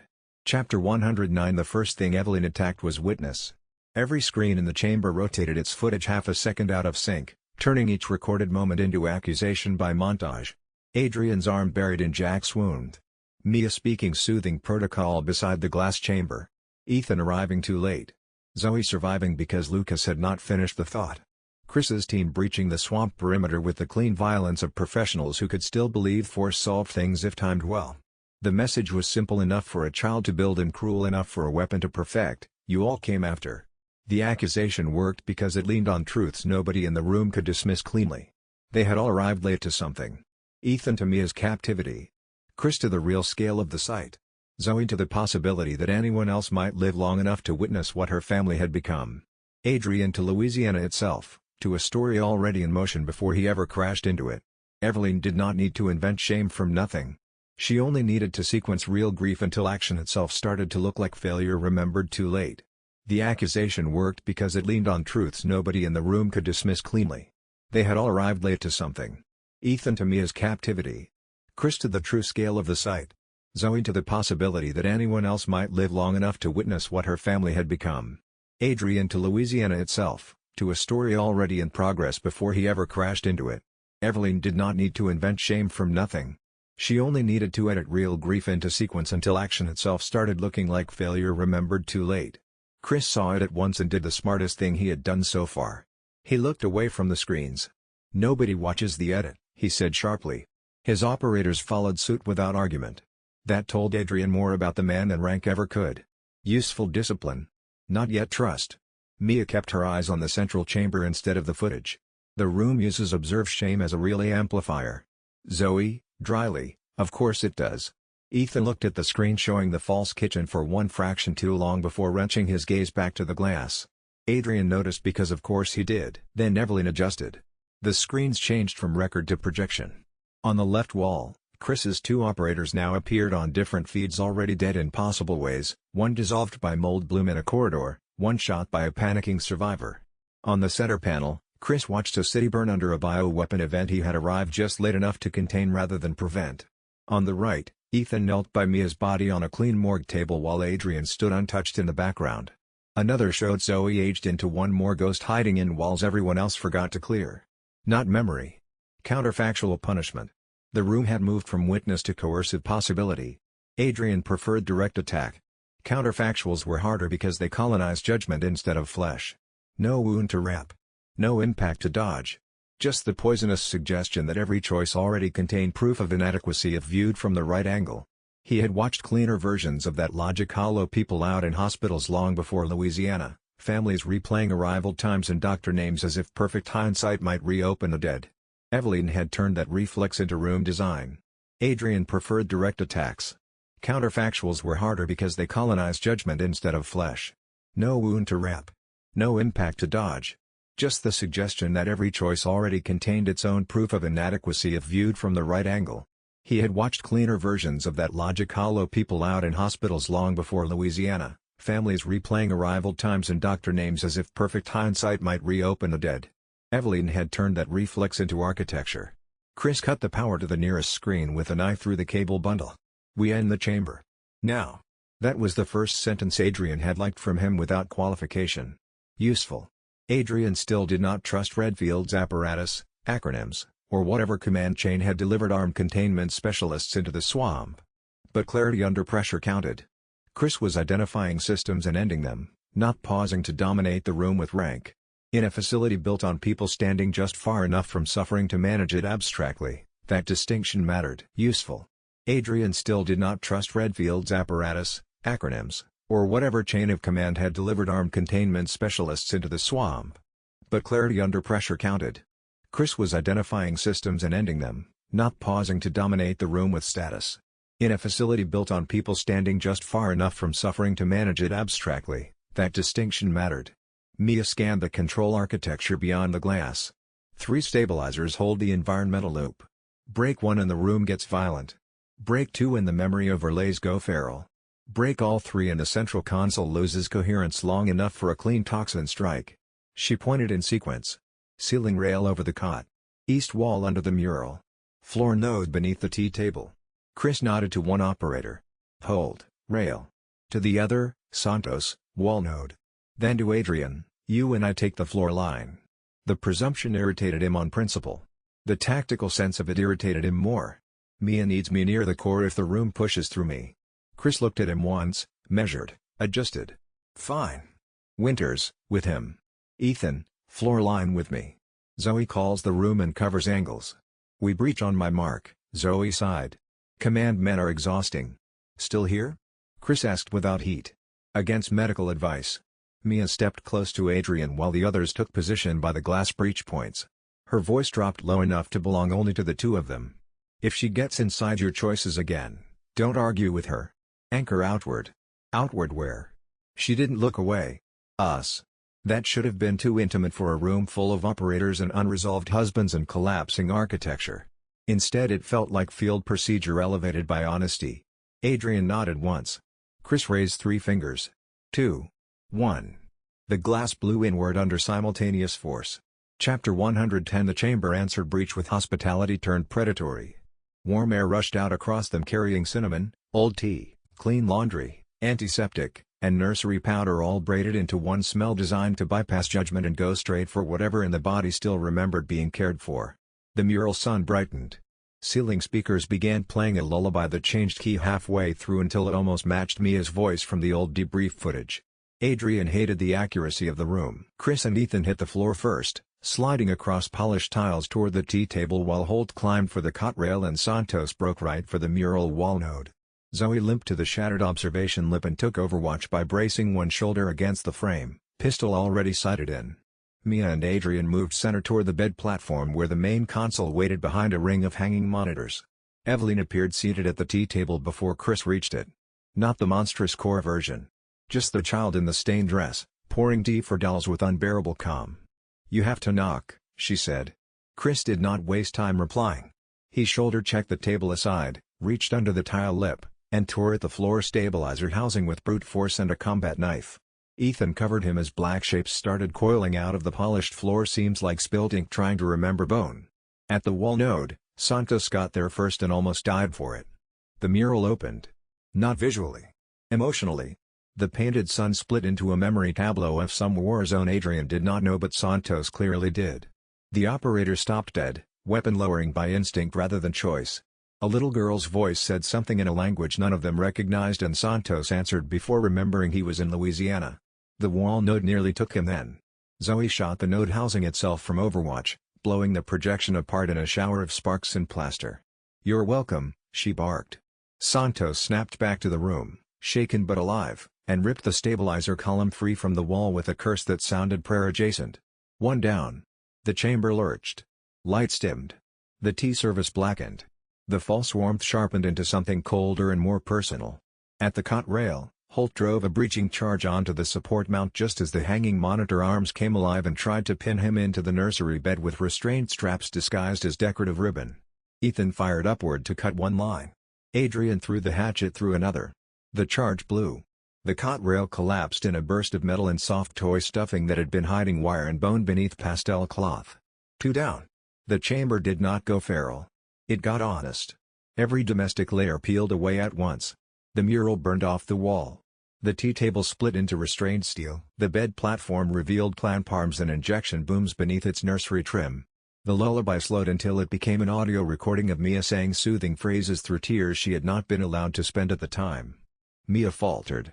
"Only one step. Enough."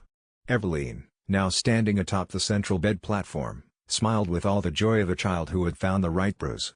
"You said it anyway," she told Mia. "Even when you knew." Adrian felt Mia's whole body lock not in surrender but in the precursor shape of guilt trying to reclaim jurisdiction. He put himself between her and the bed platform before the room could reinforce the line. "Not tonight," he said. Eveline's eyes moved to him. "You always interrupt my mother's." That word again. Not because it fit. Because it hurt. The floor stabilizer under Chris blew open with a shriek of torn bolts. Three down. The chamber spasmed. Console lights flashed red. The memory pressure field stuttered out of coherence. For 2 or 3 unstable seconds, reality in the room became negotiable. Mia used all of them. She ran for the central console with the necrotoxin injector housing in both hands. Eveline screamed and the chamber's latent systems vomited everything they had left at once: restraint arms, mold bloom, memory flashes, gas jets, voices. Adrian intercepted the first wave. Not all of it. Enough. Chosen loyalty hit him like a live current this time, every bond in the room becoming both anchor and fuel. He knew where Chris stood. Where Ethan breathed. Where Zoe's bad leg loaded and compensated. Where Mia's heartbeat accelerated as she closed the last impossible distance. For one blinding instant, protecting them all felt less like reaction and more like structure. The room slammed against that and lost. Temporarily. But lost. Mia reached the console. Then the north blast shutters opened. Retrieval had arrived. Adrian registered the shutter opening a half-second before the sound reached him. He'd spent enough time in the estate learning to read the building's mechanical language, the particular resonance of doors actuated by Eveline versus doors actuated by machinery, the difference between systems failing and systems being commanded. The north shutters opened clean. No biological hesitation. External override. Which meant whoever was outside had the access codes, which meant the connections, which meant nothing charitable. He shifted position so that Mia was behind him and to the left, Ethan to the right, Zoe covering the south approach they'd come through. The formation was instinctive and imperfect and built entirely on the last hour's education about how these 4 people moved under duress. The cinnamon smell intensified as the shutter gap widened. Eveline buying time, making the room as hospitable seeming as possible. As if retrieval would soften once they smelled clean laundry. As if it would make them hesitate over what they were about to reclaim. Adrian breathed through his mouth so the smell reached him as data rather than memory. Then the first armored figure stepped through the gap and he understood that the next stage of tonight was going to be harder than everything that had preceded it, which was saying something extraordinary. Chapter 111. They came in clean black armor with white biohazard masks and the kind of economical movement that said someone had trained them for spaces where hesitation looked like infection. 4 through the north shutters first. Then 2 more behind them with containment cases and weapon rigs not built for rescue so much as acquisition. Their lead operator took in the chamber in one sweep. Chris's team, unknown survivors, live target architecture, Mia at the central console with the injector, Adrian glowing faintly blue-white through reclaimer backlash in the middle of the room like a problem statement nobody had briefed properly. Secure E001 environment, the lead said. Recover handler. Preserve anomaly if viable. Adrian stared. I hate being called viable. Chris reacted faster than the sentence deserved. Their connections. Then the chamber became a 3-sided war. Retrieval opened fire first, discipline bursts aimed not at killing Mia but at cutting Adrian and Ethan off from her approach line. Chris's operators returned fire instantly, using the shattered cot rail as cover. Zoe, who had zero reason to like any government-adjacent voice in the room by this point, shot the lead retrieval tech in the throat seal before his second command finished leaving his mouth. Ethan moved on pure principle. He hit the nearest retrieval trooper with the pipe hard enough to fold the rifle barrel sideways, then drove the man into the opened restraint frame and ripped the containment case from his hand. "Nobody's recovering anybody," he shouted, which in any other room would have sounded melodramatic and here counted as policy. Mia stayed at the console because she finally understood that if she moved off the line now, everybody else's courage would be spent buying nothing. She jammed the injector housing into the control spine where the necrotoxin chain could spread through the remaining active conduits. Eveline hit her mind directly. Not through memory overlays. Not through false kitchens. Straight through the old caretaker channels. Adrian saw it happen in Mia's body before he saw any visible effect on the chamber. Her shoulders locked. Her hand shook. Her mouth opened on a breath that was almost somebody else's name. He started toward her. A retrieval round clipped his side and spun him half around. Pain flashed. Not lethal. Infuriatingly inconvenient. Chris stepped into the firing lane and put 3 rounds center mass into the shooter with a precision so and showy it looped back around to impressive. "Get her to commit." He barked at Adrian. Adrian moved. This time not as shield. As answer. He crossed the room through gunfire, morphing restraint arms, and one half-formed molded body trying to pull itself out of the central trench because the house truly had no respect for timing. He reached Mia just as Eveline's pressure started to curl her fingers away from the injector housing. Mia. No response. Her eyes were open. Too full of another room. He remembered the undercroft. The lower feed corridor. The annex note he had hated and used anyway. The difference now was that he knew more. Not about protocol. About her.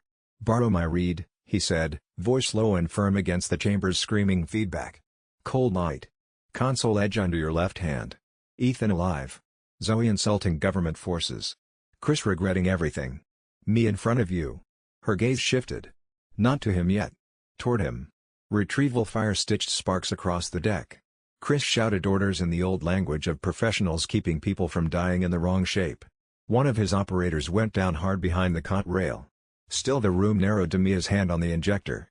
"You're not in her version," Adrian said. "You're here. And here gets to choose." Mia blinked once. Then twice. Recognition came back sharp and furious. "I know," she whispered. And slammed the injector all the way home. The necrotoxin chain flooded the chamber network.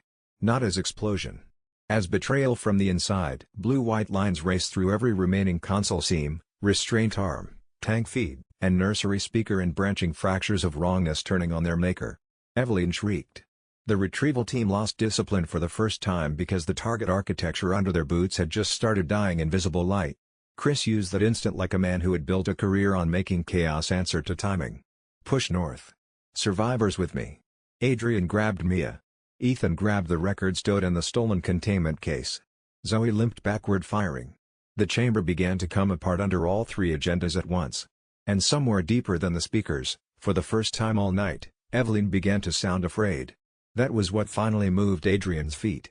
Not the tactical opportunity. Not Chris's order. The sound of Eveline frightened. Because Eveline frightened was Eveline desperate, and Eveline desperate was the version that did not calculate damage carefully. She had been working with precision all night, testing thresholds, probing defenses, offering carefully worded invitations. Fear would strip that and leave something rawer and less predictable. Less controllable. He had survived calculated Eveline by learning the patterns. He didn't know the patterns for the version that thought she was losing. "Move," he said, and it came out less like coordination and more like recognition that waiting was now the most dangerous option in the room. Mia was already moving. Zoe was already firing. Ethan was already thinking 3 steps ahead about the exit geometry, which was the version of Ethan that Adrian had learned to trust most. Chris's team absorbed the retrieval force like a buffer, professional violence meeting professional violence while the people who mattered pressed north. The chamber was coming apart. Adrian had been in enough collapsing structures tonight to know the signs, and the chamber was broadcasting all of them: ceiling vibration, floor heating along seam lines, the particular groan of load-bearing material deciding it had finished bearing. Chapter 112. The north access lane beyond the chamber was a freight spine running toward the dock lifts and external service tunnels. It should have been their cleanest path out. It became instead a compressed battlefield lined with white crates, hanging utility cables, and 3 different groups trying to decide whether the others counted as survivors, assets, or obstacles. Chris took point because the lane geometry favored someone who trusted formation more than feeling. Hold, bleeding but mobile, dragged Santos along the left crate line after taking a retrieval round through the shoulder during the chamber breach. The remaining 2 connections operators fell back in disciplined retreat rather than panicked rout, clearly under orders to preserve at least one viable package no matter what the chamber did behind them. Which meant Mia. Maybe Adrian. Maybe both. Adrian did not enjoy existing in procurement language. As they ran, the North Lane monitors came alive with shipping maps and corrupted route footage from other sites. Other households. Other deployment chains. Lucas had not just been taunting. He had been advertising scale. Ethan saw the feeds and swore. How many houses? Enough, Zoe said. Move. Mia, running half a step behind Adrian now that the direct Eveline pressure had broken, still had the records tote strap cutting into one shoulder and the serum case banging against her thigh. She should have slowed. She didn't. Chris clocked that and adjusted his opinion of her in real time. Adrian saw him do it. Another useful thing to hate less. At the first junction the remaining retrieval leader used a containment grenade. Not fragmentation. An aerosol canister designed to flood a localized space with suppressive agent and conductive gel, the kind of tool you threw when you expected valuable targets with inconvenient biology. The canister hit the floor between Chris and Adrian. Adrian saw the label while it bounced. E-Series Field Pacification. Down, he shouted. He kicked the canister into the side trench just as it burst. Blue mist and thick conductive foam exploded up the wall instead of through the group. The residue still splashed across Adrian's boots and lower legs, burning cold where the altered tissue in him recognized it as something built by cousins of the same people who had drawn overwrite arrows around his life. The sensation was not pain first. Humiliation. Manufactured tools trying to tell his body what category it belonged to. He answered by tearing the nearest hanging power line down into the trench. The charged cable hit the suppressant foam and turned the whole lane edge into a writhing curtain of sparks. One retreating retrieval operator misjudged the arc and convulsed into the crate wall hard enough to stop being a tactical problem. Chris looked at Adrian once. You do that often? Only on days ending badly. That might have become the beginning of respect if the next door hadn't burst open. Out of the side service bay came not molded and not retrieval, but a cleanup trooper in different insignia dragging a wounded civilian by one arm. At least Adrian thought civilian until the man lifted his head and Lucas smiled with half a ruined mouth. Oh, this is festive. Every weapon in the lane shifted. Chris's team toward the unknown. Retrieval toward the still viable asset. Adrian toward the problem that kept refusing to die with satisfactory timing. Lucas let the trooper holding him take one more step and then drove a hidden shard of metal backward through the man's visor seal. The cleanup trooper dropped. Lucas took the man's sidearm on the way down and rolled behind the service bay door laughing wetly. You all really do make crisis communal. Zoe's expression became something almost spiritual. Please let me shoot him. Mia's voice turned razor flat. He has route knowledge. This is why your standards are exhausting. Lucas leaned out just enough to fire twice one-handed. One round hit the lane light.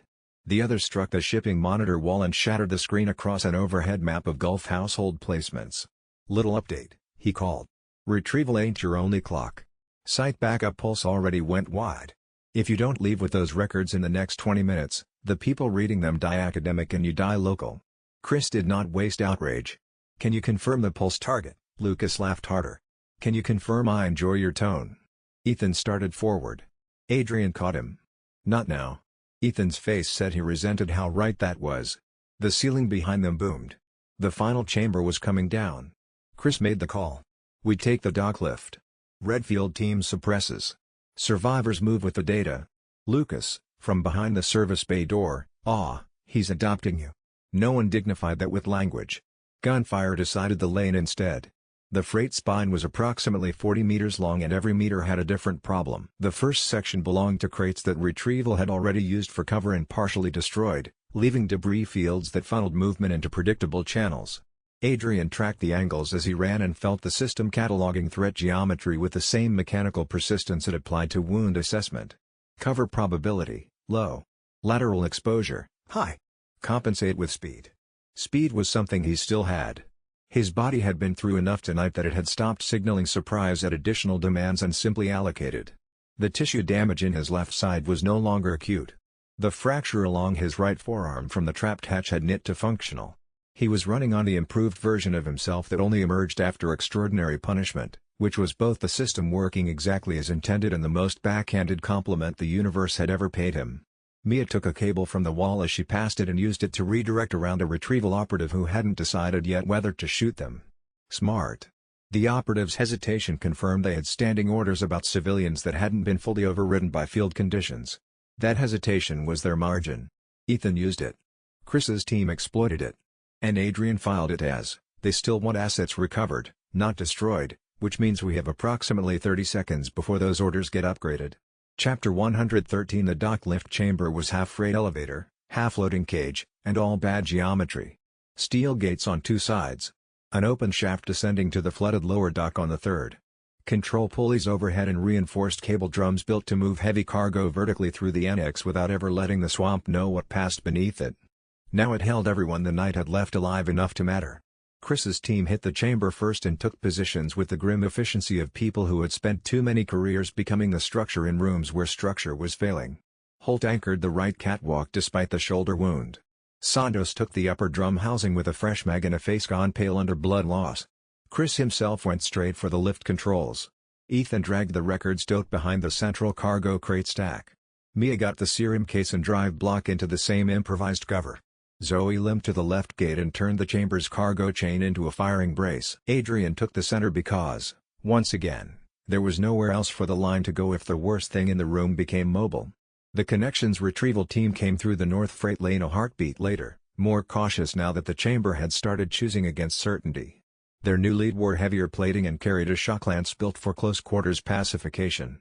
Two others flanked with containment rifles. None of them spoke. That, more than the masks, made them feel less human. Lucas remained somewhere behind and to the left, using the service bay shadow and the collapse noise to stay annoyingly alive. Chris hit the control lever. The lift cages below groaned awake. How long? Adrian called. 40 seconds if the line holds. In this house? Chris gave him a look that, under better circumstances, might have qualified as humor. Adjust your expectations. Retrieval opened with shock rounds aimed low, trying to disable movement without shredding what they still hoped to take intact. One slug cracked off Adrian's knee and sent blue conductive arcs up his thigh. Another burst against the cargo crate stack and sprayed Chris's left side with enough charge to make even him hiss. Mia ducked behind the cases and shouted, "They're trying to preserve targets." Zoe fired from the chain brace and clipped one trooper's mask seal. Their manners are terrible. Ethan popped up from behind the crate stack and shot center mass twice, then moved before return fire could bracket him. It was not elegant. It was deeply competent. Adrian realized, not for the first time tonight, that Ethan's best quality was not devotion. It was adaptiveness without self-congratulation. The retrieval lead closed distance under suppressive fire, shock lance snapping blue at the tip. He came straight for Adrian with the confidence of someone who had read the field notes and mistaken documentation for mastery. Bad mistake. Adrian let the first strike land on the outside of his forearm instead of dodging wide, took the scream of electricity through the bones, and then trapped the lance shaft under his arm before the operator could retract. The man tried to pivot. Adrian headbutted him through the mask. The visor cracked. Then Chris shot the exposed eye line from across the chamber with clinical indifference. The body went limp, still holding the lance. Adrian ripped it free and nearly lost the use of his fingers when the conductive surge bounced back into him. "That yours?" Chris called. "It is now." The answer seemed to satisfy something in the older man. The lift cages below shuddered another level upward. 30 seconds, maybe less. Then the chamber lights went out. Not failure. Intervention. Eveline again. refusing to let the exit remain merely mechanical. In the dark, the nursery monitors hidden behind the dock walls came alive with children's laughter and the wet sound of something climbing steel from the shaft below. Adrian found the cable drum by touch and used it as orientation reference. He had developed, over the last 12 hours, a specific skill that no system prompt had offered him: spatial memory for hostile architecture. Every space he had survived left a proprioceptive map behind. He could retrace paths by feel, track relative positions of allies in darkness by sound pattern and heat signature, estimate distances by the echo profiles of different chamber geometries. The dock lift chamber was round, approximately 15 meters across, with the shaft centered and the control mechanisms distributed along the north and east walls. He knew this because he had looked when the lights were on and he always looked now. He moved to the east wall and found Zoe by the sound of her controlled breathing. "Controls are here," he said quietly. "I know. Lucas disabled the manual override. Which controls are wired to the override?" A pause. The sound of her hands moving across panel surfaces. "Cage ascent," she said. "Descent still runs on counterweight." The climbing sounds from the shaft below were getting louder. Not fast. Deliberate. The confidence of something that did not need to rush because it was already inside the only room that mattered. "We need to be above it when it reaches the platform," Adrian said. "Brilliant," Zoe replied. "Shall I also wish you a happy birthday?" The cage below shuddered upward. Closer. Adrian found the cable drum by touch and used it as orientation reference. He had developed, over the last 12 hours, a specific skill that no system prompt had offered him: spatial memory for hostile architecture. Every space he had survived left a proprioceptive map behind. He could retrace paths by feel, track relative positions of allies in darkness by sound pattern and heat signature, estimate distances by the echo profiles of different chamber geometries. The dock lift chamber was round, approximately 15 meters across, with the shaft centered and the control mechanisms distributed along the north and east walls. He knew this because he had looked when the lights were on and he always looked now. He moved to the east wall and found Zoe by the sound of her controlled breathing. "Controls are here," he said quietly. "I know. Lucas disabled the manual override. Which controls are wired to the override?" A pause. The sound of her hands moving across panel surfaces. "Cage ascent," she said. "Descent still runs on counterweight." The climbing sounds from the shaft below were getting louder. Not fast. Deliberate. The confidence of something that did not need to rush because it was already inside the only room that mattered. "We need to be above it when it reaches the platform," Adrian said. "Brilliant," Zoe replied. "Shall I also wish you a happy birthday?" The cage below shuddered upward. Closer. Chapter 114 Emergency reds replaced the overhead lights in staggered pulses. Enough illumination to aim. Enough shadow to make every angle a lie. The shaft beneath the dock lift filled with movement, not one large thing rising, but many smaller forms made from runoff, failed tissue, and whatever the root lab had not finished dying out of. Eveline was throwing unspent biology up the vertical lane like a child emptying a drawer in a tantrum. Chris saw the problem and reprioritized instantly. Retrieval second. Shaft first. If those things reach the cage line, we lose vertical. No one argued. That was the beginning of actual cooperation rather than temporary overlap. Holt shifted fire from the north lane to the rising shaft mouths.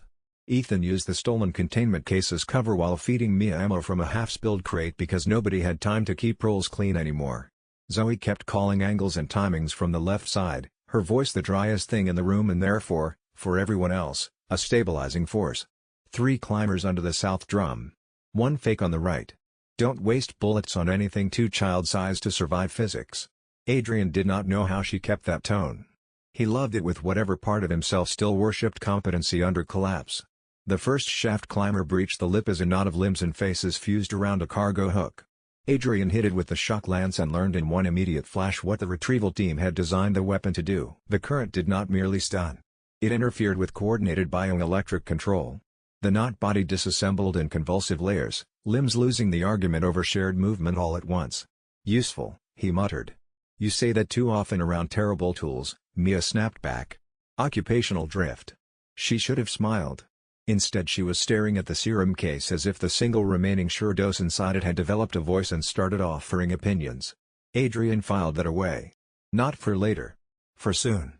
The retrieval flank tried to use the blackout confusion to swing around Chris's team and cut directly toward Mia's position.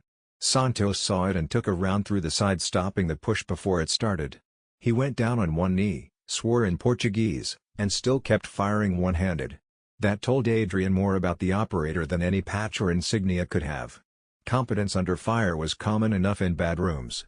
Competence that instinctively protected the civilian line before anyone had time to name the priority was rarer. It suggested Chris's people were not merely containment machinery wearing human faces. Some part of them still recognized the difference between securing a site and safeguarding the people trapped inside it. That told Adrian more about the operator than any patch or insignia could have. Competence under fire was common enough in bad rooms.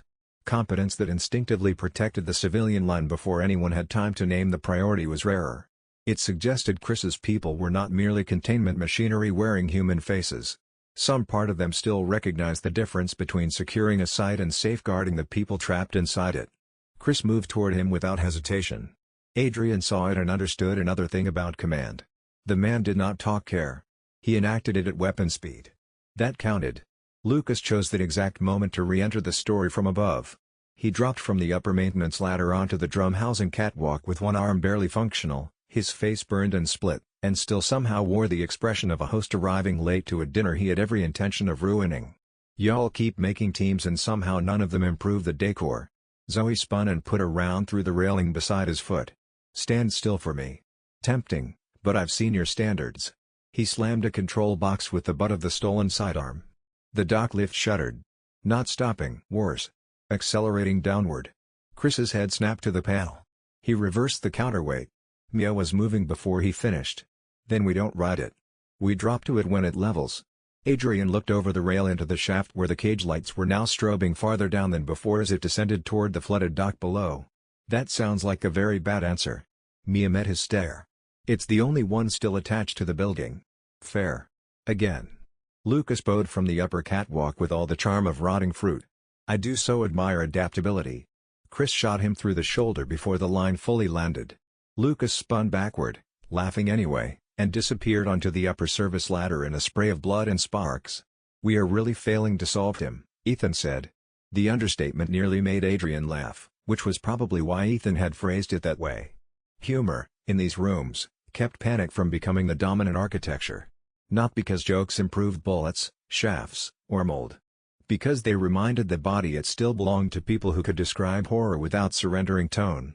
Lucas understood that too, which was why his own humor always tried to annex a room rather than share it. "Shared project for later," Zoe replied. Below them, the dock lift kept dropping toward whatever waited in the wet black at the bottom of the shaft. The sounds from below did not stop. They changed. The wet climbing rhythm shifted into something slower and more purposeful as the creatures adjusted to the moving target, to the cage dropping away from them, to the fact that the humans above had hid and were intending to keep it. Eveline was learning in real time, which meant the biology was learning, which meant the next attempt would be calibrated to this failure.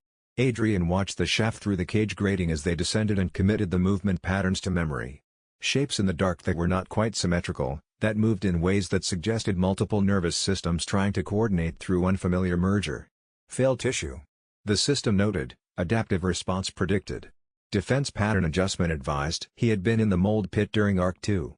He had come out of it with biohazard reclaimer rank and a toxin purge capability and a very clear memory of what it felt like to have his lungs decide they were done.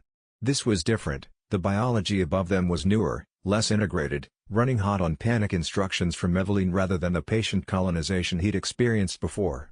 Newer meant less stable. Less stable meant exploitable. He filed that.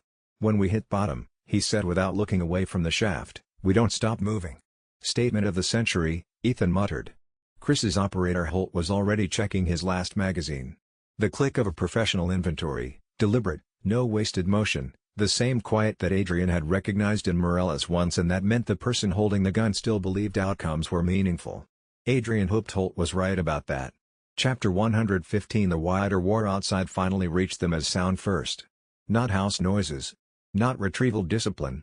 Helicopter chopped far above the swamp. Additional gunfire from the upper property line. A new comm burst overriding local static for 2 precious seconds with clean encrypted traffic. North perimeter breach confirmed. Second hostile group in contact. Connections retrieval was not alone anymore. Either reinforcements or competing cleanup. The world outside Louisiana had remembered this place existed, and it was arriving with all the moral grace large organizations usually managed under emergency conditions. Adrian felt the scale shift immediately. Until now the night had still, in its own diseased way, been intimate. A family, a site, a chain of handlers, one town-sized secret rotting in place. Helicopters and encrypted traffic meant the secret had finally broken containment at the narrative level too. Once that happened, truth stopped belonging only to witnesses and started belonging to whoever could transport it, classify it, redact it, or weaponize it fastest. The records don't suddenly felt heavier not because of paper mass, but because every institution converging on Dulvey would want first possession of the story. Mia heard the comm and went paler. If the pulse went out far enough, this site was always going to become a scramble. Chris glanced up as if he could see through concrete and swamp to the sky beyond.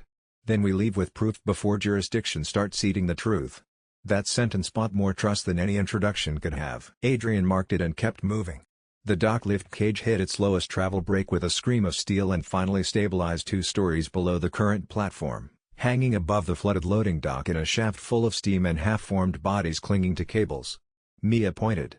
There. We dropped to the crossbeam, then the cage roof. Ethan looked down once and made a face suggesting theology had failed him personally. Any chance the next option's better? No, Zoe said. Love the consistency. The retrieval survivors realized the same path a moment later and tried to reassert control through pure aggression. One operator vaulted the north crate line and sprinted for Mia's position, clearly under orders to preserve handler over all else.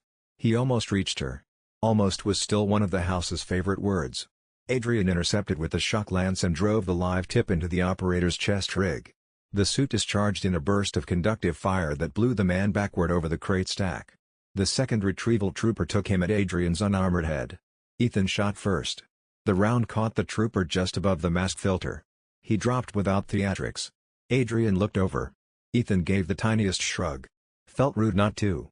There it was again. Not reconciliation. The much rarer thing. Competence with feeling still embedded inside it. Chris's comm unit crackled. He listened for 1 second, jaw tightening, then said, "My outer team just lost contact with 2 perimeter elements. Whatever's moving in from the north isn't ours and isn't casual." Zoe snorted. "So we're being approached by multiple heavily armed bureaucracies while standing over a bioweapon shaft. Nice to feel wanted." Mia had the records tote strapped across one shoulder now and the serum case clipped to her belt, both hands free for climbing and shooting. She looked from Adrian to Ethan to Chris in that order and made the decision the chamber kept trying to take away from everyone. "We split by function, not affiliation," she said. "Chris, your team suppresses and covers upper lane retreat. Ethan and Adrian get the tote and serum down to the cage. Zoe routes and shoots. I handle the dock console once we're on the roof." Chris held her gaze for half a second. Then nodded. "Accepted. No debate. No macho territorial nonsense. Just field math." Adrian appreciated it almost enough not to resent the existence of competent institutions on reflex. Almost. The chamber above groaned again as the final observation room fully failed. Black slurry began pouring through the upper shaft grates. "No more time." Chris took the lead at the rail. "On my count.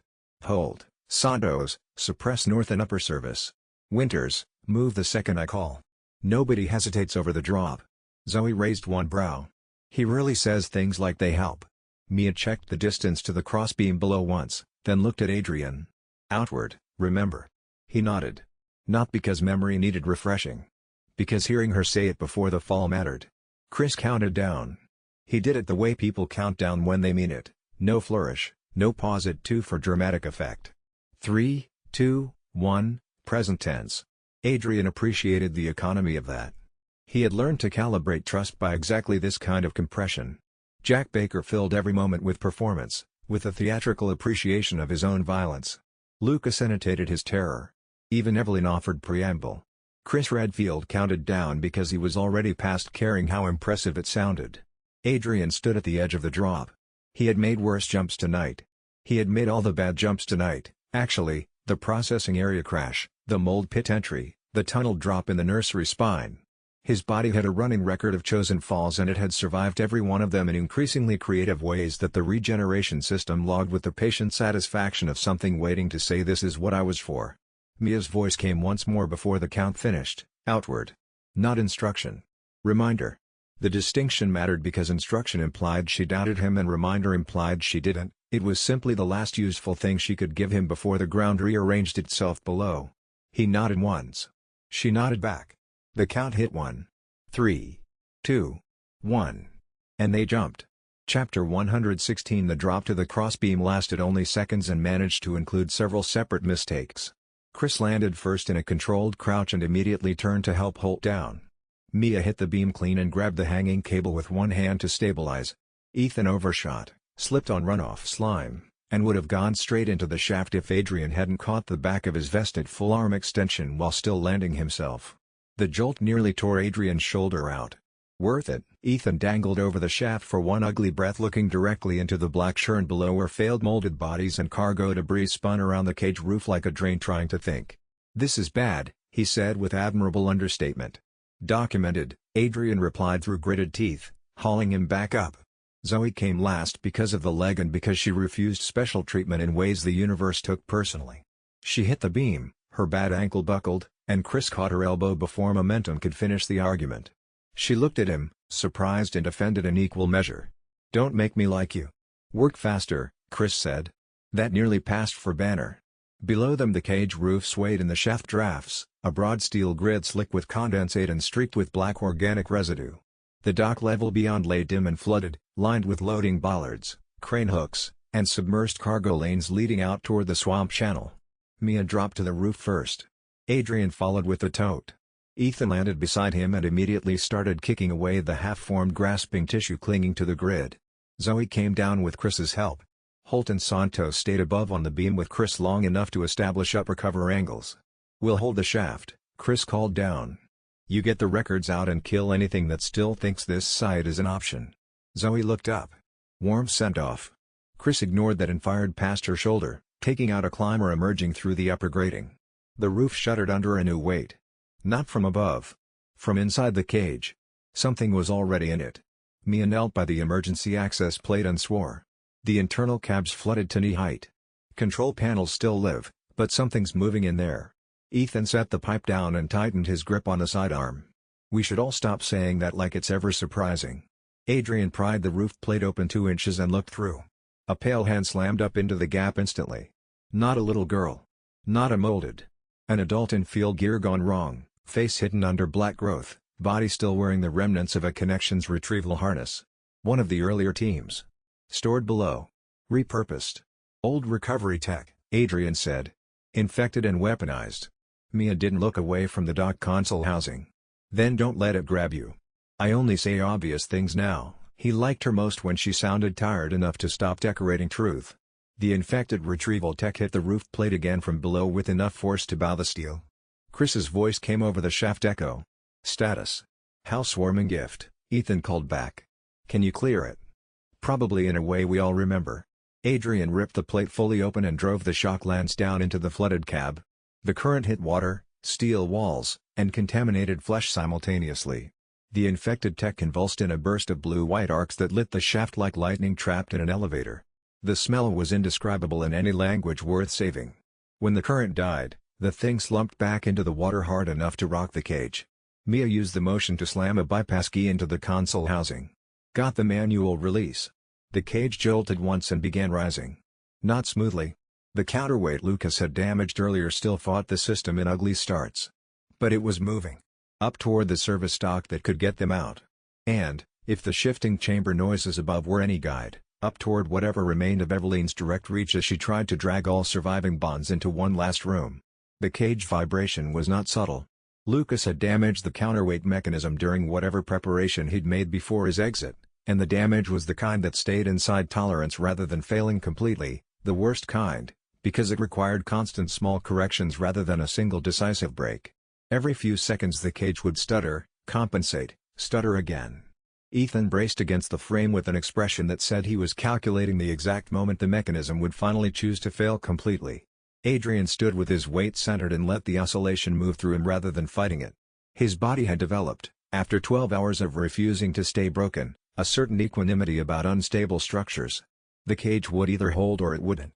Fighting the vibration made the muscles work harder for nothing. Mia watched him do this and said nothing.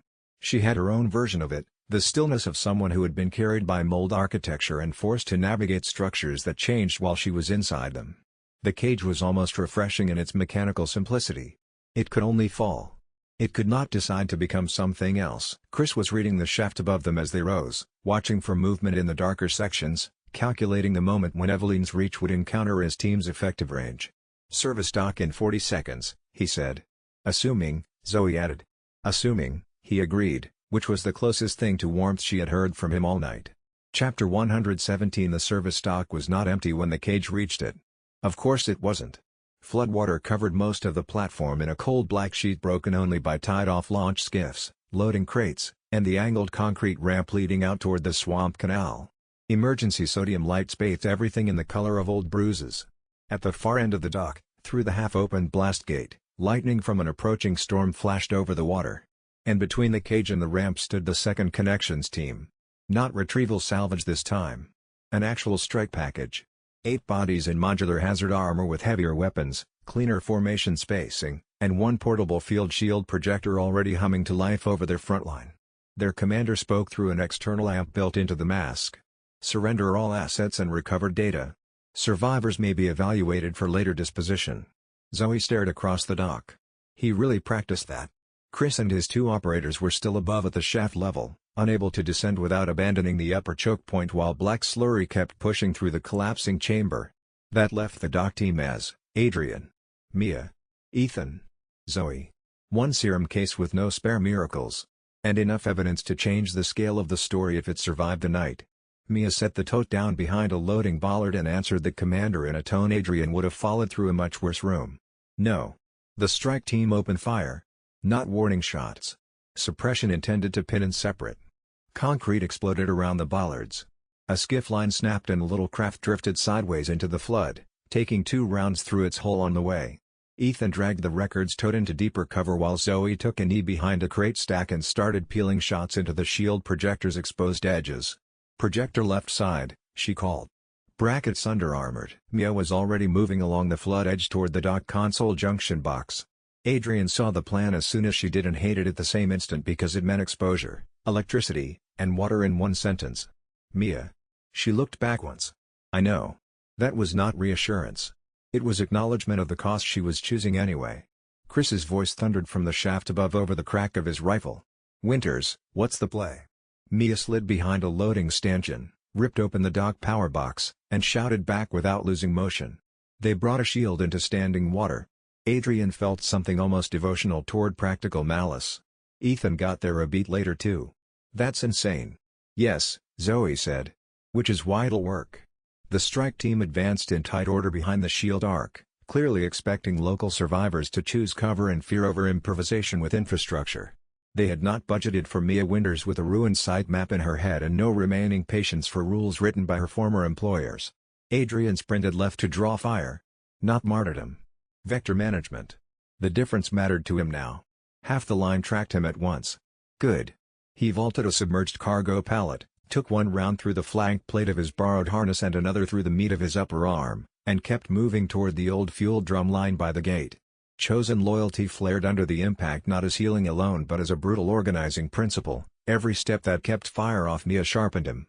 Behind the stanchion, Mia tore the insulated main feed loose from the dock box and looked to Zoe. "When?" Zoe sighted the projector bracket through drifting rain and flood spray. "Now would improve my mood." She fired. The round hit the left bracket. The shield flickered. Mia jammed the stripped power line into the flood. The whole dock went blue. Electric current raced through the standing water under the strike team's boots and up the weakened projector frame in a violent sheet. 3 troopers dropped instantly. 2 convulsed behind the failing shield arc. The commander tried to pull back and instead kicked one of his own into deeper current. The portable shield detonated. Chris actually laughed from above. Short. Sharp. Absolutely involuntary. Adrian would treasure that forever if forever remained an available concept. Then the blast gate behind the strike team began opening wider on its own. Not because Mia had touched it. Because Eveline still had one more answer. Of course she did. Adrian had stopped being surprised by this approximately 6 hours ago and had moved through acceptance into something that was almost respect, the way you respected a river for continuing to flow even after you'd fallen in it 3 times. Eveline had been denied him at every stage of the night. Every invitation refused, every attachment she'd tried to poison. Every room she'd constructed to contain him had been navigated or destroyed or outlasted. And she kept reaching. That relentlessness was its own kind of tragedy. He had seen it clearly since the underground lab, the corporate papers, the clinical language, the shipping manifests that described a child as asset and delivery mechanism and final test subject. Eveline's obsession with family was not pathology from nothing. It was pathology from having been defined as a tool before she developed the capacity to object. That didn't make her less dangerous. It made her more. A monster with reasons was a monster that would keep finding new ones. He raised the recovered panel bar as the thing below the surface resolved into something with geometry, and the dock lights caught the upper edge of whatever Eveline had prepared beyond the gate. It was not a baker. It was not one of Lucas's archive subjects. It was something assembled from the lower facility's entire unspent inventory of failed biology, and it was very large, and it was moving with the particular purpose of something that had been waiting all night for exactly this moment. Beyond the gate, out on the storm-black water, something huge moved just below the surface toward the dock lights. Chapter 118. Chris finally came down because the shaft above had stopped being defendable and started being decorative collapse. He and his operators dropped from the maintenance ladder onto the dock roof gantry just as the water beyond the gate erupted. Not another baker. Not a single coherent monster. A transport reclamation mess. That was the only term Mia had later for it, and even then the name sounded too tidy for what came through the storm canal toward the service dock. All the failed tissue, drowned corpses, discarded field tech, and mold runoff the site had ever used the swamp to forget had been gathered by Eveline's dying network into one final moving answer to the idea of external interference. Helmets surfaced in the black growth. Cargo harnesses. Boat chain. Bone. Human arms fused into paddling fins. 3 half-faces opened and closed along the front ridge as if trying different identities for consumption value. The service dock, suddenly, was no longer a lane of exit. It was a shoreline. The reclamation mass hit the gate opening and immediately began pouring itself through in sections, using the steel frame as a mold for more efficient entry. Chris took one look and shifted gears without ceremony. Everybody off the dock line. Move to elevated cover. Holt, heavy burst to the canal mouth. Santos with me on right flank. Ethan grabbed the tote. Zoe took the serum case because her leg was now good enough to bear ugly loads and because none of them trusted the night enough to leave the last certainty in one place. Mia moved for the crane stair. Adrian stayed one step too long at the waterline trying to read the pattern of the thing before it reached the concrete. Not because curiosity had suddenly become wise. Because reclaimer awareness was screaming at him. The mass was networked but unstable. Held together by active command from deeper in the dying site. If that command broke, the whole structure might collapse into lesser threats instead of one impossible one. Useful. Also exactly the kind of insight Eveline most wanted him gaining. He hated that the truth and the risk kept arriving in the same envelope. Mia saw him hesitate. Adrian. Not loud. Enough. He looked at her, anchored outward exactly the way she'd ordered, and the temptation to stay in the waterline reading the monster broke cleanly enough for motion. They took the crane stair under suppressive fire from the last surviving strike troopers and the lash of rain now fully falling through the open gate. Chris's team peeled those remaining humans apart with practiced overlapping fields. No flourish. No speeches. Just professionals refusing to let a bigger horror make smaller ones seem abstract. At the first landing Zoe stumbled. Ethan caught her by the back of the harness. You good? Define good. Upward. Then yes. On the gantry above, Mia slapped the crane control housing alive and scanned the route grid. We can swing the cargo magnet over the gate mouth. Maybe pin the mass. Chris landed beside her and read the panel like somebody who had been disappointed by industrial layouts before. You swing. I route power. No turf battle. Again useful. Again irritating. The reclamation mass hit the first dock bollards and absorbed them into itself with wet grinding sounds that made the whole group collectively lose some private amount of faith in reality. One face surfaced near the front ridge wearing enough of an old mask to show the faded insignia of a previous cleanup unit. Zoe saw it and made a sound Adrian had never heard from her before. Not fear. Recognition disgusted into grief. They fed the dead teams back into the site, she said. No one answered because the only honest reply was yes, and nobody had enough emotional blood left to spend on stating the obvious. Adrian planted the shock lance into the wet steel railing and let the conductive hum of the crane housing sink with the reclaimer pulse in his body just long enough to feel where the mass's command lines were strongest. Again the room wanted to teach him. Again he used the lesson and despised the tuition. Center spine under the front ridge, he shouted over the storm. Blue current there and the whole thing loses coordination. Chris looked at him once. Can you make that happen? Maybe. I hate how often people say that around you. That almost qualified as camaraderie if the world had been less soaked in biotech nightmare. Mia swung the cargo magnet out over the gate channel. The giant electromagnet, rusted and half-submerged moments earlier, now groaned on its chain above the advancing mass like judgment arriving late but still employable. "On your mark," she called. Adrian climbed the rain-slick outer gantry and went toward the railing above the exact point where the center spine would surface. Below him the reclamation mass raised 3 fused human arms in something almost like a peel. He did not let the shape and the gesture matter. It was only the house weaponizing sympathy one more time on the way down. The center spine surfaced. Blue-white current already bled under Adrian's skin. The cargo magnet swung. Adrian tracked it. He had identified the magnet 15 seconds earlier when the gantry lights caught the cable arc in his mind, operating now in the compressed analytical mode that severe stress had made his default, had mapped the swing radius, the attachment point, the likely release timing. The reclamation mass was centered on a dock. The magnet's arc put it 3 meters short of center on the forward swing. But the forward swing would carry momentum that the backstroke could use. He had once told a patient in the ER, a man whose car had rolled 3 times and who kept asking if he was going to make it, that the body remembers what the mind tries to forget. He'd meant it as comfort. The body remembers the good things, the practiced things, the trained responses that survive shock because they live in muscle rather than thought. He remembered saying it now because his body was already measuring the magnet arc before his mind had formally decided to use it. Timing window, 1.4 seconds. Physical requirement, controlled fall, targeted contact, maximum current transfer. Risk, extreme. Success probability, sufficient. Sufficient. The system had learned his standards. The mass shuddered as the current in Adrian's altered tissue activated at the surface of his skin. Blue-white, quiet, the biological charge that had evolved through the mold flooding in Arc 5 translating now into something directional. He did not think about whether he would survive the contact. He was past that kind of hesitation. He focused on the timing.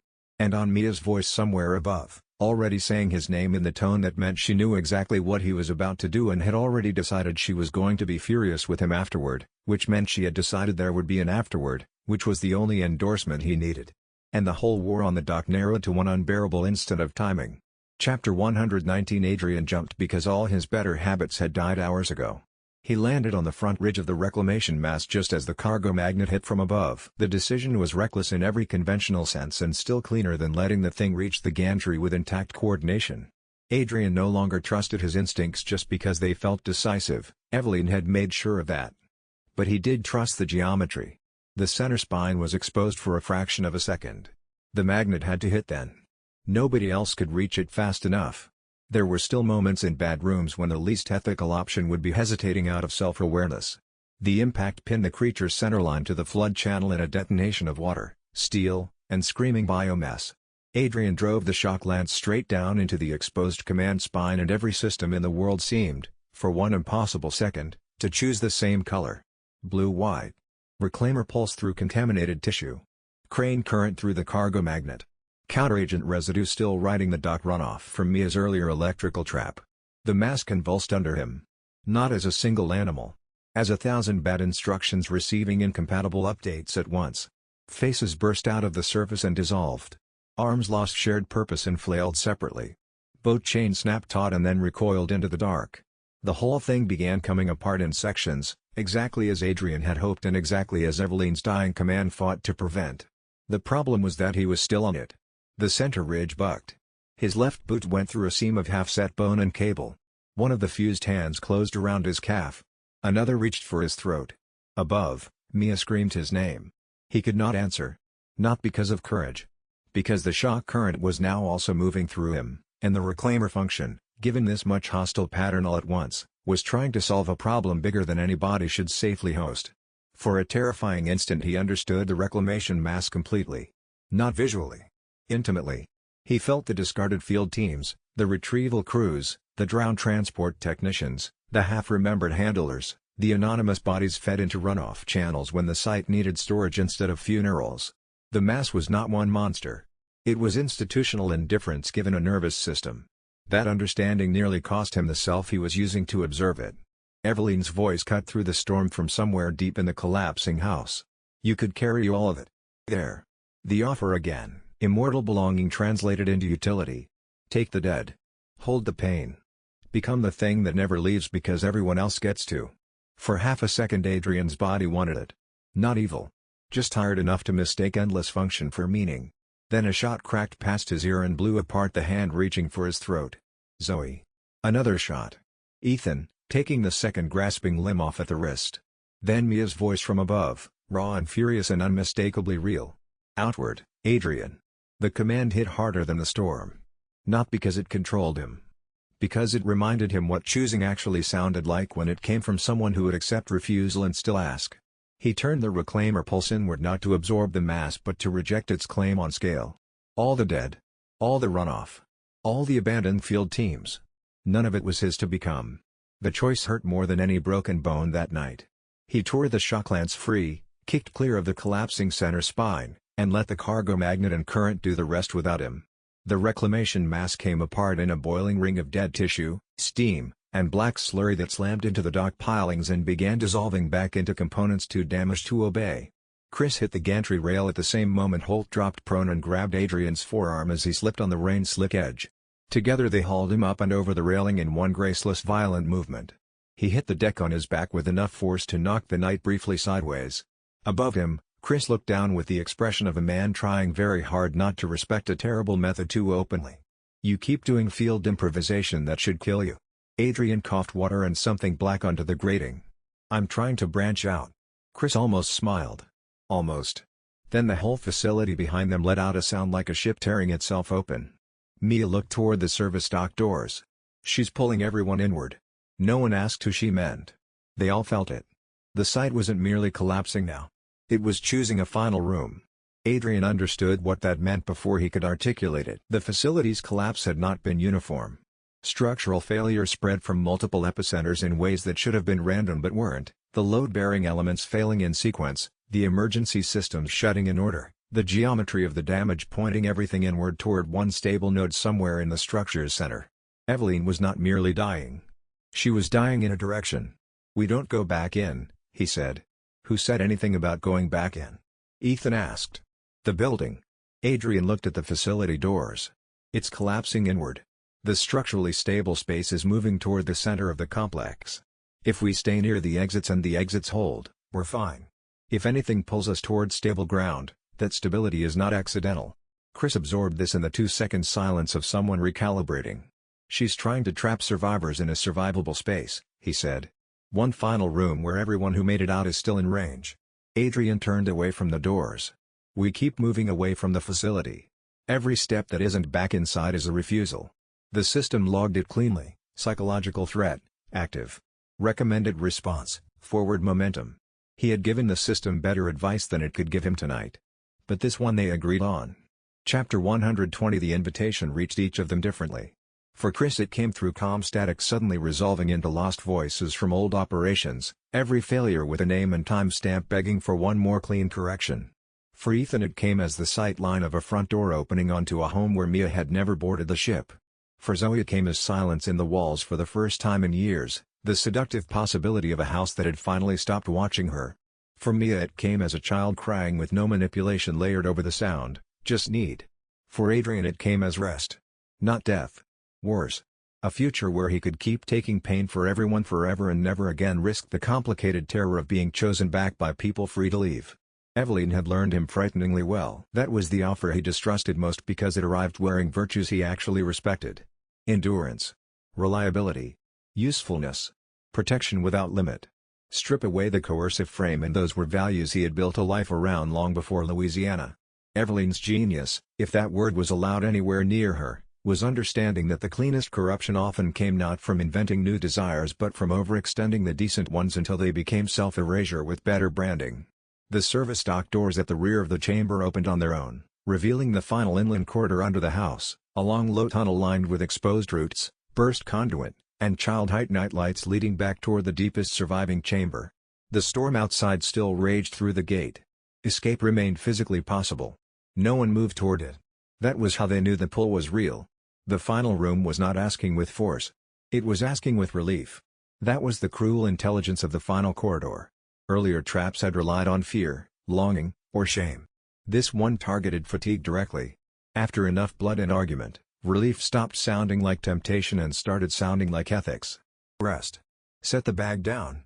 Let someone else decide. Let the house hold the complexity because complexity had already cost so much. Adrian could feel the appeal with unnerving clarity, which was exactly why he distrusted it. Any room in this estate that offered uncomplicated surrender was lying about the price. Chris broke first. Not in surrender. In discipline. He looked away from the phantom calm voices and said into the wet hush of the gantry, "Nobody follows the easy path." Adrian noticed that Chris did not frame the choice as courage. He framed it as procedure. That mattered. Courage could still be bargained with, romanticized, used to flatter people into dying theatrically. Procedure was humbler and, in rooms like this, often safer. The right sentence at the right time did not need to sound inspiring. It needed to cut through the particular lie being offered. Nobody follows the easy path. Simple enough to obey before the quarter could start negotiating. Ethan answered without taking his eyes off the false front door only he could see. "Yeah," Zoe spat into the rain. "If something sounds restful in this house, it's a trap-wearing perfume." Mia was shaking. Not visibly to strangers. To Adrian, yes. The crying child sound was cutting straight through the old caretaker architecture with almost surgical accuracy. The serum she had used earlier had protected her through the root lab strike, but its certainty was gone now. What remained was her, raw and choosing. Adrian respected that rawness more than any cleaner heroism the house might have staged for them. Mia was not resisting because she had become immune. She was resisting while still fully susceptible to the shape of the wound. That made each correct step heavier, not lighter. It also made it real in a way no scripted bravery ever could be. The estate had spent years trying to convert her capacity for care into maintenance labor. Watching her refuse that conversion now, while still hearing the child cry, felt like witnessing an argument at the root of her life finally turn. Adrian stepped beside her and did not touch her. "You don't owe the voice kindness." She swallowed hard. "I know." The problem was that knowing had never been the same as immunity here. Chris checked the upper dock line where the strike team bodies were already being washed apart by stormwater and residual counteragent burn. Then he looked at the inland tunnel, at the survivors, at the records towed, and made the kind of decision that separated command from management. We go in together, finish the source, and nobody gets left alone in a line of sight they didn't choose. No one objected. Not because they suddenly trusted him completely. Because that sentence was the right one. Adrian registered the difference with unusual gratitude. Trust was still conditional, context-bound, and patched together from overlapping hours of violence. But correctness under pressure had its own authority. Chris had stopped talking like a recovery commander managing assets and started talking like a man who understood that line of sight itself had become moral terrain in this house. Nobody left alone in a chosen line of sight. That was not jargon. That was comprehension. Adrian picked up the shock lance. Ethan shouldered the records tote again. Zoe secured the serum case under her arm and rechecked her magazine. Mia wiped the rain off her face and looked down the inward tunnel with the expression of someone finally ready to stop negotiating with a lie she had once been paid to help maintain. "The final chamber is built around consent inversion," she said. "Everything inside it will try to make staying feel kinder than leaving and obedience feel gentler than choice." "Then we act mean," Zoe said. Mia laughed once, against all odds. "Yes. Exactly." The group formed without discussion after that. Chris front left. Adrian front right. Mia centered between force and witness. Ethan just off her shoulder. Zoe behind with the last sure dose of certainty in a metal case under one arm. The formation looked tactical from a distance and intimate up close. Not intimate in the house's preferred sense, not ownership masquerading as family. Something earned and provisional and therefore harder to counterfeit. Everyone had chosen a place relative to the others with full knowledge of what those positions might cost. Adrian understood then that belonging stripped of coercion was not warmth first. It was arrangement under truth. "Stand here. Cover there. I will not leave you alone in the line this room chooses next." They walked away from the storm and into the tunnel the house wanted most, and as the dock lights died behind them Adrian felt the chosen loyalty function settle not as power but as a vow the system had finally learned to imitate correctly. He was done surviving alone inside rooms built to make belonging into a cage. Ahead, the tunnel curved. The child night lights brightened one by one. And somewhere in the deepest chamber of the estate, Eveline waited with whatever version of family she had not yet spent trying to keep them. Chapter 121 The final quarter under the house had been built to feel longer than it was. Every 10 feet the child-height nightlights along the walls shifted color, moving from pale nursery yellow to warm kitchen amber to the dim gold of a hallway lamp left on for someone expected home late. The exposed roots in the ceiling had grown around pipework and electrical conduit until the whole tunnel looked less like infrastructure and more like a throat trying to imitate comfort. Adrian walked front right because motion still helped him think, and because if the quarter decided to make one of them the leading edge of whatever came next, it was going to be him by habit if not by vote. Chris kept pace on the left, weapon steady, eyes moving with the unromantic vigilance of someone who had learned not to let strangeness become spectacle. Mia stayed centered between them, one hand near the serum case clipped at Zoe's side and the other near the inner pocket where the last hard copies of the route data sat sealed against water. Ethan walked just behind her shoulder, close enough to reach, not close enough to crowd. Zoe brought up the rear with the records tote restrapped over one shoulder and the pistol held low but ready, her limp now more irritation than liability thanks to the serum's clear cruel mercy. Nobody spoke for the first 100 feet because the quarter wanted them listening to the house. It offered them things in the quiet. For Adrian, footsteps that matched his own and then kept walking after he stopped. For Mia, a child breathing lightly and sleep somewhere behind the next wall. For Ethan, the soft domestic sounds of dishes being set out in another room. For Chris, calm static sharpening into voices he would know by loss alone. For Zoe, nothing. That was the one that almost got her. Adrian understood the tactic as soon as Mia named it. The house had stopped relying on simple aversion a long time ago. Now it was targeting each person's private definition of relief, the sound or absence that might tempt the body into believing it had finally found unobserved ground. Zoe, who had spent years being tracked by walls, cameras, footsteps, family noises, and traps hidden inside routine, did not crave reassurance first. She craved the end of surveillance. Eveline had learned that absence itself could be staged as bait.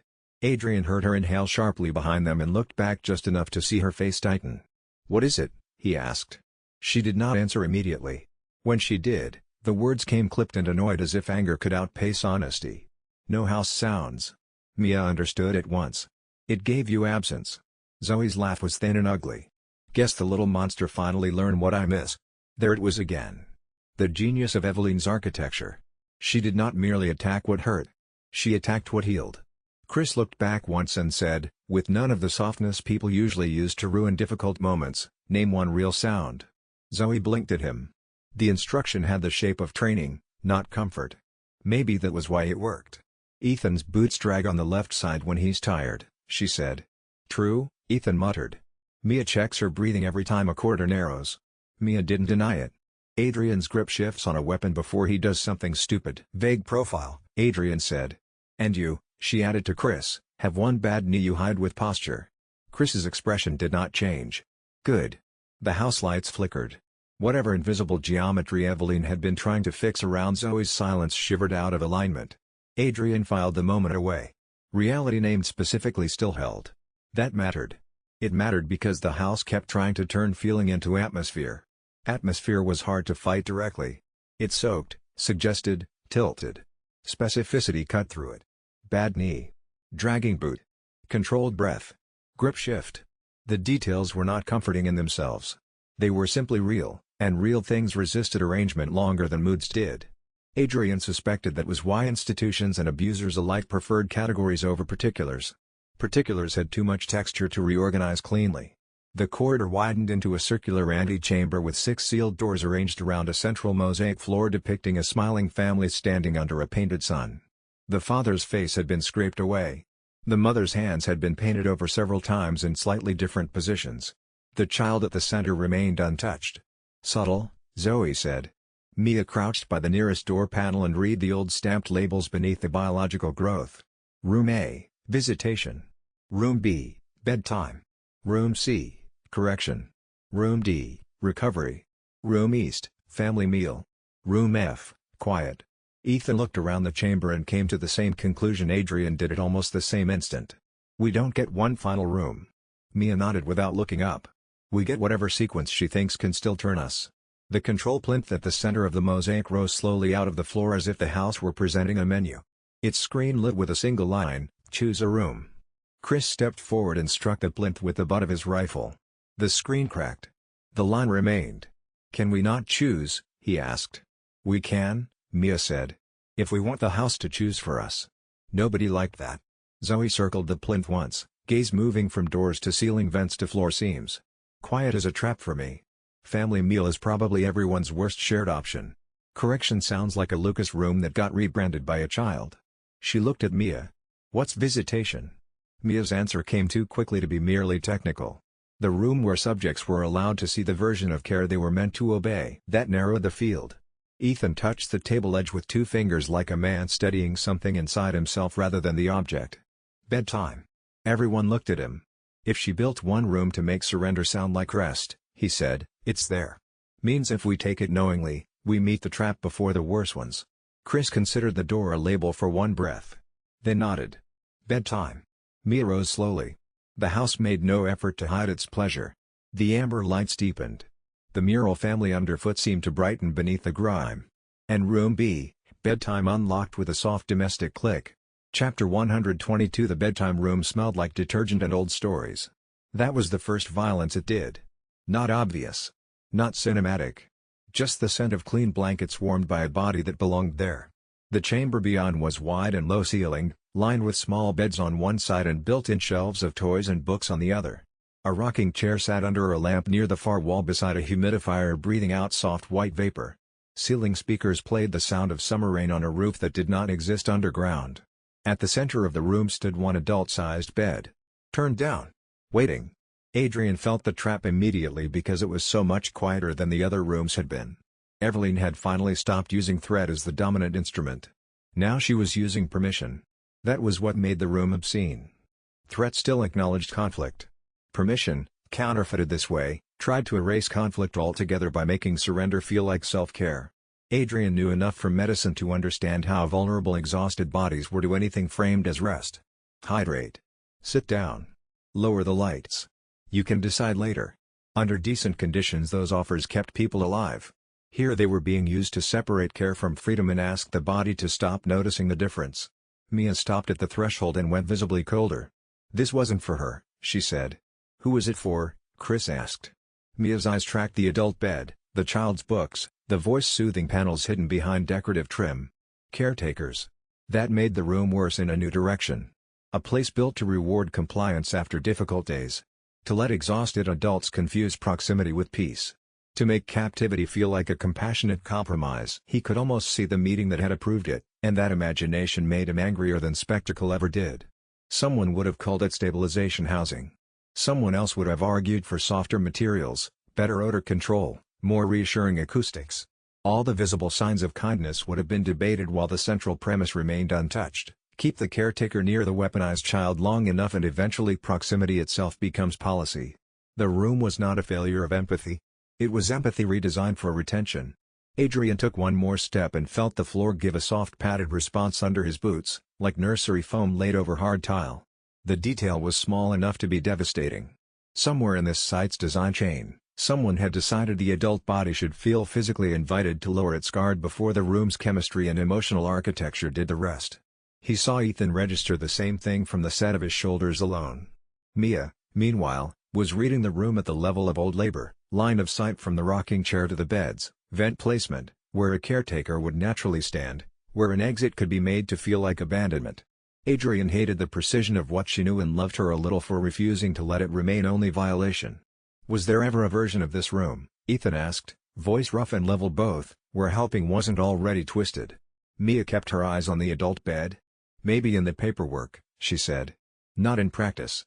The humidifier hiss shifted subtly as they entered, and the white vapor from it began to carry voices. Not random ones. Specifics. Mia's voice saying, "Good girl, you did so well." A technician's bored reply, "Keep tone warm even if the child is unresponsive." Ethan's voice from the ship, desperate and younger, "Mia?" Adrian's own voice from Elise's shack, "I love you too." Every kind sentence in the room redistributed into weaponized atmosphere. That was the room's ugliest trick. It did not invent tenderness badly. It reused actual tenderness accurately enough to contaminate recall. Later, if they lived, each of them would have to sort which remembered lines still belonged cleanly to the speaker and which had been dragged through this chamber until they acquired chemical aftertaste. Adrian hated the administrative cruelty of that almost more than the physical danger.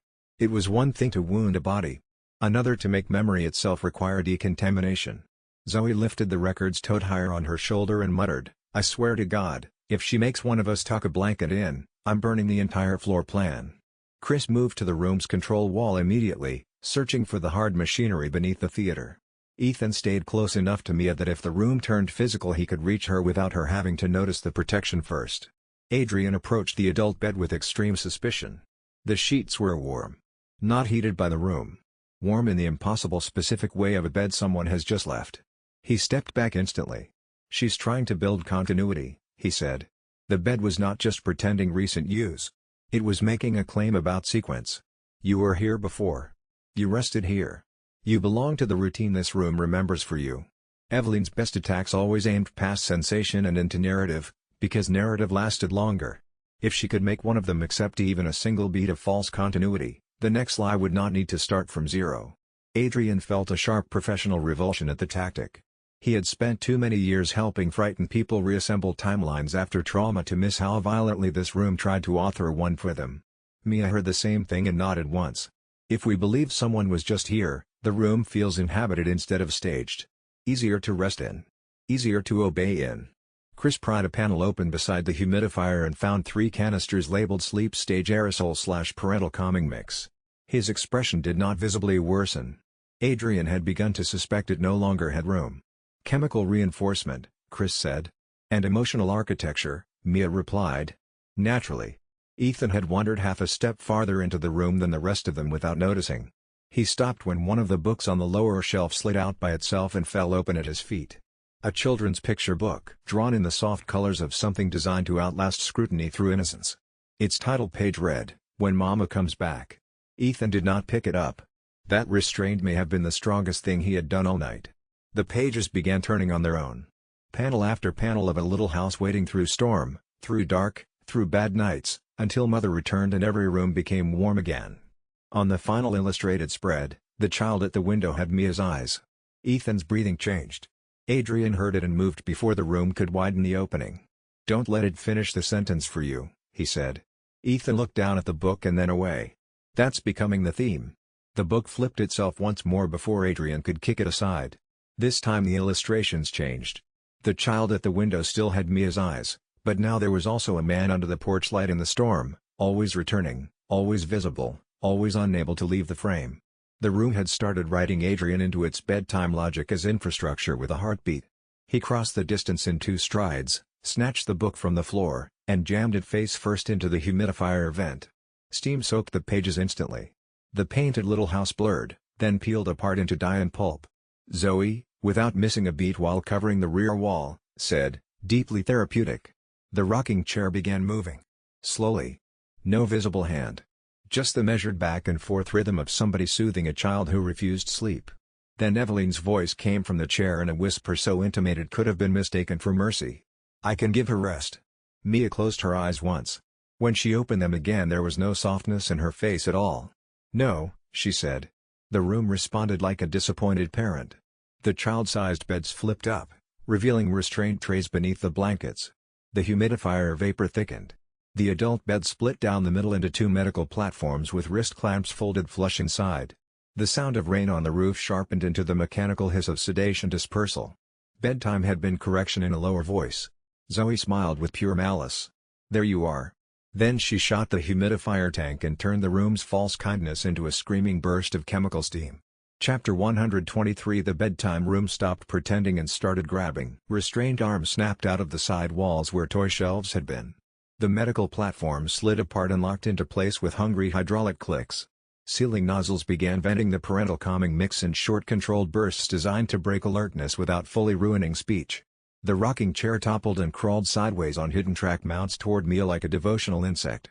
Chris shot the nearest control hinge off one of the platforms. Ethan kicked the children's book across the room hard enough to rip it in half on a bed frame. Adrian grabbed the moving chair by the back rail and hurled it into a shelf bank where the collision spilled plush animals full of sensor wire and injection tubes across the floor. Not cute. Never cute. Mia went straight for the room's core console behind the false headboard because even now the shortest line to ending the trap ran through understanding it, not merely wrecking it. Chris moved with her this time without waiting to be told, covering her blind side as she peeled decorative trim off the false headboard. The adjustment was small. Adrian still noticed. Competent people in bad rooms eventually revealed whether they thought expertise was rank-shaped or reality-shaped. Chris, irritatingly, kept choosing the second. The room noticed too. One of the child beds near the wall lit up and began projecting a soft lullaby waveform into the air. Under the melody, embedded solo it almost bypassed speech, ran a second rhythm, breath count, sedation timing, 1 2 3 pause, 1 2 3 pause. Mia flinched harder at that than she had at the rocking chair. Adrian did not ask why. There would be time later, if later happened, to learn which version of the site had taught her that cadence. The room did not get to keep the answer. Eveline's voice followed her. You were kindest when you were tired. That made Adrian turn faster than the swinging restraint arm, almost clipping his jaw. Mia heard it too. He saw the hit land. Not because the accusation was wrong. Because it was built from a true shape twisted into indictment. Mia had been kind. Kind in a place where kindness had been requisitioned, measured, and deployed as behavioral pressure. That was not sin. Eveline made it sound like consent. Adrian cut through the nearest injection line and spoke before the room could set the charge deeper. You keep mistaking what was taken from you for what was given. The bedtime speakers crackled. For an instant the room sounded less like a child and more like a recording slowed until it remembered the machinery underneath. If they soothe you and stay, Eveline said, how is that not love? Chris, from the rear panel, answered in the same tone he might have used to brief whether a body count. Because staying without choice is detention. That stopped the room harder than any bullet had. Ethan looked over at him, startled into brief respect.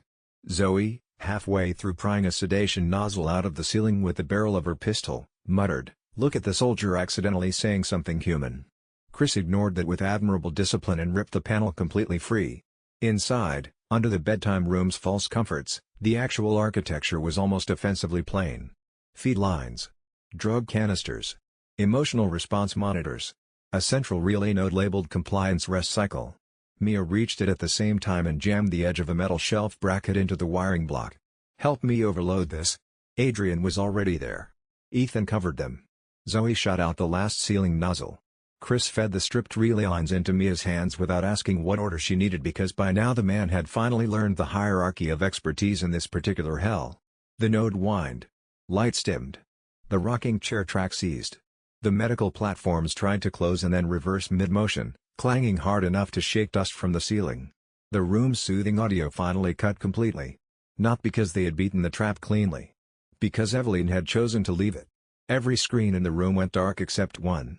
The black glass on the far wall lit with a single door outline. No handle. No label. Just the shape of an exit the house had now decided to offer. Mia stepped back from the smoking compliance node and stared at it. We're done here. No one argued. The room had spent its thesis. It had told them exactly what Eveline thought love was when exhausted adults had nowhere left to go. They knew enough. Chris checked ammo. Ethan shouldered the tote again. Zoe kicked the split children's book under one of the broken bed frames on the way out. Adrian followed Mia toward the unlabeled door because sometimes the only answer to a room built from counterfeit rest was to leave it tired and conscious both. He paused at the threshold long enough to look back. The bedtime room had stopped moving. The restrained arms retracted into the walls with a sound like bone settling. The platforms returned to their neutral positions. The crib lamp resumed its slow rotation, projecting animal shapes that no longer tracked them but simply completed the arc. Eveline building a scene of aftermath. Arranging the debris of her attempt into something that looked like interrupted domesticity rather than a failed capture. He recognized the impulse. He had seen it in every room she had constructed, the need to make dysfunction look like an almost. Like the right version of home had been interrupted rather than never existing. Like if you looked at the frozen angle of the rocking chair and the soft lamp and the scattered book pages, you could believe that something real had been attempted here. The belief was the danger. The belief was always the danger. He turned away from the room. Mia was 3 steps ahead, already reading the doorframe for trapwire because that was who she had become in this place, and he thought, quietly, that it was not the worst thing a person could become. Useful. Alert. Still choosing. He followed her. Chapter 124. The unlabeled door opened into the place Eveline had been building toward all night. It was not the largest chamber under the house. It was the most honest. A circular room sunk below the rest of the facility like the inside of a crater, ringed by the broken remains of every domestic lie the site had ever staged. Dinner table fragments set into the walls like relics. Child beds suspended from cables. A section of ship quarter welded into the far side. One corner of the guest house stairwell preserved under clear resin. The baker's family dining chairs bolted into a ring around a central pit where black growth breathed in slow deliberate pulses. Adrian felt the logic of the architecture immediately. Every earlier room had isolated one script: bedtime, visitation, quiet, family meal. This chamber was synthesis. The site had taken all its prototype definitions of home, stripped them for parts, and welded them into a single doctrine around the core. That was what institutions eventually did when given enough time around human need. They stopped merely studying it. They built composite systems that could reproduce the outer shapes of care on demand while forgetting why those shapes had ever mattered. Above it all hung a chandelier made from medical tubing and root systems braided together into something almost beautiful if you had already surrendered your standards and your species. At the center of the pit sat Eveline. Not as a projection. Not as the monstrous tower from the root lab. Child-sized. Solid. Hands folded in her lap. An old woman and a little girl at once in ways the eye kept failing to reconcile. When she looked up, the entire room seemed to inhale. "There," she said. No one answered. She tilted her head. "See how much nicer this is when you stop running." The central pit pulsed. Around the room, the relics of false family life stirred as if eager for approval. Adrian felt the chamber settle against his altered body like a key testing a lock it had been filing all night. This was the final version of the offer. Not just trust. Not just care. A place where every part of the story could be fixed into one shape and never again risk contradiction through other people's freedom. He hated how seductive the architecture of that promise could become when translated into exhaustion. That was what made the room more dangerous than any grotesque mutation the estate had thrown at them earlier. Monstrous forms still announced conflict. This chamber was built to make conflict feel wasteful. It offered resolution by erasing contradiction, the same bargain every coercive family system eventually tried to make with the people trapped inside it. Stay, and nobody has to negotiate. Submit, and nobody has to keep choosing. Adrian could feel how attractive that sounded to bodies already overloaded by grief, duty, and sleeplessness. He hated the clarity of it because it worked on decent instincts first. Mia stepped forward before anyone else could, record stoat now hanging at Ethan's side, hands empty, face stripped of every expression except choice. "You don't get to call cages nice." Eveline's mouth tightened. "You were happier when you stopped fighting me," Mia laughed once. Not kindly. Not cruelly either. Just with the astonishing clarity of someone who had finally run out of patience for a lie she'd been forced to repeat professionally. "No," she said. "I was quieter." The distinction landed hard. Eveline stood. The central pit rose with her, black growth climbing into a column around the child's frame without covering her, as if the whole room had decided to become posture. The ship quarter section on the far wall groaned. The guest house stairwell fragment lit up. The baker's dining chairs around the ring scraped inward 1 inch, like an audience leaning closer. Chris raised the rifle. Eveline looked at him last and least. "You always come after," she said. Chris did not take the bait. "And you always start by taking children." That got the first open hatred out of her. Good. Hatred was simpler than disappointment. It made rooms less slippery. Eveline turned back to Adrian. "You understand," she said. "You're the only one who really does. They get to leave. You don't." The statement landed where it was meant to because it was made from a fear he had not yet named fully, even to himself. Infinite endurance's social trap. The strong becoming permanent scaffolding while everybody else earns motion. He stepped forward anyway. "You keep saying that like permanence is love." The black column around her expanded. "If you stayed," she whispered, and now the room spoke with her, every relic amplifying the shape of the offer, "nobody would ever have to be alone again." That was the most dangerous sentence in the house. Not because it was true. Because so many hurting people had built their lives around versions of it and called the ruins home afterward. Adrian felt chosen loyalty answer in him, not as power yet but as memory, Mia refusing self-punishment. Ethan shooting the false kitchen. Zoe saying thank you through gritted teeth. Chris choosing nobody gets left alone in a line of sight they didn't choose. They were not with him because he trapped them. They were with him because they kept opting back in under the worst conditions available. That difference was the whole universe. He lifted the shock lance and met Eveline's gaze. "If nobody can leave," he said, "then nobody actually stayed." The room screamed. Chapter 125 The final chamber attacked in concentric rings. First the relics. The baker dining chairs tore themselves free from the floor and skated inward on root cables, flinging splintered wood and rusted bolts like shrapnel. The section of guest house staircase on the east wall detached in one piece and swung across the chamber as a bludgeon disguised as memory. The preserved ship corridor opened along its seam and spilled out black vapor carrying the sound of gulls, storm surf, and metal screaming under maritime stress. Then the pit. The central black column around Eveline split into 6 rising tendrils, each one ending not in claws but in reaching human hands drawn from different ages and bodies. Mother hands. Child hands. Men's hands scarred by labor. Mia's hand. Ethan's. Adrian's. The house had learned not just to threaten bodies but to borrow familiarity at scale. One of the hands looked enough like Elise's that Adrian felt a whole separate layer of anger arrive just to deal with the theft of that image. Another had Deputy Morella's square knuckles. Another the soft small fingers of the child Eveline had once actually been. The chamber was no longer satisfied with using generic family shape. It wanted specific witnesses folded back into its grammar until every kindness on the property read as proof that the house had always owned the sentence. Chris opened fire first because someone had to remind the room that bullets still counted as grammar. Holt and Santos spread right and left, taking the relic ring under suppressive bursts while Ethan pulled the records tote and serum case behind one of the bolted dining chairs that now, ironically, made decent cover. Zoe shot the first reaching hand cluster apart and grimaced when three more grew in its place. She's overfitting sentiment. Mia moved not toward cover but toward the control scene where the ship corridor relic merged into the pit wall. Adrian saw it. So did Eveline. The child turned with sudden pure spite and sent the nearest tendril slashing for Mia's spine. Adrian intercepted on instinct. The hand cluster hit him across the back and shoulder, fingers sinking into flesh with a familiarity so intimate it almost counted as blasphemy. Reclaimer awareness lit up, showing dozens of false pattern invitations embedded in the contact. Follow me. Carry this. Stay here. He tore free before any of them could become language. Mia never stopped moving. Good. That was why she mattered. Not because she needed saving, because she refused to turn somebody else's protection into permission to stop. She reached the ship seam and jammed the necrotoxin residue ampule into a maintenance port under the fused wall plating. This whole chamber is still running on root lab circulation, she shouted.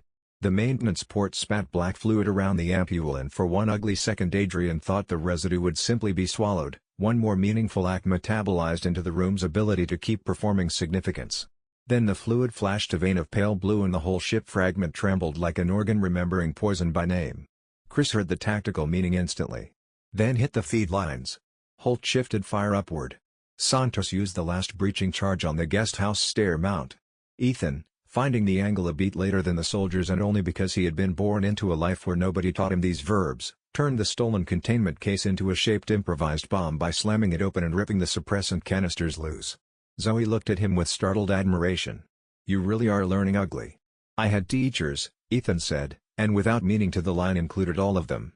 The pressure in Adrian's chest changed at that. Chosen loyalty again. Not as a blessing. As a demand. Protect the people who keep opting into one another. The system still insisted on naming the phenomenon like an upgrade. Adrian understood now that the name mattered less than the underlying truth. What held this group together was not destiny, compatibility, or the false inevitability Eveline kept trying to script around them. It was repeated consent under terrible conditions. Each person in the room had opportunities to retreat into easier selfishness or easier despair. They kept choosing otherwise. No engineered family model could fake that for long because coercion always ran out of improvisation once people stopped asking permission to see one another clearly. The room was trying to prove that all closeness was coercion. Their existence together kept disproving it every time they moved.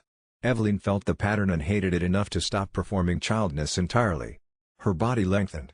Not into a monster shape exactly. Into the vertical wrongness of a child forced to contain too many incompatible ages and expectations. Hair whitening at the roots. Skin tightening, then sagging, then tightening again. One eye old and bitter, the other huge and wounded. When she spoke, half the words came from the little girl and half from the old woman waiting inside the product. You keep breaking the game. Mia looked up from the feed seam and answered through clenched teeth. It was never a game, she said it with the flat exhausted certainty of someone too tired to make her truth eloquent. That stripped the line of any romance the chamber might have used to dismiss it. Game implied entertainment. Play implied choice. The site had always depended on everyone involved calling coercion by smaller names until they could stand inside it without vomiting. That landed harder than the bullets. The chamber shook. Not from damage. From recognition it could not absorb. Chapter 126 The final battle did not become simpler once they understood the chamber. It became more specific. Which, in Adrian's experience, was usually how the worst things improved. Mia shouted line locations from the feed seam as she traced the route circulation under the ship corridor relic.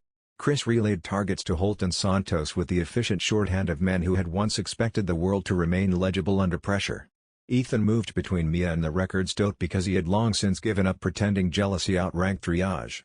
Zoe took angles nobody else saw and verbalized every pattern shift before the room could complete it. and Adrian fought Eveline close enough to hear the child and the weapon disagree in her breathing. She moved faster in the final chamber than anywhere else because here she no longer needed to project the house's desires outward. The room itself did that. She only had to choose which bond to punish first. The first real strike came for Ethan. Not because he was weakest. Because he represented the version of love Eveline understood enough to resent. One of the pit tendrils split into 3 false Mia projections that sprinted for him from different angles, each carrying a different emotional script: pleading, angry, silent and bleeding. Ethan looked at them once and shot the silent one first. It dissolved. The other 2 closed. Adrian almost moved to help. Almost. Then he saw Ethan stop trying to distinguish the hallucinations from the woman and instead anchor on something cleaner. Mia tells the truth when it hurts, Ethan said aloud, more to himself than the room. She doesn't perform it. He shot the pleading one next. Gone. The angry projection reached him and he let it come just close enough to see that its eyes begged approval while its mouth delivered blame. The detail enraged Adrian precisely because it was so accurate about the house's habits. Eveline never simply copied a person. She copied the pressure point that might make being loved feel conditional. Wrong. He broke its jaw with the pipe. Gone too. Adrian felt something in the room buckle there. Not because Ethan had won a duel. Because he had denied Eveline the right to define his love by vulnerability alone. Good. Chris used the opening. Now. Holt and Santos fired into the root circulation lines Mia had exposed. Ethan hurled the open containment canisters into the seam. Zoe shot the seam itself at the exact second Mia tore the feed housing free. The whole wall erupted. Counteragent suppressant, breaching fire, and chamber root fluid mixed in a blast of blue-black steam that raced through the final room's circulation network like poison through genealogy. The guest house stair relic tore loose and crashed into the dining chair ring. The ship quarter fragment split open wider, spilling real seawater from some preserved ballast line hidden behind the wall. The central pit lost pressure and dropped half a foot. Eveline screamed in both ages. Adrian hit her then. Not with the shock lance. With his own body. The tackle drove them both across the pit edge and into the ring of bolted chairs. She was lighter than the room made her seem and heavier than any child should have been. Her hands hit his face and for one terrifying instant every memory he had ever attached to shelter tried to invert into a command to kneel. Home. Rest. Be useful. Stay. He nearly did. Then Mia's voice cut across the chamber. Adrian, look at me. He did. That was the whole miracle. Not that she could save him from the pull. That she asked without taking his agency to do it. He looked at her and chose again. Eveline felt the refusal. The chamber shook. Not from structural failure. From response. The root circulation under the floor pulsed once, hard, a full body flinch from the architecture at the moment Adrian chose Mia's voice over the pull. He felt the floor's answer through his shoes, pressure building, then releasing, like a held breath finally surrendered. The mold had always been emotional in its architecture. He had known that since Marguerite's wing, where the biology of the house reflected the matriarch's specific warped maternal logic. But down here, deeper, Eveline's influence was purer and therefore stranger, less about domination than about the thing before domination, the craving for acknowledgement that preceded the need to control. She had wanted him to stay. Not as a prisoner. As a choice. That was the distinction that made this particular invitation the hardest one to refuse, not because it was deceptive but because the loneliness behind it was genuine. Weaponized loneliness. Deployed with precision. But genuine underneath in a way Jack's cruelty and Lucas's sadism had never been. He did not let that soften his refusal. He just let himself know the difference. Mia was still looking at him from across the chamber. He moved toward her. The root network shuttered again and did not try the same door twice. It burned. The sensation was structural and systemic rather than merely emotional. Adrian felt it through his feet, the root relay beneath the floor contracting, losing the smooth oscillation it had maintained since they entered the chamber. A biological Telford pain. Not the theatrical expression of it, not the house performing hurt for his benefit, but the real involuntary signal that something had been refused at a level deeper than decision. He had survived Eveline by learning which of her expressions were honest. This one was. He filed it away not as sympathy but as data. Genuine pain could become desperate violence faster than the calculated kind. He moved through the chamber without slowing down. Chapter 127. The outside forces reached the final chamber by every route a collapsing site still considered possible. The first to arrive were not the surviving connection's strike elements but 2 Morbs-associated operators dropping through the upper maintenance shaft Chris's team had used earlier. One took one look at the room, the relic architecture, the child-shaped target mass, and said, with admirable professionalism, "This is worse than the briefing." "Correct," Chris shouted back without taking his eyes off the fight. "North ingress, keep anyone in black armor from reclaiming a damn thing." They moved instantly. That helped. Not because reinforcements solved horror. Because more witnesses made it harder for the truth to be quietly refiled later. Adrian found that he trusted witnesses more than saviors now.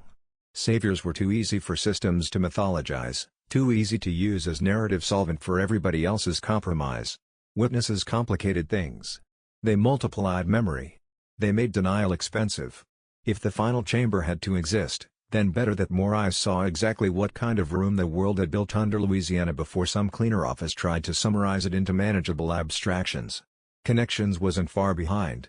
The last surviving retrieval members reached the upper ring catwalk seconds later and immediately found themselves in a three-way exchange with Chris's new arrivals. Gunfire stitched sparks across the ceiling tubing.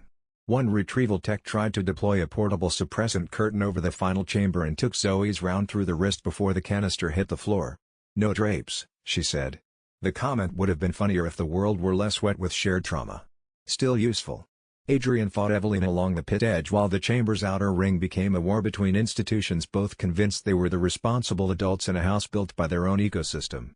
The irony did not improve anybody's survival odds. Eveline's tactics changed under pressure. No more wide offers. No more dinner tables. Now she attacked the smallest joints in identity. She touched Adrian's forehead and showed him not rest but efficiency, a future where Chris's kind took the records. Mia survived but learned to treat love as another containment breach. Ethan walked away with moral clarity and permanent damage. Zoe returned to walls because walls were what she understood, and Adrian, valued for what he could endure, got absorbed into the wider war as equipment with a first name. That vision hurt more than obedience. Because it felt plausible. Not a lie made of comfort. A lie made of institutional patterns he already knew too well from smaller systems in his first life. His grip faltered. Eveline saw it and smiled with all the cruel hope of a child finding the right crack in an adult. "See," she whispered. "They're just bigger rooms." Adrian nearly lost the answer because the fear she offered matched one he had not wanted to look at directly. Then Chris, from the outer ring where he was shooting down a retrieval operator one-handed while reloading with the other, shouted across the chamber without context or tenderness, "If I thought you were equipment, I would have sedated you at the dock." Adrian stared. Even Eveline stalled for half a beat. Chris kept firing. "Fight first. Analyze me later." It was such an appallingly Chris Redfield sentence that even Adrian, midway through a psychic attack, nearly laughed. The absurdity helped. Eveline trafficked in grand emotional totalities. Reality kept interrupting with people who were too specific, too rude, too themselves to stay symbolic for long. The line was so specific and so unadorned it cut through the institutional future Eveline had shown him by sheer refusal to perform abstraction. Good. Reality kept winning in ridiculous ways. Adrian used the beat she lost to slam the shock lance into the chair ring behind her. Electricity raced through the bolted family relics and blew half the dining circle free of the floor. The room screamed again. This time not like a child. This time like every composite architecture in the chamber losing its shared understanding of load simultaneously. The root relays disconnected in sequence. Root mass that had been maintaining the family grammar signaling fell to biological static. The mold net thinned where the domestic objects had anchored it. The chairs and the staircases and the chandelier arms had not merely been symbolic, they had been physical junction points, and losing them cascaded through the entire emotional support structure of the room. The design argument was not metaphor. Eveline had literally built her sense of self into furniture. Adrian made a note to never again consider that detail and not feel something that was not purely tactical. Like infrastructure losing a design argument. The chair ring fragments clattered across the floor and the dining circle's load-bearing connection to the chamber's root relay was severed in 3 places simultaneously. The room processed this the way a body processes a severed nerve. Everything downstream went quiet. Eveline swayed. Not the child form. The room. The accumulated symbolic weight of all that staged domesticity losing its structural support and becoming, for the first time, merely junk. Broken chairs. Corroded hinge plates. Melted candlesticks. The apparatus of a family that had never existed, visible now as machinery instead of memory. Chris's operators pressed the advantage without being told.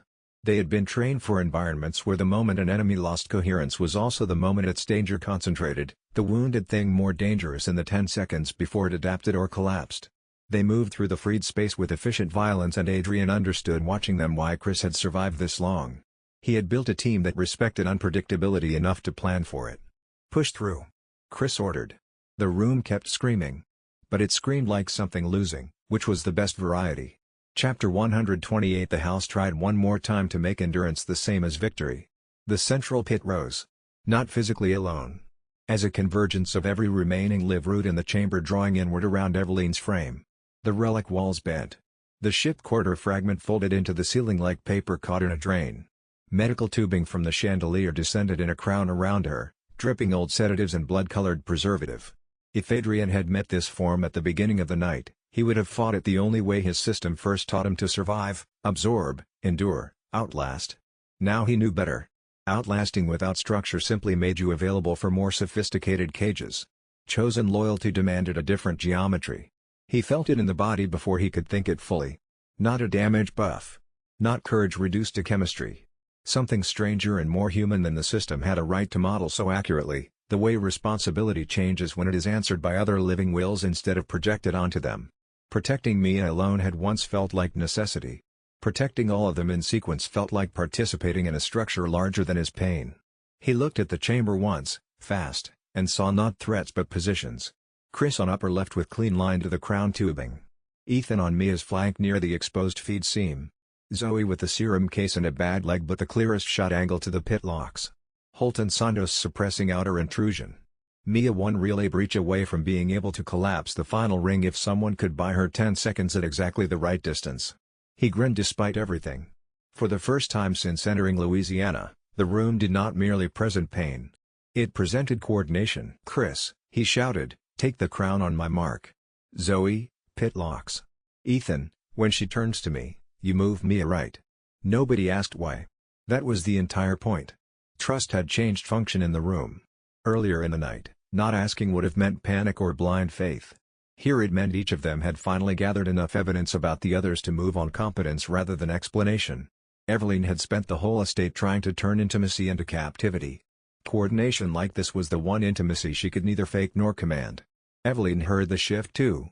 Her expression changed from rage to something more dangerous. Panic. Because coordination was the one family language she had never actually been taught how to inhabit. She had only learned possession. Adrian ran straight at the rising core and let her believe, for 2 full strides, that he was reverting to type. Brute commitment. Self-sacrifice. The reliable answer. She committed back. The root crown lunged down to consume him. Now. Chris cut the crown tubing with 4 rapid shots. Zoe blew the pitlocks on the left ring. Ethan tackled Mia sideways out of the expected line before the collapsing seam could take her with it. Adrian did not take the crown full.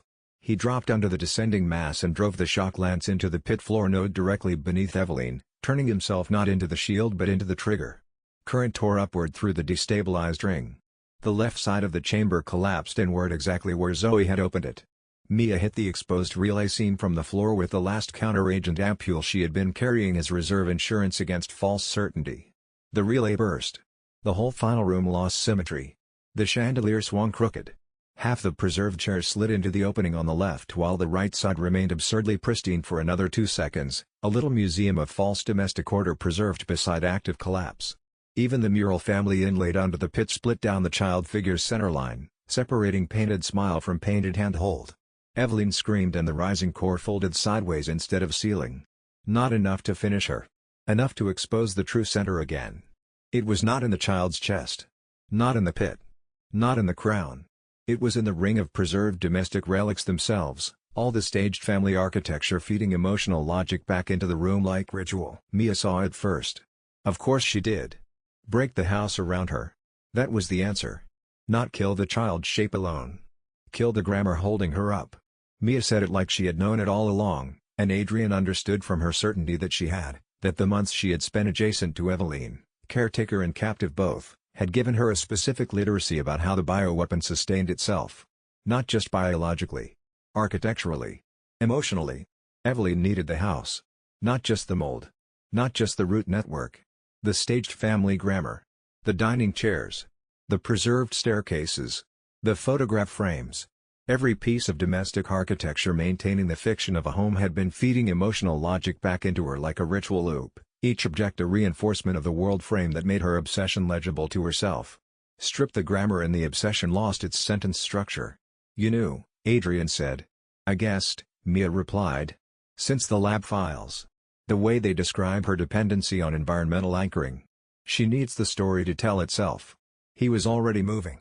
His hands knew which pieces of the staged architecture to target because his body had been reading structural importance all night: the load-bearing elements, the nodes where multiple systems converged, the specific objects whose removal would destabilize the widest network. The regeneration system offered no prompt. It did not need to. He had already decided. Chapter 129 They destroyed family as architecture. Chris blew out the preserved guest house staircase supports until the whole segment sheared sideways into the pit. Ethan ripped Baker dining chairs off their bolts and hurled them into the exposed root relays one by one with the concentration of a man who would never again let a table be neutral in his imagination. Zoe shot through framed wall sections wherever staged domestic scenes still carried current. Holt and Santos kept outer fire from turning the room into a recovery site before the truth finished dying. Mia went for the ship corridor fragment with a pry bar and a maintenance cutter, severing the last coolant and memory feed lines running from the preserved Annabelle section into the central pit. Every strike looked personal. Adrian protected the pattern, not the old way by taking every hit without thought, but by moving pressure away from the people whose actions the destruction required most. When Eveline sent a wall of reaching hands at Chris, Adrian burned through it. When the floor opened under Zoe's compromised leg, he drove a cargo hook into the seam and hauled the plate back into place long enough for Ethan to reach her. When a retrieval operative in a torn mask made one last suicidal rush for the records tote, Holt dropped him at the same second Adrian's hatchet would have found his neck. Coordination. Again. Again. The room kept trying to split it into heroics. They kept answering with structure. Eveline's child shape began to fail under the pressure. Not into a singular monster this time. Into discontinuity. Little girl. Old woman. Lab asset. Hospital patient. Sulking child at a dinner table. Aging corpse in a wheelchair. Every version the room had used to make needs feel like commands flickered through her in terrible fast succession. She looked at Mia while Mia cut through the final ship feed line and said, not as manipulation but as the rawest thing left in her, "You left me with them." The sentence hit the chamber so hard even the firefight on the outer ring seemed to pause around it. Mia stopped too. Not from guilt. From truth demanding its full shape. "Yes," she said. No excuse first. No tactical dodge. Just truth. Then, voice breaking and holding anyway, "And they should never have put you in hands like mine to begin with." Eveline froze. That was not the answer she had been built to metabolize. Not rejection. Not devotion. Shared indictment. Adrian felt the room lose balance around that because the chamber had been engineered to process binaries. Good child, bad child. Loving caretaker, abandoning caretaker. Family, betrayal. Obedience, punishment. Shared indictment introduced a third thing the system was too morally lazy to hold: responsibility that moved upward instead of inward. Mia was refusing to carry the entire story alone, and by doing that she was also refusing to let Eveline carry it alone as pure personal grievance. The builders belonged in the sentence too. The room had never been trained for that grammar.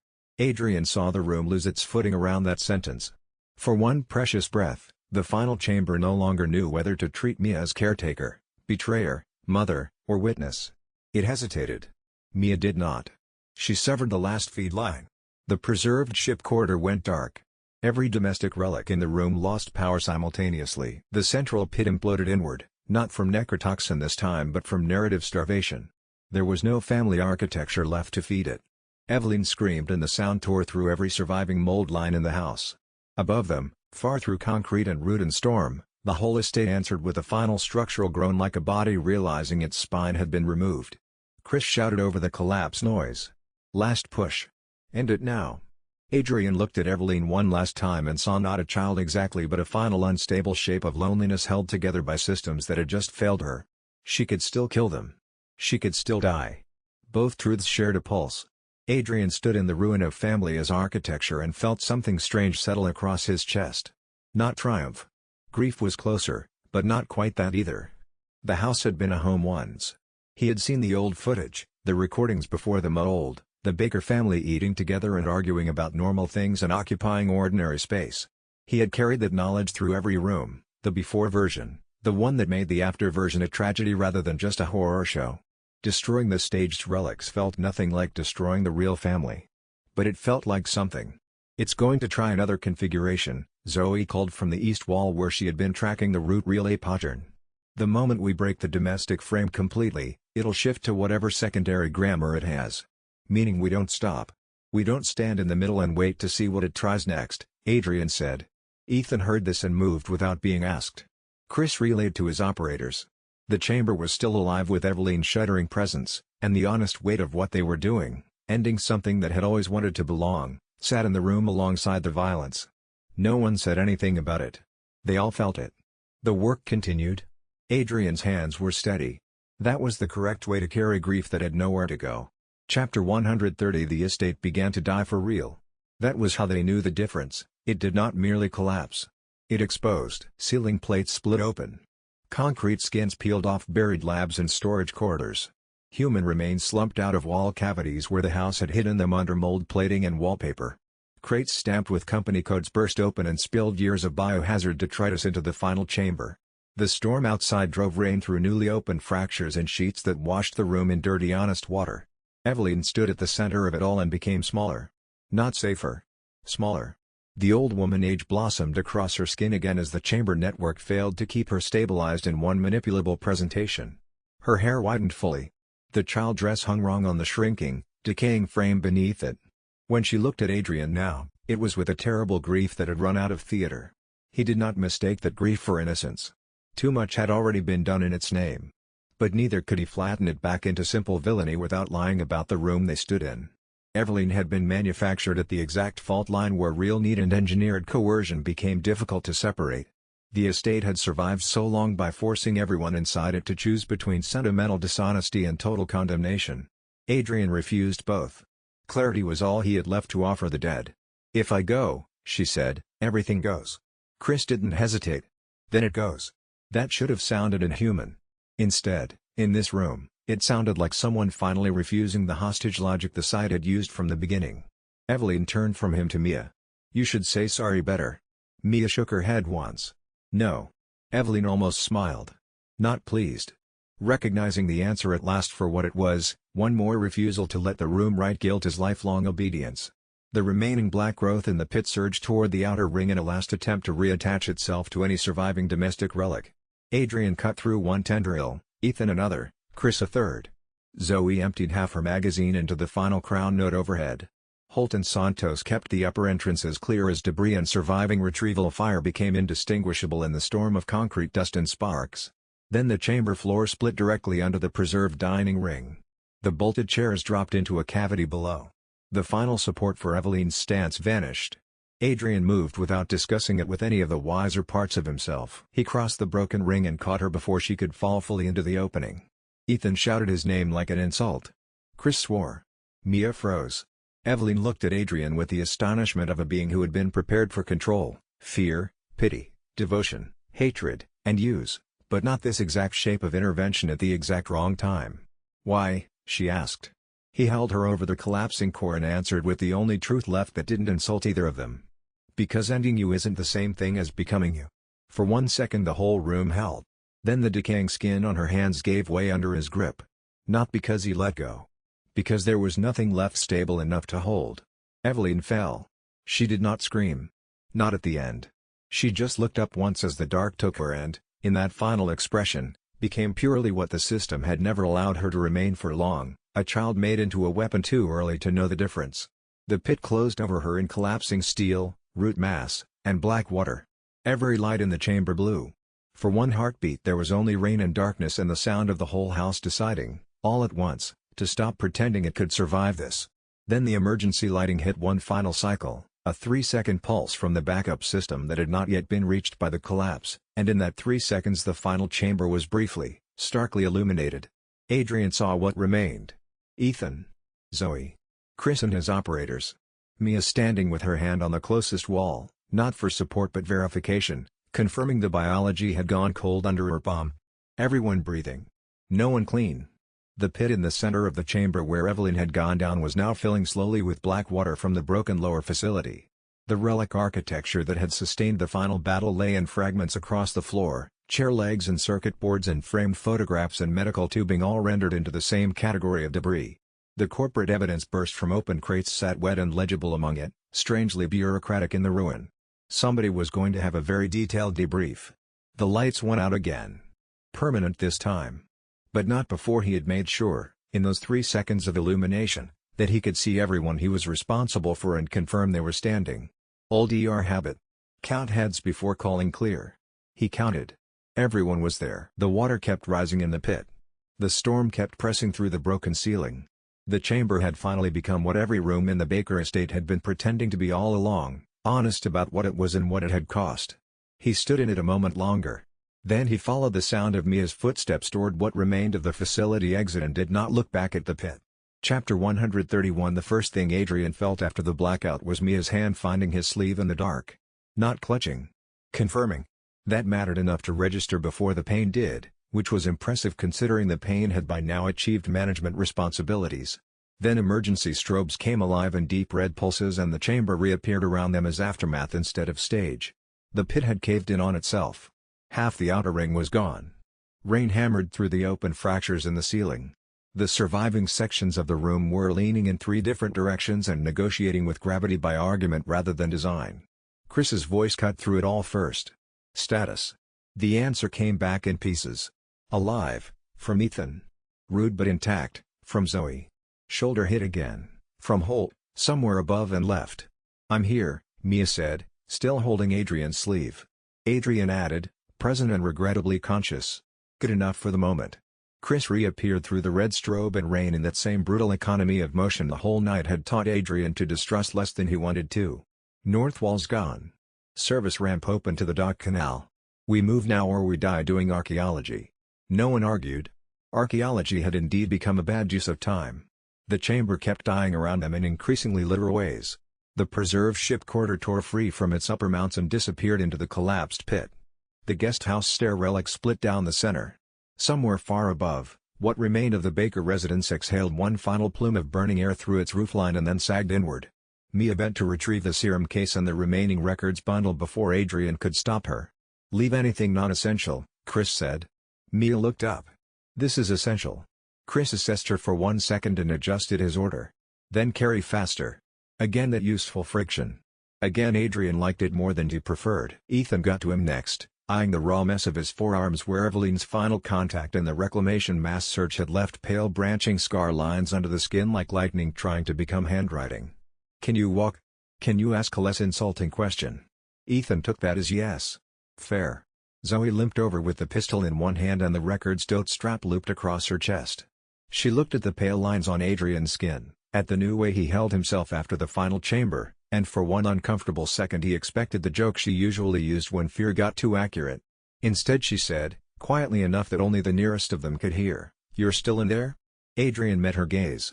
Yeah. She nodded once. Good. No ornament. No reassurance theater. Just trust issued in practical units. That almost hurt more than the room had. Chris herded the group toward the collapsed north wall where rain and wind now slammed in unchecked from the storm canal outside. Holt and Santos formed the rear, each one moving on pure professionalism and chemical resentment at this point. One of the dead retrieval operators on the upper ring twitched as residual mold tried one last time to reassemble command from leftovers. Chris shot the body twice without pausing. No speeches. No moral hesitation dressed as depth. Just certainty that some endings had missed their first appointment and would not be given a second one. Adrian respected that. The service ramp beyond the breach sloped upward through a shattered cargo lane to the canal dock, rainwater pouring down it in sheets red lit by the failing emergency lamps. The house behind them was now a carcass refusing to stay still while everything that had animated it finished breaking in public. Adrian kept waiting for the final quarter to make one more obvious move. One more dinner table. One more bedroom. One more small voice used like wire around the throat of whoever loved hardest in the room. Instead it weaponized patience. That was somehow meaner. The child height lamps brightened one by one in rhythms too close to breath. Not identical breath. Sampled breath. For 3 pulses they matched Mia's. Then Ethan's. Then Chris's slower steadier cadence. Then Adrian's own, until he felt his body wanting to sink to a quarter that had no right to know him that closely. That nearly frightened him more than the overt attacks had. A body could resist pain by bracing against it. It could resist insult by naming it. But rhythm worked under those defenses, asking for cooperation at the level of reflex. If he matched the quarter's breath, then the quarter got to claim alignment. If it claimed alignment, It could start calling that agreement.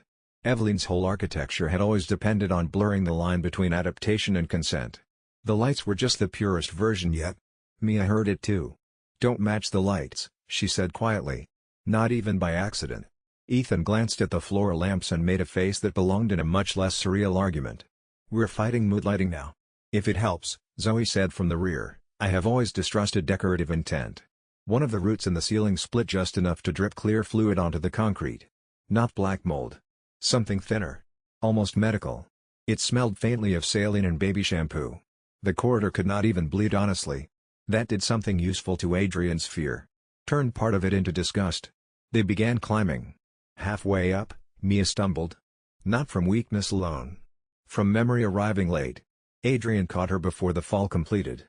She looked at him with a face so stripped of defenses it almost frightened him. "She's gone."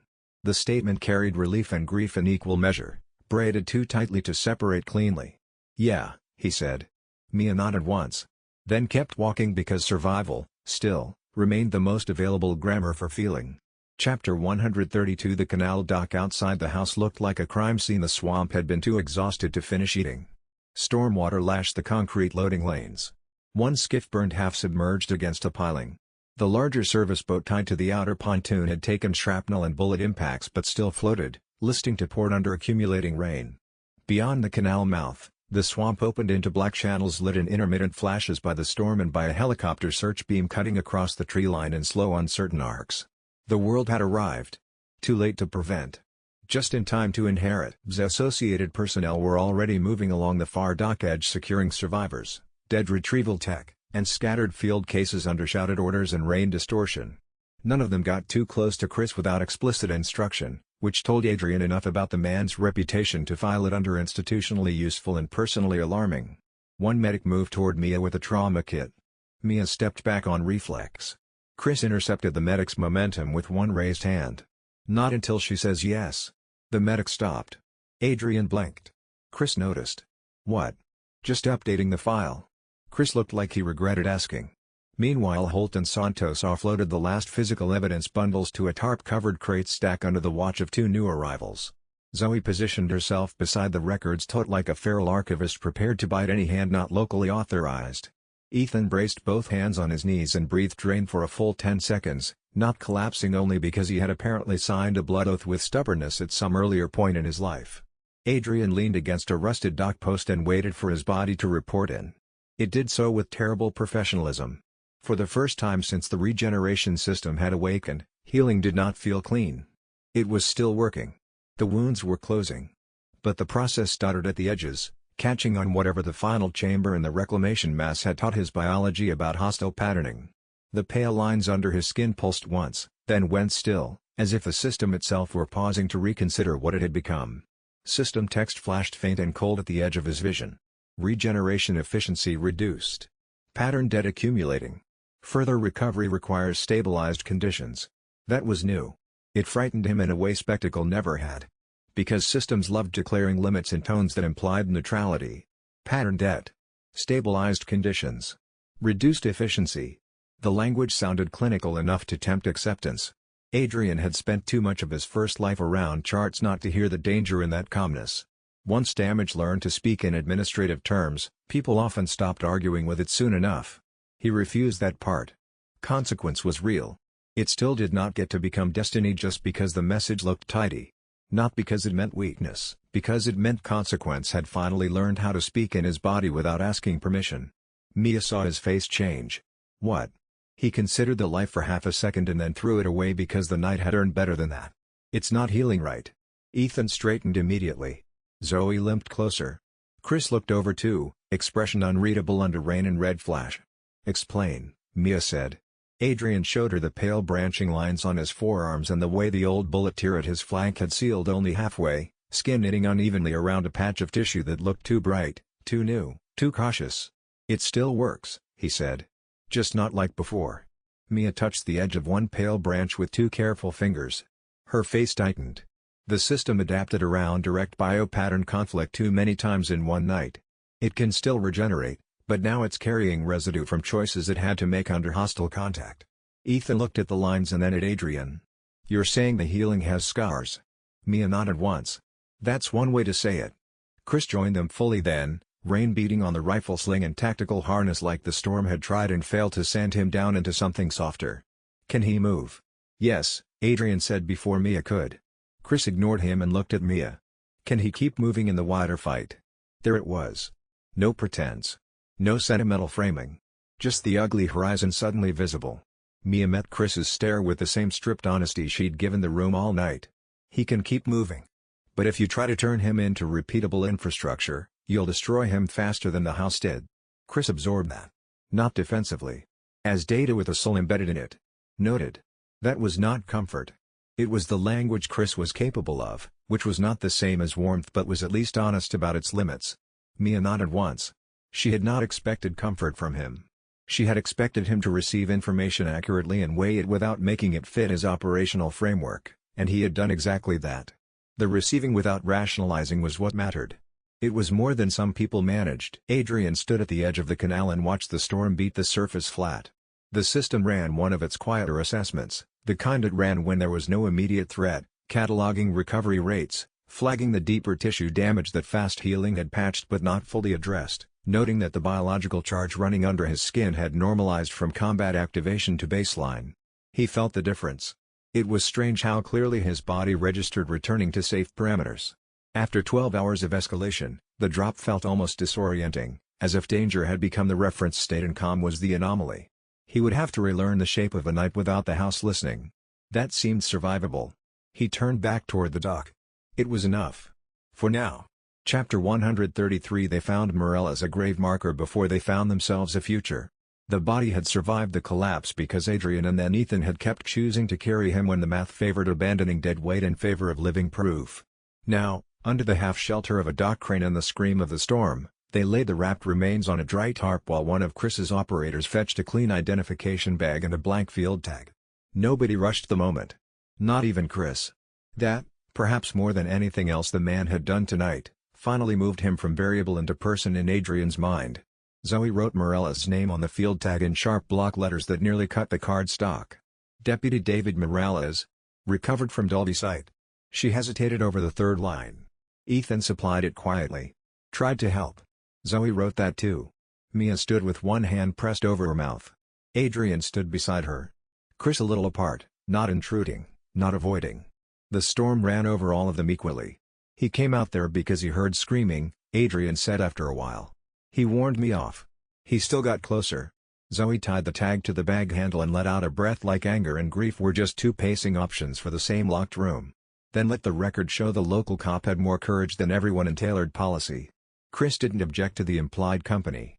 Again, useful. One of the perimeter troops called in from the upper embankment that North Channel retrieval had been neutralized or scattered. Another reported the main house fully collapsed. A third confirmed the service road was now navigable for extraction if they moved within 20 minutes before water rose again. Real time, then. Not enough for morning. Enough for witness. Mia crouched beside the bag and touched the field tag once with the backs of her fingers. I'm sorry, she said. Not to absolve herself. Not to make the room gentler. Just because the sentence belonged somewhere and the dead deserved it clean. Adrian felt the strange terrible tenderness of the whole night settle around that moment. The house had spent hours trying to weaponize apology into lifelong bondage. Mia had still found a way to offer one that belonged to truth and nothing else. Chris gave them 2 minutes and no less. Then he came back with the wider world in his hands. Transports inbound from the road.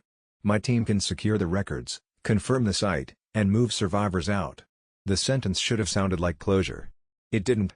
Because everyone in this cluster knew the records had already made the story larger than the Baker estate.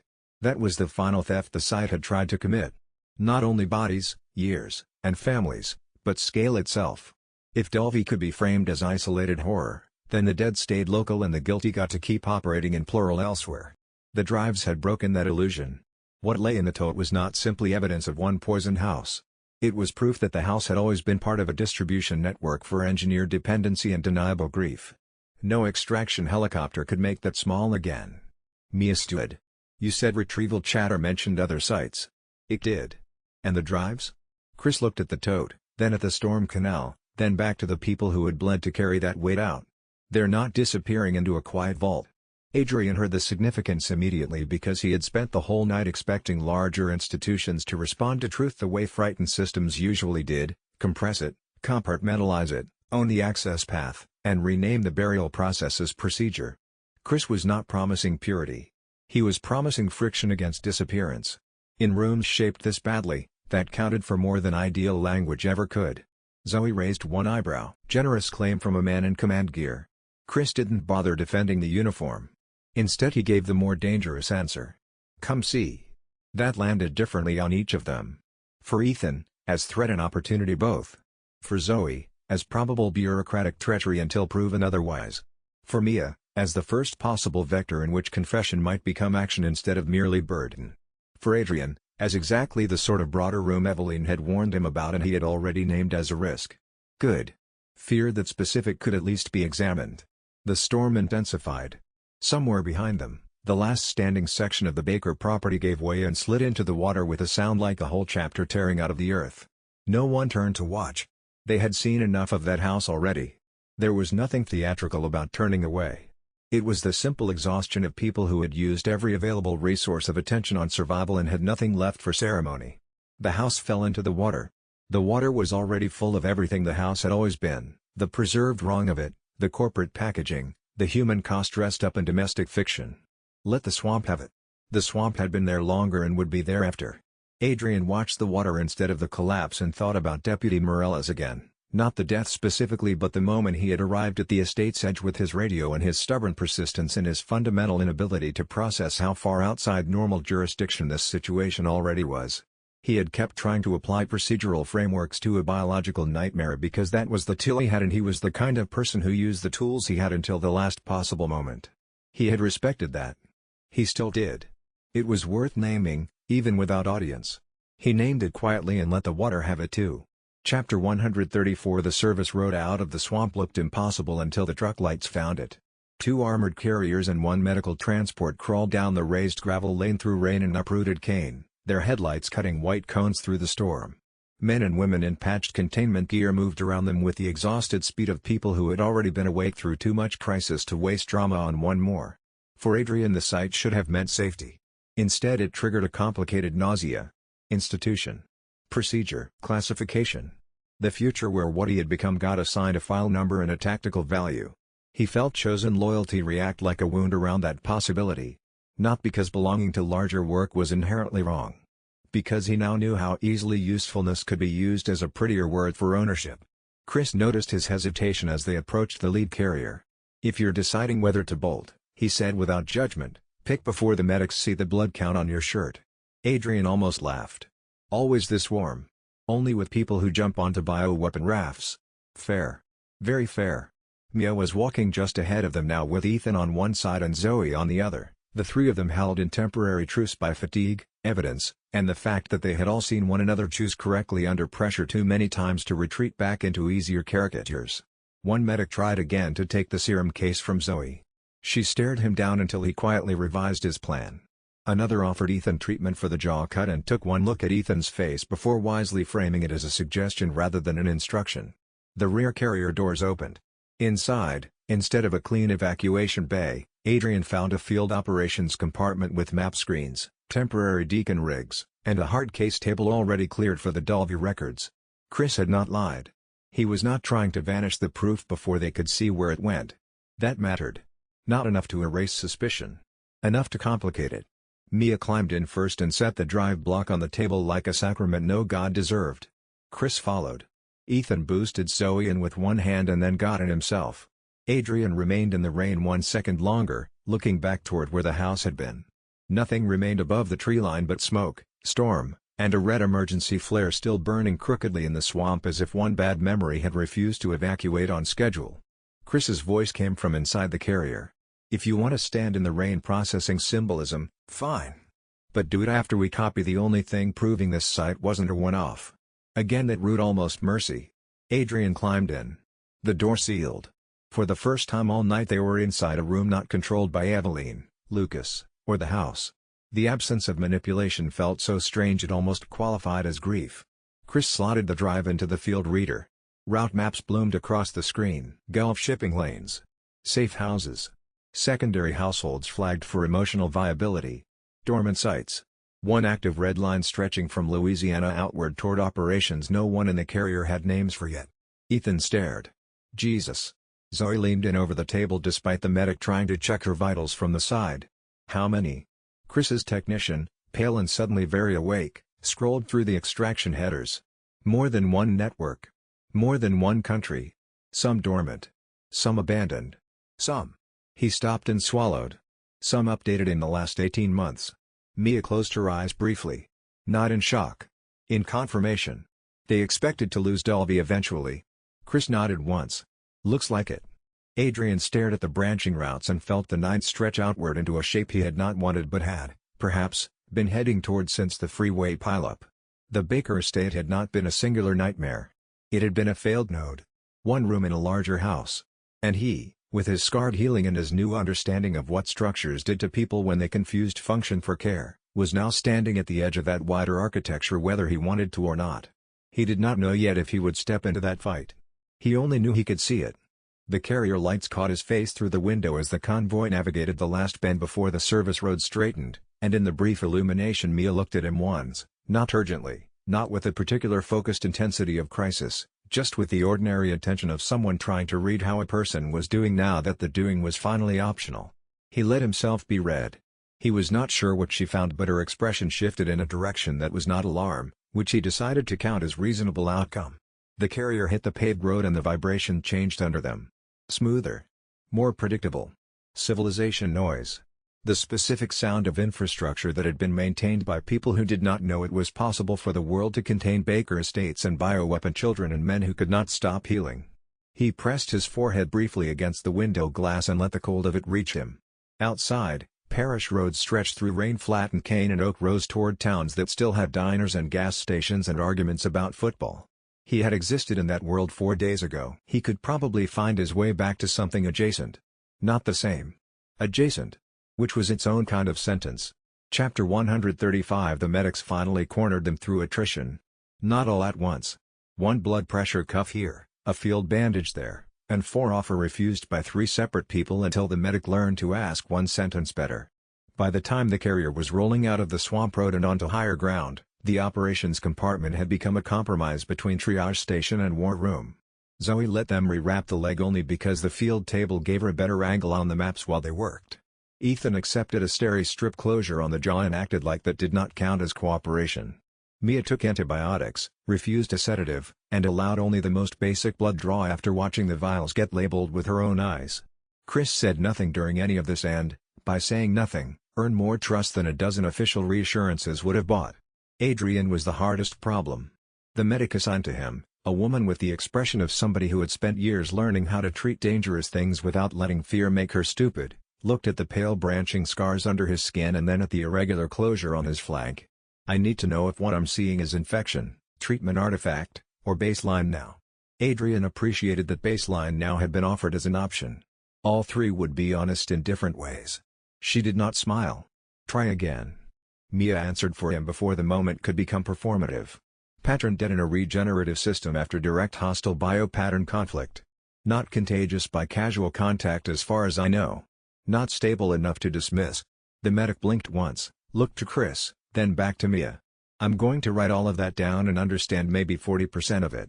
Best available outcome, Zoe said. The room did not quite laugh, but the line still helped. Zoe's talent was not softness. It was pressure relief through accurate abrasion. She kept puncturing the tendency every institutional space had to become solemn in ways that flattened people into case studies. Adrian had started to realize how necessary that function was.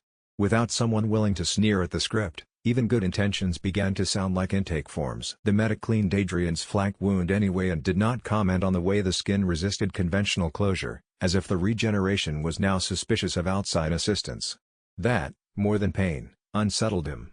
Mia noticed. Of course she did. When the medic moved on, she stepped into the narrow space beside his bench seat and lowered her voice enough that the others had to deliberately eavesdrop if they wanted the words. You thinking about what happens if the healing never goes back? Not a question. Adrian looked at the dark window where rain streaked the glass into brief outlines.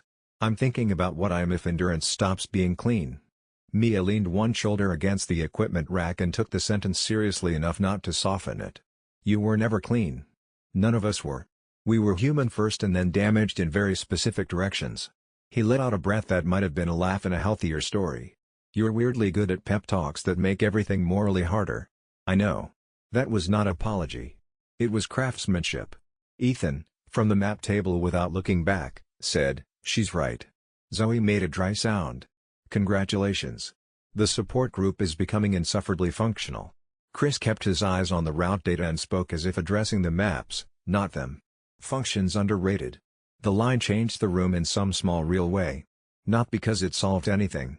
Because from him it sounded less like praise for utility and more like a defense of the damaged people still in it. Adrian filed that away too. He had spent the night learning that his first reading of Men with Authority was often correct in outline and incomplete in detail. Annoying. Useful. The carrier hit smoother road. The storm began to thin. And for the first time since the guest house, silence arrived without the house inside it. That absence was difficult in its own way. They had all become calibrated against intrusion so completely that peace first registered as uncertainty. No hidden speaker. No small voice in the vents. No corridor trying to synchronize breath. Just tires, rain tapering on steel, and medics moving carefully around the boundaries people set for themselves. Adrian found that he did not relax all at once. The body had to relearn safety the same way it had learned fear, in increments small enough not to provoke suspicion. The whole compartment seemed to notice and not know what to do with the absence. No one rushed to fill it. That, too, mattered. Outside, the storm was thinning into a steady rain without theater. The kind of rain that committed to being thorough rather than dramatic. It moved through the oak canopy above the road with the patient sound of weather that had been doing its job for centuries without requiring acknowledgement. Adrian found that sound easier to hold than silence. Silence in the Baker estate had always meant something was listening. Silence on the road south meant nothing except that the night was settling. He kept having to relearn the difference. His nervous system had been calibrated to threat for long enough that neutral sounds still registered as pauses in a pattern rather than the pattern itself. The system ran a background scan and returned no findings. No active biological threats. No environmental toxins. Wound repair at 94% structural integrity. Status, recovery. He read it 3 times. Recovery. The word felt provisional. Like the system was offering it on trial. He accepted it on those terms. Chapter 136. By dawn they reached a temporary inland field station set up in an old parish maintenance depot 3 counties over. The site should have felt safer than the swamp. It mostly felt fluorescent. Portable containment fencing divided the lot. Floodlights hummed over decantents and comm trailers. Vehicles moved with bureaucratic urgency from one station to another carrying evidence, body bags, hard cases, and people who would never say body bags if they could call them recovery units instead. Somewhere in the outer lot someone was already trying to classify the Baker site in a vocabulary clean enough to survive committee review. Adrian hated them on site. Maybe unfairly. Probably not.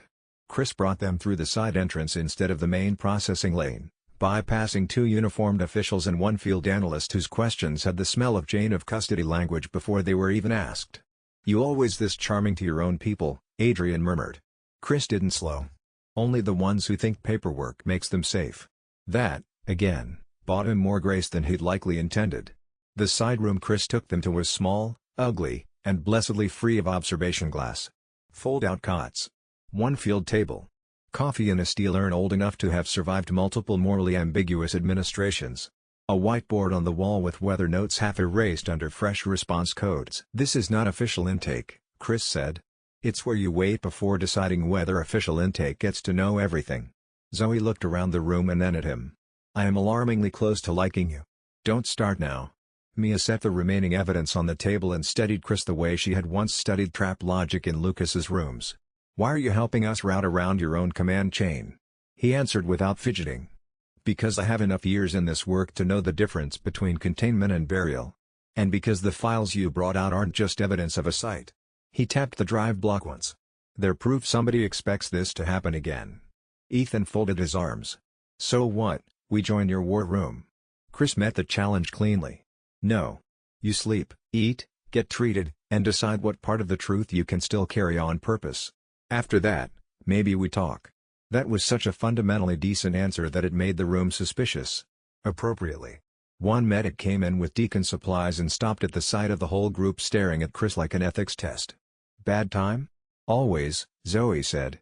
Still, the supplies arrived: clean clothes, protein bars, bottled water, one trauma blanket Mia did not want until Adrian draped it over her shoulders without asking, and she was too tired to pretend the gesture didn't matter. Ethan sat on the nearest cot and looked older than he had at any point in the swamp. Not defeated. Just finally human in a room that wasn't actively trying to weaponize his humanity back at him. Mia remained standing until Chris left and the side room door sealed. Only then did she exhale like she'd been holding the structure of herself together by all four corners and could finally risk letting one of them slip. Adrian stood too, not crowding her, just there in the same square of light. "You all right?" She looked at him and gave the answer the whole story had been building toward. "No," she said. "But I think I might be alive in a way that isn't just survival."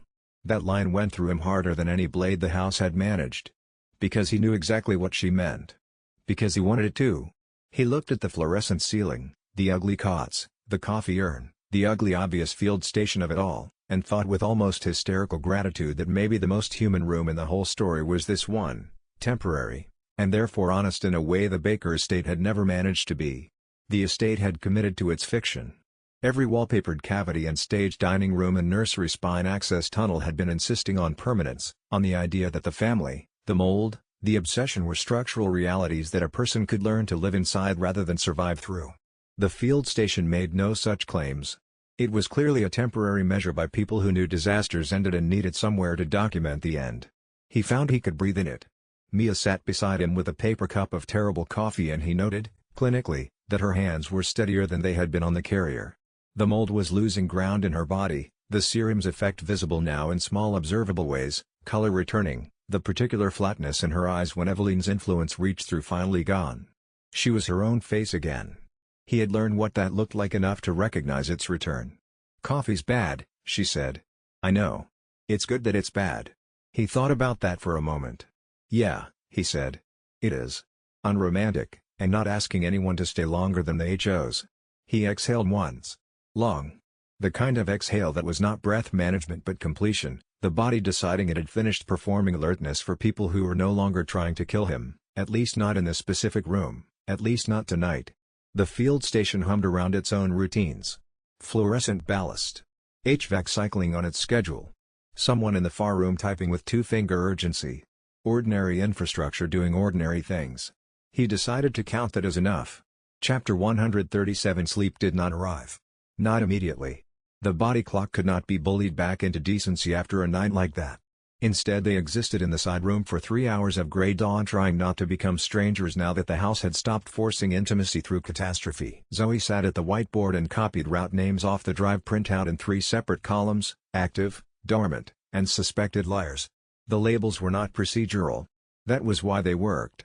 Ethan drank coffee like it had insulted him personally and then made a second cup anyway. Mia read and reread the shipment routes until the pages trembled in her hands enough that she finally put them down on command from no one and sat. Adrian lay on one cot with his boots still on and watched the pale branching under his skin refuse to fade. Chris returned just after sunrise with a hard copy summary packet and a face that suggested the wider world had behaved exactly as poorly as expected in the interim. "We pulled enough from the drives to confirm at least 9 linked sites, 4 probably abandoned, 3 redacted through shell fronts, 2 active, 2 recently to dismiss. There's also a name string your Lucas files kept tagging to post-loss contingency." He slid the top sheet across the table. 1 corporate alias. 2 shipping fronts. A recovery contact chain. And, at the bottom, 1 note copied from Lucas's damaged backup. Delphi expendable. Next wave tests require live resilience host or equivalent substitute. Adrian read the last line twice. "That's me." Chris didn't insult him by pretending otherwise. "Looks like it." Mia's whole body went still. "They're looking for a version of what the house almost made." Zoe's mouth hardened. "Then the files leave this room in more than 1 copy and no single agency gets to own the trail." Chris nodded. "Already done. Again useful. Again maddening that the man kept making sense." Ethan looked at the sheet, then at Adrian. "You don't have to do this." The sentence landed differently from anyone else because it carried no recruitment logic and no romantic framing. Just an actual offer of exit. That was what made it difficult. Chris, to his credit, did not interrupt. Mia looked up from the same line and also did not interrupt. Zoe did, of course, but only to sharpen the room where sharpening helped. You also don't get to pretend leaving means the war politely forgets your address. That was the whole ugly truth, wasn't it? Leaving would not be pure freedom. Staying would not be pure nobility. The clean versions of both options had died under the house. Adrian sat up slowly. Every motion reminded him the regeneration was no longer a miracle without invoice. "I know," he said. Then, because all night the story had been dragging him toward one honest conclusion and he was too tired now to dodge it elegantly, he added, "But if I go into the wider fight, it won't be because I'm useful to people in rooms like that. It'll be because I choose who gets my damage." Chris looked at him for a long second. Not challenging. Taking the measure of the statement as if it mattered operationally and morally both. "Fair," he said. That was as close to agreement as either man was probably capable of offering before breakfast. Chris stood and crossed to the window. Through the rain-streaked glass the field station moved around its morning routines, operators transferring evidence, medics recording assessments, a pair of intelligence officers waiting patiently outside the comm trailer with folders that would eventually contain most of what had happened in the lower facility reduced to incident parameters. Adrian watched them and felt the distance between what was inside those folders and what had actually occurred. Not frustration. Just the familiar recognition that documentation was its own kind of lossy compression. You captured the geometry but not the grammar. The event but not the weight of choosing it. Morales had believed in documentation. He had written careful reports about disappearances that the system had filed into unsolvable categories. His name would be in those folders now, in a more final category. Adrian looked at Zoe's whiteboard columns: active, dormant, suspected liars. He thought those three categories were probably better frameworks for understanding the connections than most of what the folders would contain. He did not say that out loud. He filed it for a later conversation with someone who had operational authority and a willingness to be told uncomfortable things. Chris, probably. On a better morning. After breakfast. Specifically. Zoe closed the dry erase cap. The sound was the smallest possible announcement of completion. Ethan set down his cup. Mia tucked the hard drive case under one arm with the proprietary ease of someone who had decided exactly what she was carrying and why. Adrian watched the three of them perform these small acts of departure preparation and felt, for the first time since the flooded road, the specific weight of a decision made under conditions that were not emergency. Not forced. Not by the house. Not by Eveline. Not by the tide of a situation requiring him to choose quickly or lose something permanent. He was choosing now because it was the right thing to choose and he had time to know why. That was what normal was supposed to feel like. He filed the sensation carefully because he intended to recognize it again. Chapter 138. The hardest conversation happened after Chris left again. Of course it did. Institutions could wait outside the room. The human parts had nowhere else to go. Ethan stood first. Not dramatically. Just because sitting any longer would have turned honesty into paralysis. He looked at Mia, then Adrian, then somewhere between them as if direct eye contact might make the room less survivable than it already was. "I don't think we're walking out of this as the people who started it." Nobody argued. That would have been stupid and disrespectful in equal measure. Mia spoke first because when she delayed pain too long it grew claws. "No." Ethan nodded once. "And I don't know how to take what we were before all this and fit it back on over what happened in Louisiana." He swallowed. "I also don't want to turn love into bookkeeping. Who suffered more? Who stayed? Who owed what? I think if I do that, the house wins retroactively." Adrian had not expected the sentence to go in that deep. Maybe he should have. Ethan had spent the whole night disproving the easy version of himself one correct decision at a time. Mia's eyes filled then, finally, not with Eveline's imposed tears or guilt-built collapse, but with ordinary human grief finding room. "I'm sorry," she said. "Not as debt. Not as a chain. Just because I loved you and I still do and I can't turn that love back into the shape it had before." Ethan let the words hit. Let them exist without asking them to repair anything. That was mercy of a very difficult kind. "I know," he said softly. Then he looked at Adrian and somehow found enough dignity left in the ruins to say the next sentence cleanly.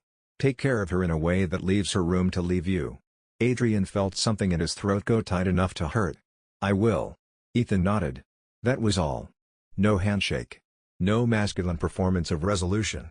Just the raw terrible grace of two men refusing to use her as terrain. Zoe, from the whiteboard where she'd been pretending to alphabetize horrors instead of witness this, wiped at one eye with the back of her wrist and immediately turned the gesture into irritation. "If anyone mentions closure, I shoot them." Mia laughed through tears that finally belonged entirely to her. Noted. Ethan sat back down after that as if the conversation had physically shortened him by an inch. Maybe it had. Adrian did not move toward Mia until she moved first. Again that mattered. She crossed the little fluorescent room and sat on the edge of his cot, trauma blanket still around her shoulders, and leaned against him not because the story demanded romance in the wake of horror but because she was tired and he was there and the choice remained hers. He let the wait happen without making it symbolic. That, too, felt like a victory the house would never have understood. The house would have made it mean something. The Baker estate had a grammar for proximity, everything physical had been weaponized into symbol. The rocking chair was longing. The restrained arms were love inverted. The dining table was possession arranged as welcome. Every object in the Baker architecture had been converted from use into message. The fluorescent room made no claims. A cot was a cot. The trauma blanket was insulation. The choice to sit beside someone was logistical and human without requiring a name. He thought that was probably the most accurate description of how people were supposed to live, in spaces that held them without defining them. Rooms that did not have agendas. He had not understood that as specifically before the Baker estate. He understood it now with the precision of someone who had spent 12 hours inside the alternative. Mia's breath slowed beside him. Not sleep. Just the first real rest in a week. He let the room be what it was and did not ask it to be more. That felt right. That felt, quietly, like the beginning of something navigable. Something that did not require him to be exceptional in order to deserve it. Just present. Just choosing. Still here. The field station's HVAC ran its morning cycle. Somewhere outside, a vehicle reversed with the flat institutional beeping that belongs to every logistics center in the world regardless of what the logistics involve. Adrian had been awake for approximately 22 hours. His body had regenerated from injuries that would have left a normal person in a trauma ward for 6 to 8 weeks. He was still running on something that was not quite adrenaline anymore. The baseline vigilance of a nervous system that had decided threat detection was the only acceptable default. He was aware that this would need to change. He was aware that changing it would take time. He gave himself permission to take the time.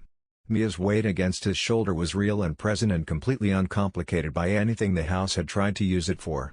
Just two people sharing a cottage in a fluorescent room that did not have an agenda. That was all it needed to be. He let his eyes close. The system ran no alerts. For the first time in 12 hours, there was nothing to log. That was enough for now. Chapter 139. By noon the storm had fully moved east and the field station smelled of wet canvas, coffee, and disinfectant instead of swamp rot. That should have felt like a new chapter. Instead it felt like the first page after a book someone had tried very hard to burn. Chris returned one final time before transport rotation split survivors, evidence, and jurisdiction into their next miserable bureaucratic shapes. He carried a slim folder under one arm and none of the command posture that had first made him look like a problem with access. "We have a window," he said. "Records are copied in 3 places. One goes above me.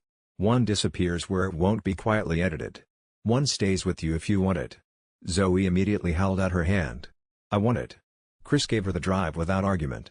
Adrian respected him more for that than he planned to admit to anyone before death. Chris set the folder on the table next. Inside were route maps, site tags, 2 names circled in red, one shipping chain moving west, and another heading toward a recovery lab farther inland under Shell ownership. "This is what the wider war looks like from 50,000 feet, he said. "Dirty, underfunded in the right places, overfunded in the wrong ones, and always one incident away from public language getting involved too late." Ethan looked at the folder and then away. Tempting brochure. Chris almost smiled. "Told you I wasn't recruiting by reflex." Then he turned to Adrian. "But I am telling you something straight. People like the ones who built Dalvey will not stop because one side collapsed. And if they know what your system can do, they'll either want you, kill you, or build toward you. Maybe all 3. No sugar." "Good." Mia's hand found Adrian's wrist under the table, 2 fingers laid over the pale branching scars as if checking whether choice still had a pulse there. It did. Adrian looked at Chris, then at the folder, then at the people in this room who had turned every version of coerced family into something freer and more difficult than the house could parse. "I said I wouldn't go because I was useful. I heard you." "Good." Adrian touched the top page of the folder once.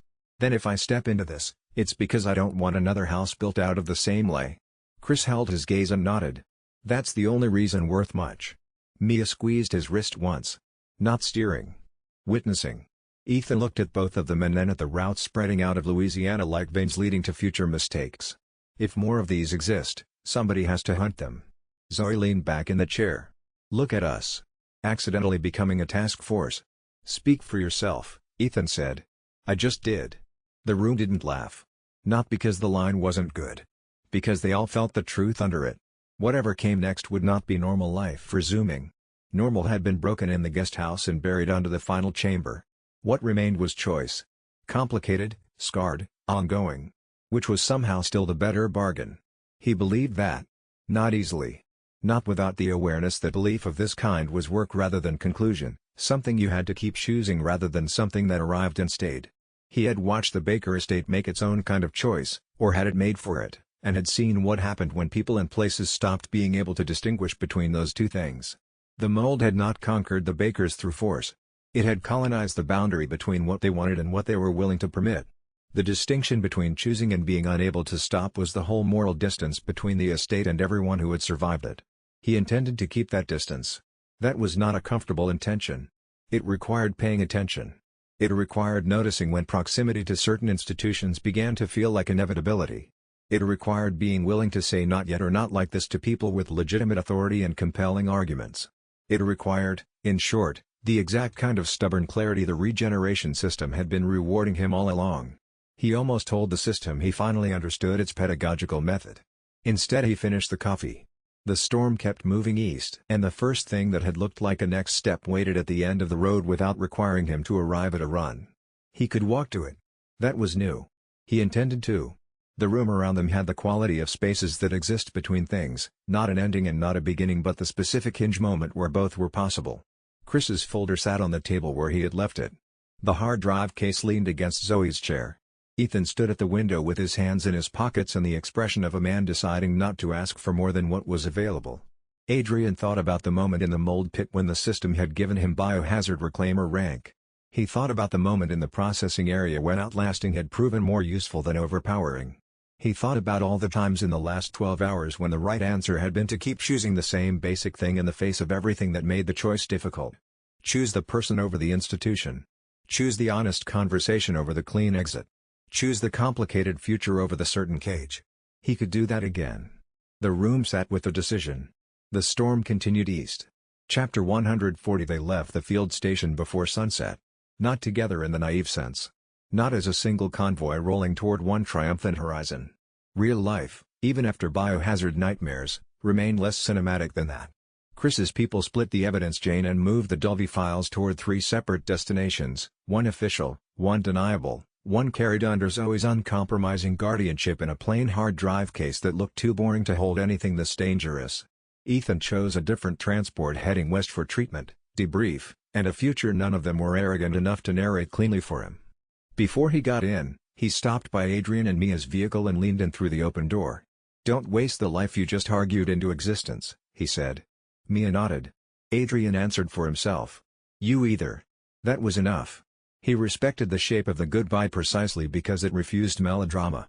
Ethan had spent the whole night proving that love did not become nobler when converted into ownership and did not become simpler when broken by catastrophe. Forward motion was not indifference. It was discipline.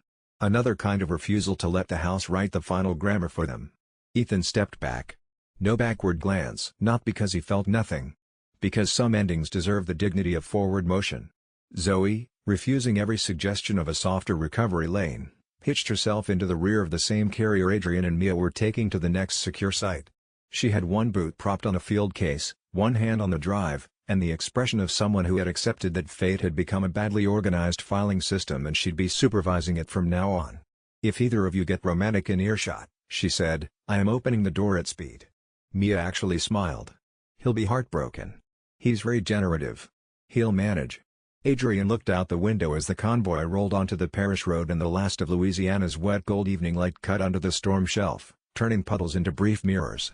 The Baker estate was behind them now, though not behind enough to be simple. In his body the healing still moved with hesitation where once it had rushed. In his mind the rooms remained. Guest house. Dinner table. Church. Root lab. Final chamber. Not gone.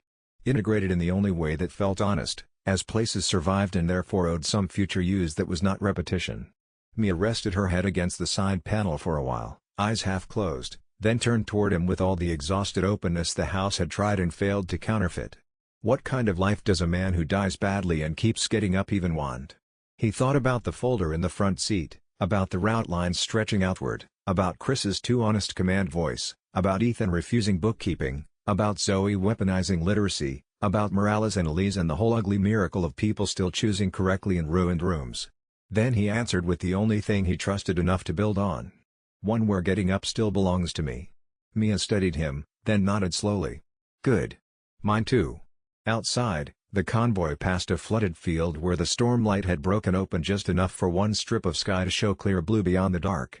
Ahead lay more records, more outbreaks, more rooms built by people who kept confusing need with leverage and family with ownership. Ahead lay Chris's wider war.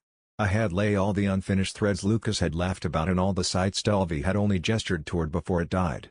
Ahead, in other words, lay work. Human work. Ugly, chosen, and impossible to complete alone. Adrian let the road hum under the tires and felt the scarred system inside him answer not with certainty this time but with a quieter, rarer thing, willingness. The house had tried to make him permanent infrastructure for a false family. The world outside was now offering other, larger cages. He knew that. He knew it and still looked forward through the wet Louisiana dusk toward the routes that waited because this time the difference would have to be guarded in every room. No belonging without choice, no care without exit, no future built on people being kept. The convoy turned north. Mia's hand found his, not to anchor him there but to confirm the road existed in both directions. He held it. And together they drove away from one dead house toward a wider war that had finally learned their names. That was not certainty. Certainty was another kind of cage. He had learned, over 12 hours of a nightmare that had kept choosing to become more specific, that the most honest relationship with the future was one that admitted its own incompleteness. He did not know what the wider fight would cost. He did not know what he and Mia would become on the other side of ordinary days. He did not know what the system would require of him once there were no more bakers to survive. He knew he was still choosing. He knew she was beside him. He knew the road existed in both directions. That was enough to start with. And starting, after everything, felt like the most radical thing his body had done all night. If this journey through the dark moved you, leave a like and share your thoughts in the comments below. Subscribe and ring the bell so you don't miss the next road this story takes. Share this with someone who loves survival horror told with heart, teeth, and no easy cages. Until next time, keep choosing what is human.